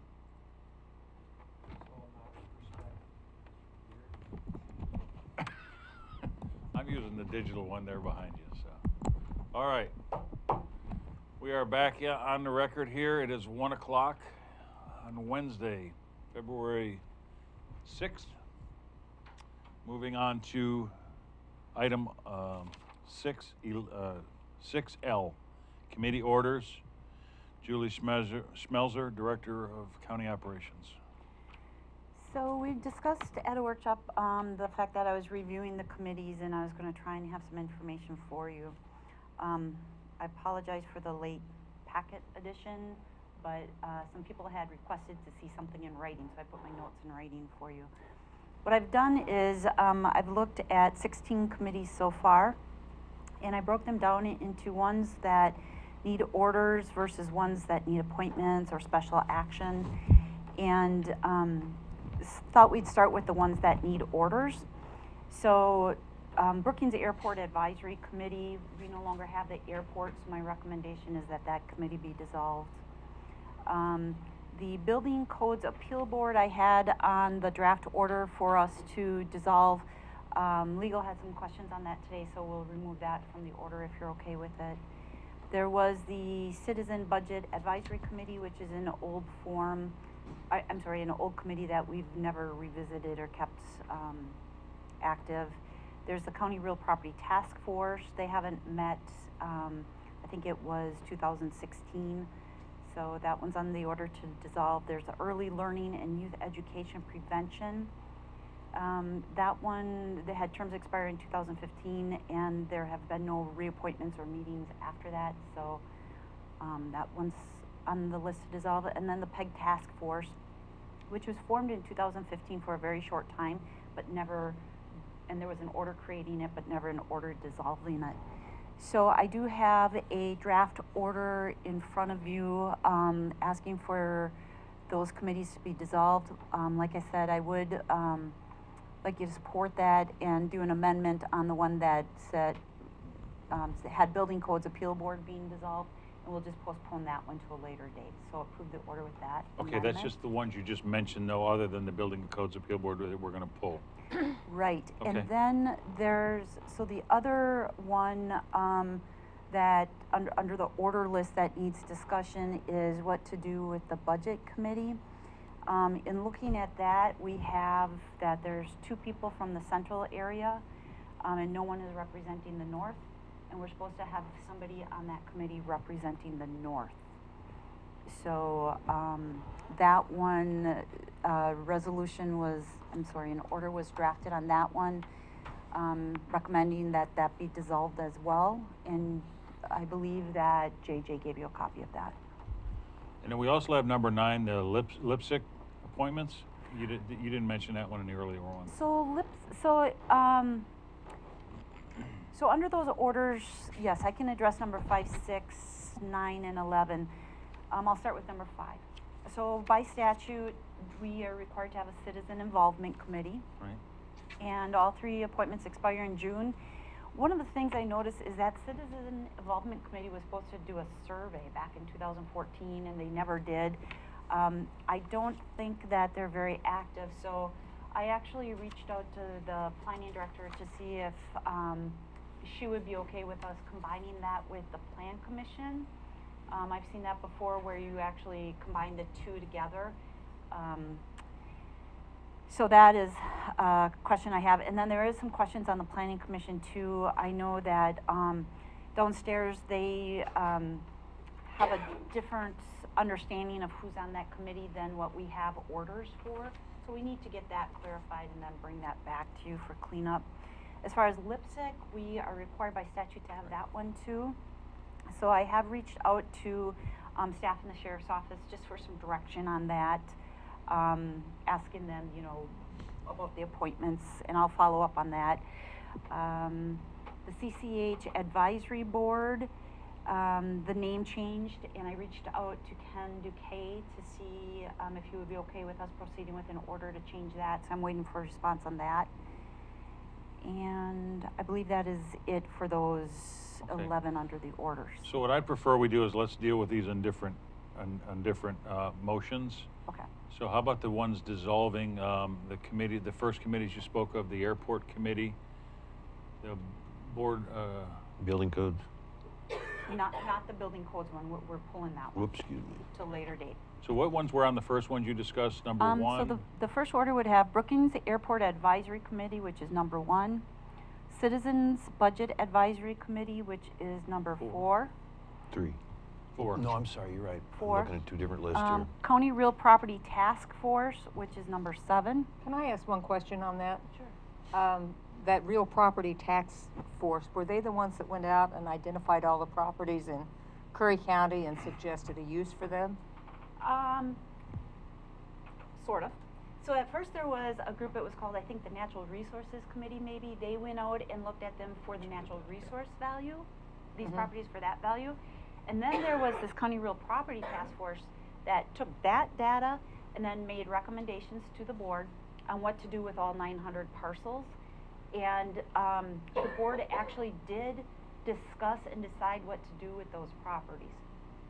That was the last meeting I was to in 2016, and I'll be following up with what that board had recommended on those. Yeah, I was just curious whether that information was going to be used, because some of the ideas that you had discussed earlier, like last meeting, would definitely need that information, I would think. Oh, absolutely, and I did pull the file, and I have that information, and I'll be relying on that as we move forward with discussions on Okay, so you don't think that committee is necessary to continue? Well, they haven't met since 2016, and a lot of those members are gone. So if we want to reestablish that committee, we could, and we'd want to do new appointments too, since it's different. So would you see a value in doing that? Because I would assume the county has gotten more property since then. I think at some point, I think it would be good to have them look at the new properties we've acquired. The board back then did take action on those other properties, so we'll be bringing those back, to you for further action on them. But if the board's okay with that, I'd like to work through those 900 and then look at reestablishing that to come through the new ones that came on board. And I would think that you want to review those uses, because if what you said at the last meeting, according to my understanding, I would think you would want to review those. You mean the ones that were designated for parks? However the board decided on those. Well, I think we came up with a list. There was a list provided several years ago. I think you actually populated that list, and nothing was ever done with it. So I'd like to revisit those properties first, and let's find the best use for those properties, whether they remain county owned or we use them for leveraging other issues and needs for the county. I'd like to look at that list first. Sure, and I can start bringing those forward in groups again for us to revisit what happened with them. But I think that task force that was at that time, Commissioner, they haven't met since 2016. So would you suggest just dissolving it or revisiting it later in case you want to? I think we would want to dissolve it, because I think we're going to have a different direction for them. Okay. I agree with that. Once we find the direction. Yeah. I think once we find the direction, then it'll probably be broader than it was before. Then we can go ahead and appoint a new committee for that. Okay, that's fine. I just wanted to get some clarification. Sure. All right, and then we had number 8 was on that as well? Early learning, number 8, and then number 10, which was the PEG task force. Okay, so I'll make the motion that we are for number 1, number 4, number 7, number 8, and number 10 on the committee review PDF that I have here that Ms. Schmelzer has provided to us, that we are to dissolve these committees. Second, Mr. Chair. I have a second. Any further discussion? Roll call. Commissioner Gold. Yes. Vice Chair Boice. Yes. Chair Paasch. Yes. Carried unanimously. So then the other one under the orders, as I mentioned, was the Budget Committee, and you do have a resolution before you that talks about dissolving that one and starting over with that to try and get somebody to represent the North. Commissioner Gold. I'm kind of having a problem with that because we already have our budget committee established, and it feels like if we don't agree with them, we're trying to get rid of them. That's my feeling. Commissioner Boice. Yeah, this caught me a little bit off guard, but I've thought about it. I voted for all these people, but we do have a regional problem with the whole thing, and so I would say resolve the committee, and I would encourage all three of those budget committee members to reapply, and we'll start over. We'll get our schedule going back. No hard feelings whatsoever, but certainly nothing personal or lack of appreciation for the job they've done, but I think it's a clean way to start, and it's part of this whole process of moving forward. Commissioner Gold. There's another problem with that. These are staggered terms, and if you put them all at once, then you're going to have a learning curve. So, Well, if you read the proposal that council has provided us, they start out as new staggered terms as well. Yeah. They have different expirations. The first one would be 1 year. The second one, which would be North County, would be the first one. Central County would be 2 years. South County would be 3, and then from that point on, there would be 3 years each on re-election or reappointment. My question on this is that it is the history of this county to have a voice from north, central, and south. I don't have an issue with any of the people on the budget committee. Actually, the only ruling that has been ruled since I've sat here was in my favor. So I have no issue with anyone on the budget committee. I think it is imperative, though, that we treat every citizen in this county fairly, and that the North County has an equal voice in every part of the budget process of this county. So therefore, I would say that I would probably lean toward dissolving the budget committee. And I would, of course, thank everyone on the budget committee for their service to this county. And I would echo Mr. Boice's comment that they all reapply. And of course, we would not be able to seat 2 of the 3 that are in Central County, but we would, of course, look to seat 1 of them if their names were on the list to reapply. I have another Commissioner question. Gold.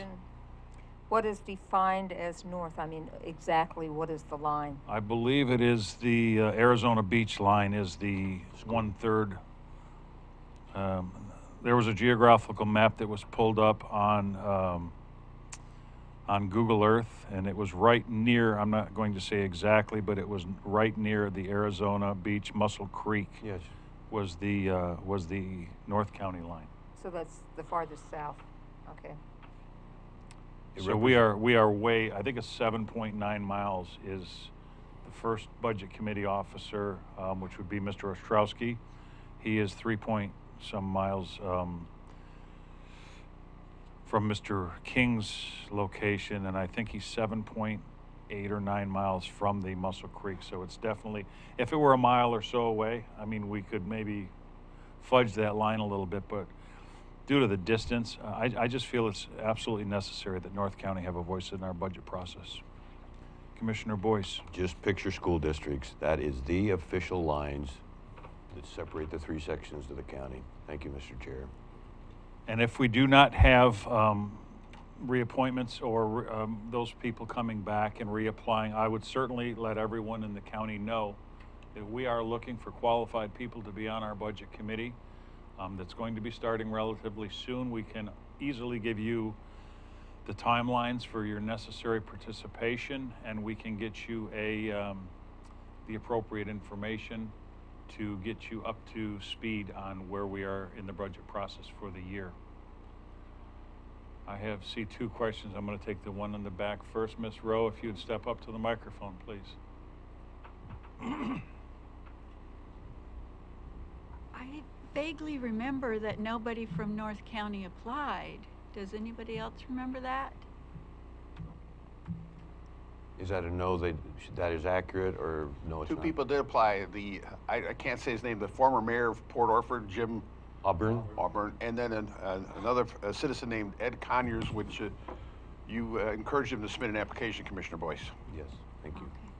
And that's what I've heard as well. We had applications, but they were disregarded, and Central County was chosen over that. Okay, so what if you don't have any from the North County? Well, we could, in an immediate situation, if we don't get it filled, we could operate with 5. I mean, we still have a quorum, and it would be legal for us to do that. It would not be my choice. I have had several people reach out to me since I've been seated from North County with an interest to be on the Budget Committee. So I don't think we're going to have a lack of interest. Okay, thanks. You were next, Ms. Kallstrom. While she's walking up there, Mr. Chair, just quickly, I'm sincere in asking the present Budget Committee members to reapply. Absolutely. Thank you. Louise Kallstrom, County Accountant. I was going to ask the same question if you didn't get somebody to apply from one of the locations, be it South, Central, or North County, what would be the process at that point?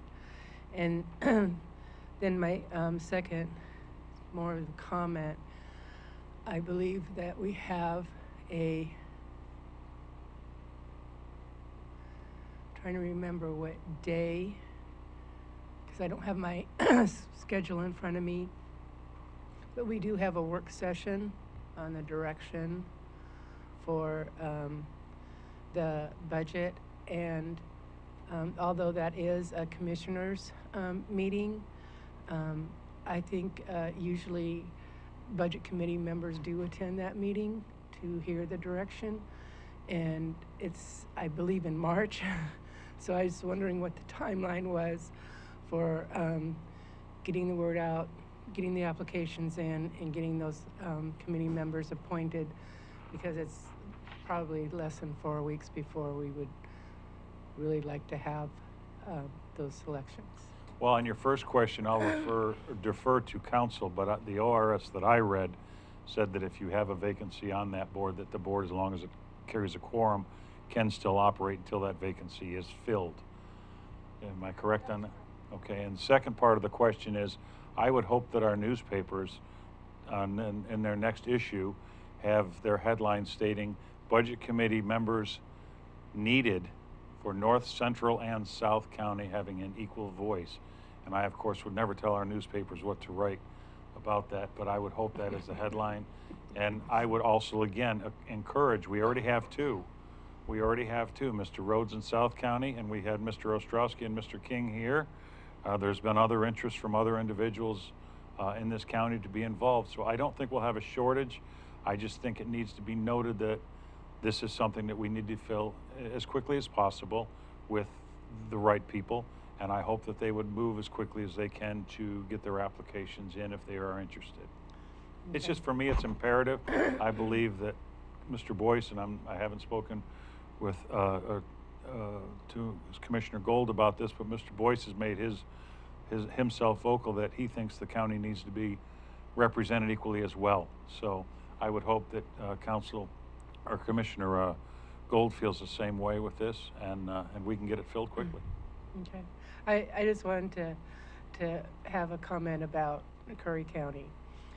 I was with school districts for 17 years, and we begged them to apply to be on the Budget Committee. We were lucky to even get an application. I commend Curry County because the people that are willing to be involved with their county and volunteer the many hours that it takes to be a Budget Committee member, I really commend that you have such choices in this county, and I think that's fabulous. So. As do I. I think I've said moments ago, you know, I'm very pleased with the commission that we had, and I hope they all reapply so that we have that available to us. Mr. Barnes, did you have a comment? Yeah, just real quickly, this has come up before, and The road department also recognizes the 3 areas of the county and puts it at the Muscle Creek line. And there's other places, I believe there's another one of the government bodies that serves that says north, central, and south, and also specifies it. So it is well delineated in county history that those are the 3 separating lines. Okay. So do we have a motion?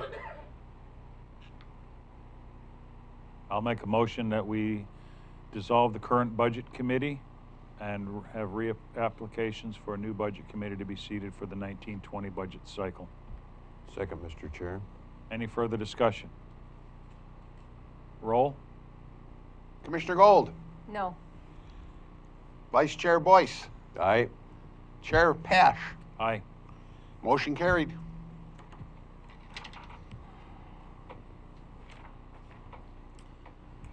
Okay, so moving on then, under appointments needed, we have the ambulance committee. One second. One second. On the, don't we still have to deal with the other committees? So we did in order dissolving the ones we could. Right, that's 1, 4, 7, 8, and 10, but we still have 3 we're going to bring back. 3 we're going to bring back. How about 5? 5 and 11 I want to work with planning director on. Gotcha, okay. And then the other one, waiting to hear back from law enforcement. All right, thank you. I just wanted to make sure we were clear on the record. And then the ones that, looking through the files, the ones that need appointments, we have that, the ambulance committee, they need a representative from law enforcement, so I've reached out to the sheriff's office on that. Border Coast Regional Airport Authority, Commissioner Paasch, you've been appointed to that, but that does require an alternate. So I've reached out to the city of Brookings, since they now have the airport in that area, to see if they would be an alternate. And then with the Mountain Drive Special Road District, we had an issue where we had 2 people appointed from the same district, and then that was cleaned up. But now, bottom line is there's a vacancy there. So we asked one of the members who I think believes they're still on there if they would like to be reappointed, and also I ran the ad in the paper, or JJ was running an ad in the paper on that one. Okay. 4-H under special action needed, we have the 4-H and extension service. We have an IGA for educational services with OSU extension, and I'm going to reach out to Frank Burris to ask him about that because it is expired. So I want to make sure that we have a current IGA for education services. And then with the Fair Board, those members by statute are supposed to be bonded, and we're also supposed to have an MOU with them. So I did reach out to Nikki from the Fair, and she said that their board did recently approve an MOU in January, and she would be forwarding it for us to bring back for discussion. And then we're going emailing back and forth regarding some legal things regarding the bonding. But that is mandated. That's mandated though on the board, right? To be bonded. It's mandated by statute. That's what I thought. Yes. Yeah. Mm-hmm. So those will eventually be coming back to you. There are some other committees I was made aware of that we don't even have files on, so I need to research those. And then just 2 notes is to keep in mind when we are looking at these is we're supposed to, when somebody is on multiple committees, 3 or more, we're supposed to give preference to people that are not on a lot of committees. And then the other thing is we are supposed to have staff assigned to each committee to make sure minutes are filed with the county and that the county is kept in the loop of what's being discussed by these committees. Yeah, in the AOC meetings I went to a couple of weeks ago up at Oregon State, I kind of questioned some of the, you know, there's a lot of budget issues up there for the extension office here, and the failures, you know, it's not staffed all the time, and I was hopeful to have the local staff here from the extension office get with us because we need to make sure that we're getting the reports on that and the 4-H reports as well on that. So. And I know that there are some 4-H reports, or there have been in the past, but I can ask them about that too for an update if the board would like that. Okay, great. Commissioner Boice. Thank you. Like a presentation, updated. If you'd like. Yeah, I think that might be good call. All right.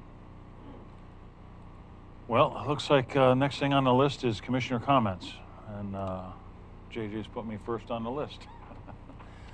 My comments are, I'd like to comment about the newspapers. And I would like to, first of all, applaud you for being here and taking an active role again in Curry County's government and these proceedings. I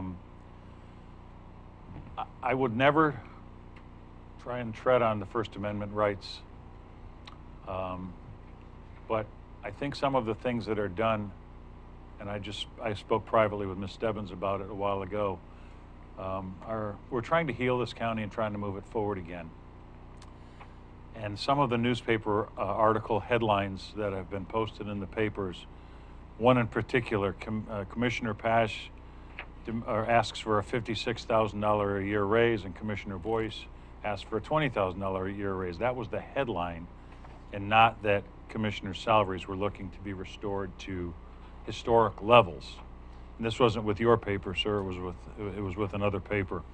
I would just hope that the local papers would, and I'm thrilled to see that they do take an active role in the county. I would just hope that the headlines and some of the language in the articles would not be divisive, but would be truthful. And I also offer to all the newspapers in Curry County as well as statewide, if they would like, and news sources, Ms. Schmelzer is willing to do a weekly press release from everything discussed at these board meetings and or any workshops, and the headway or decisions that were made from those. If newspapers would like to just publish that the way it is, or pick and choose, but I'm sure that many of you in the county have heard many complaints in the last couple of years of inaccuracies in articles, and I won't name any newspaper or the articles anything more than to say I would hope that people would look to the facts and working harder to that and not hyperbole.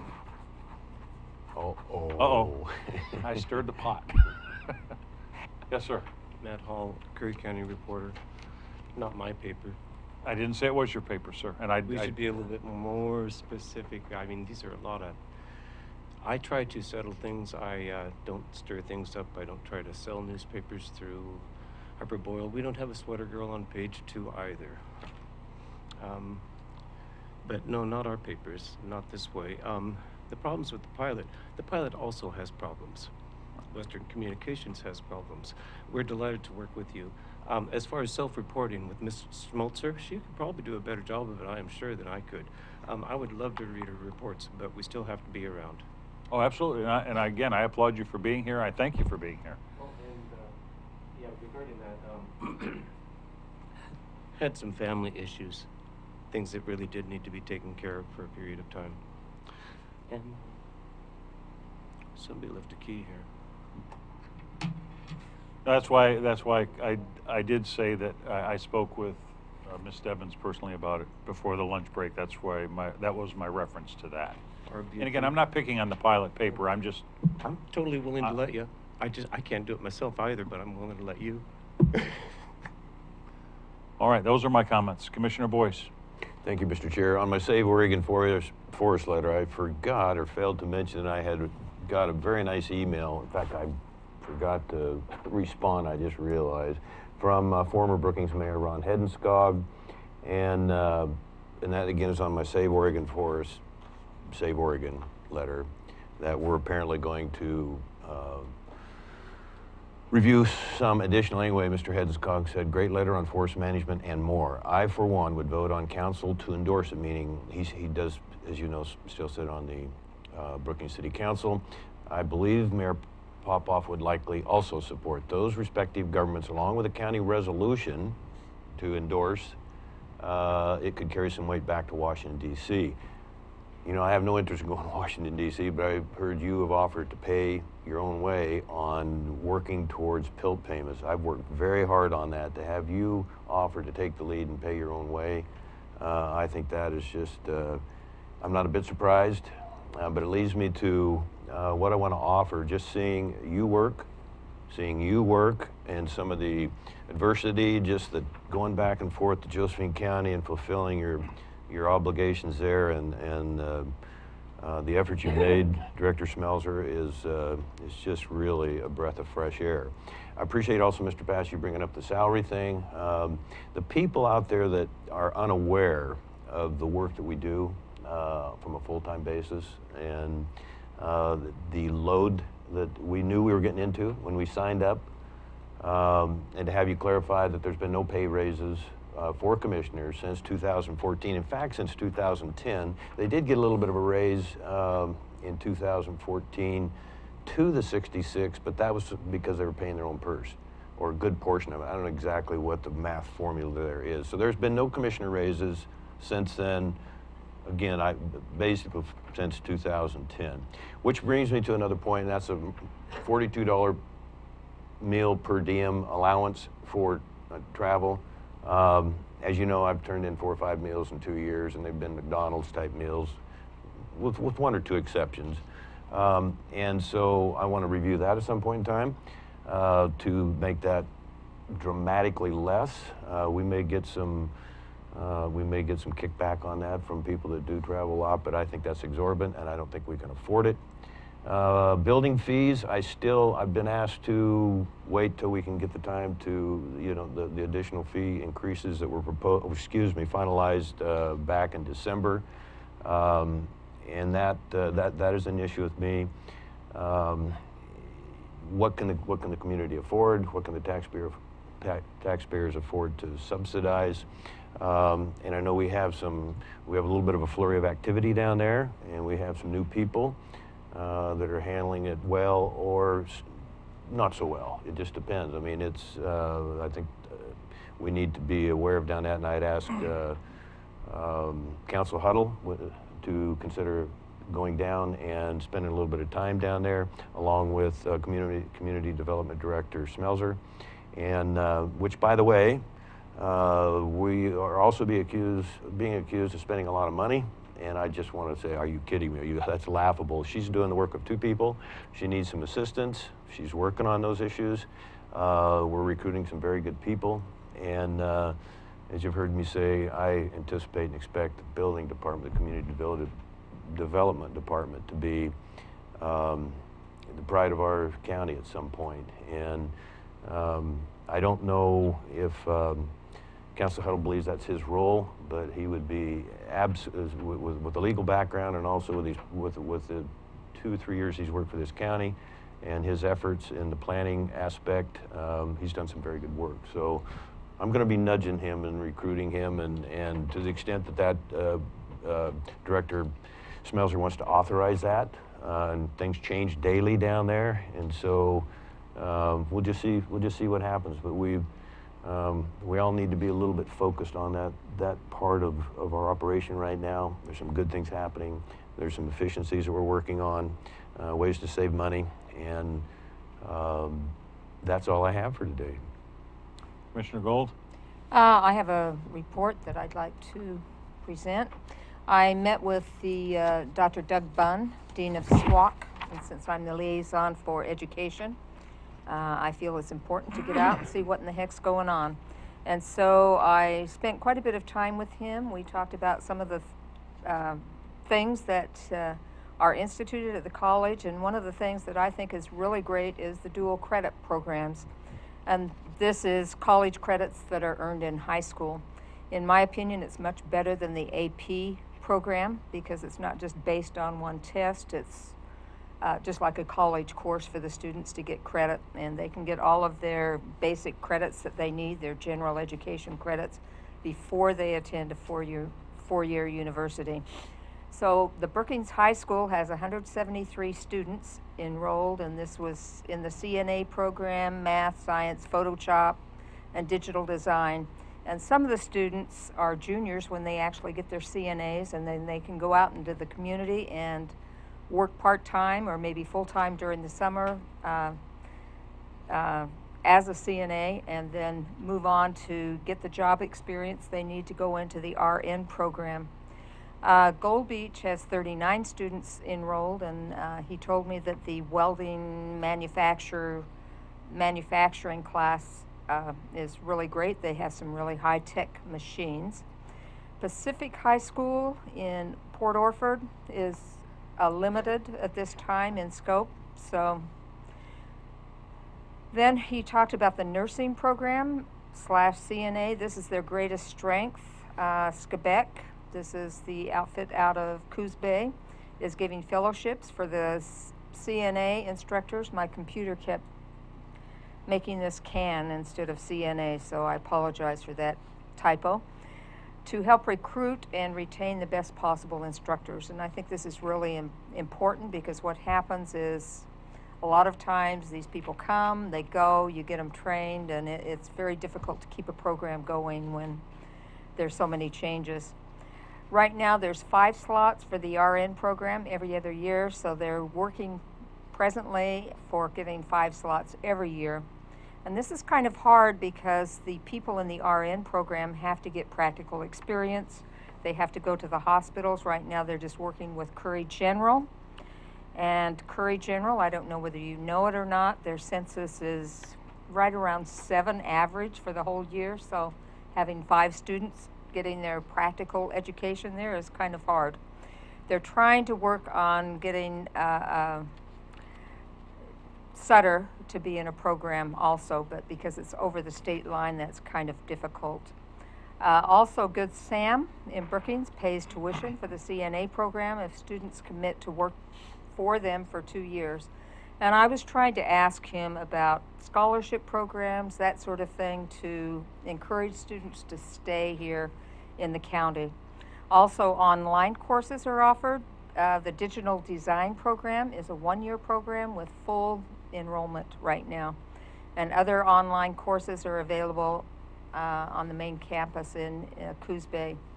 Other courses, I just looked through their catalog and they send this out, a mailing 4 times a year. So this is one way of getting the information out about their courses.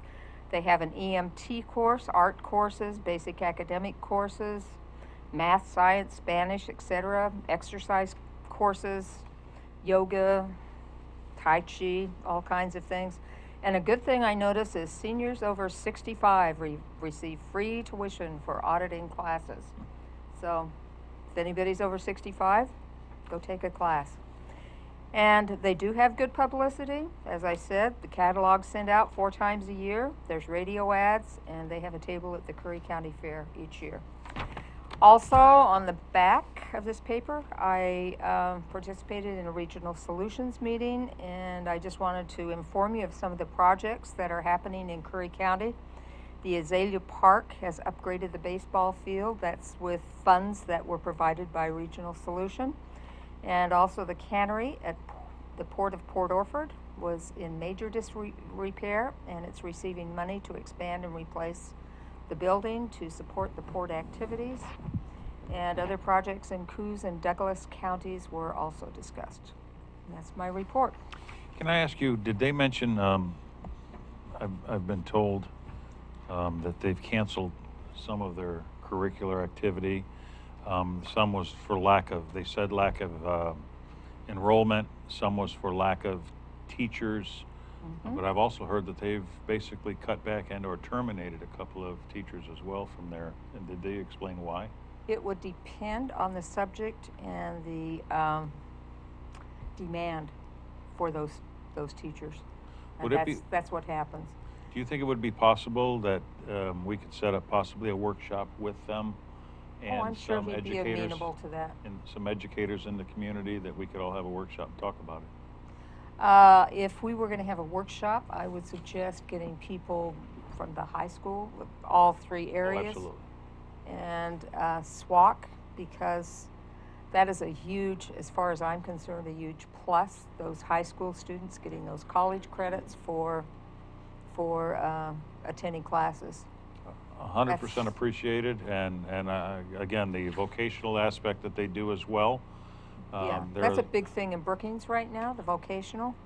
There was nothing when I first started as a school board there. The previous school board had just nixed the whole programs, and they're doing a lot in those areas. That was the same here at the high school. They stopped it for a while. They've reinstituted it now.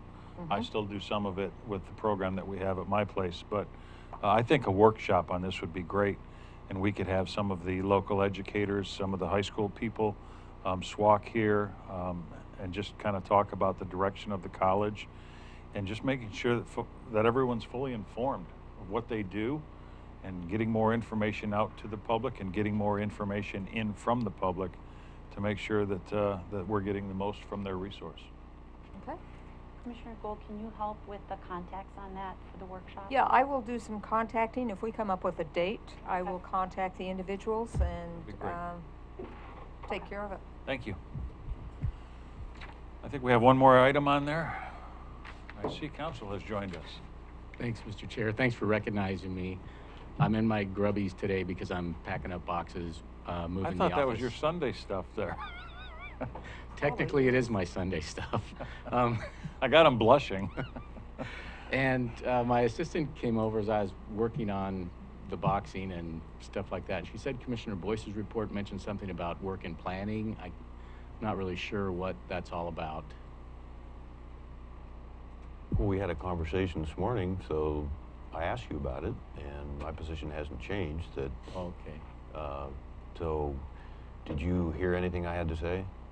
Well, sure, but again, I mean, not this morning, but when I just presented to the board through no, I commissioner really comments. didn't. I really didn't. Commissioner or Chair Paasch, this involves so the workload down in the planning department, and I would prefer we actually put it on as an agenda item so the planning director could be here to be part of the conversation as well. I think you are the planning director. No, I'm not. I'm the community development director. Thank Becky you. Crockett is Got our it. planning director. Okay, good. But I would prefer she be part of the conversation. Okay, thank you. That's all I had. Thanks, Mr. Chair.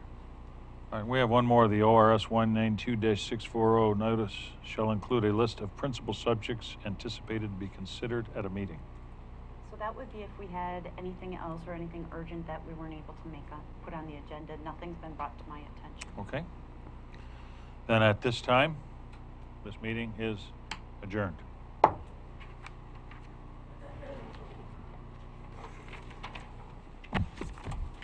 Nothing personal now, so I didn't mean it that way.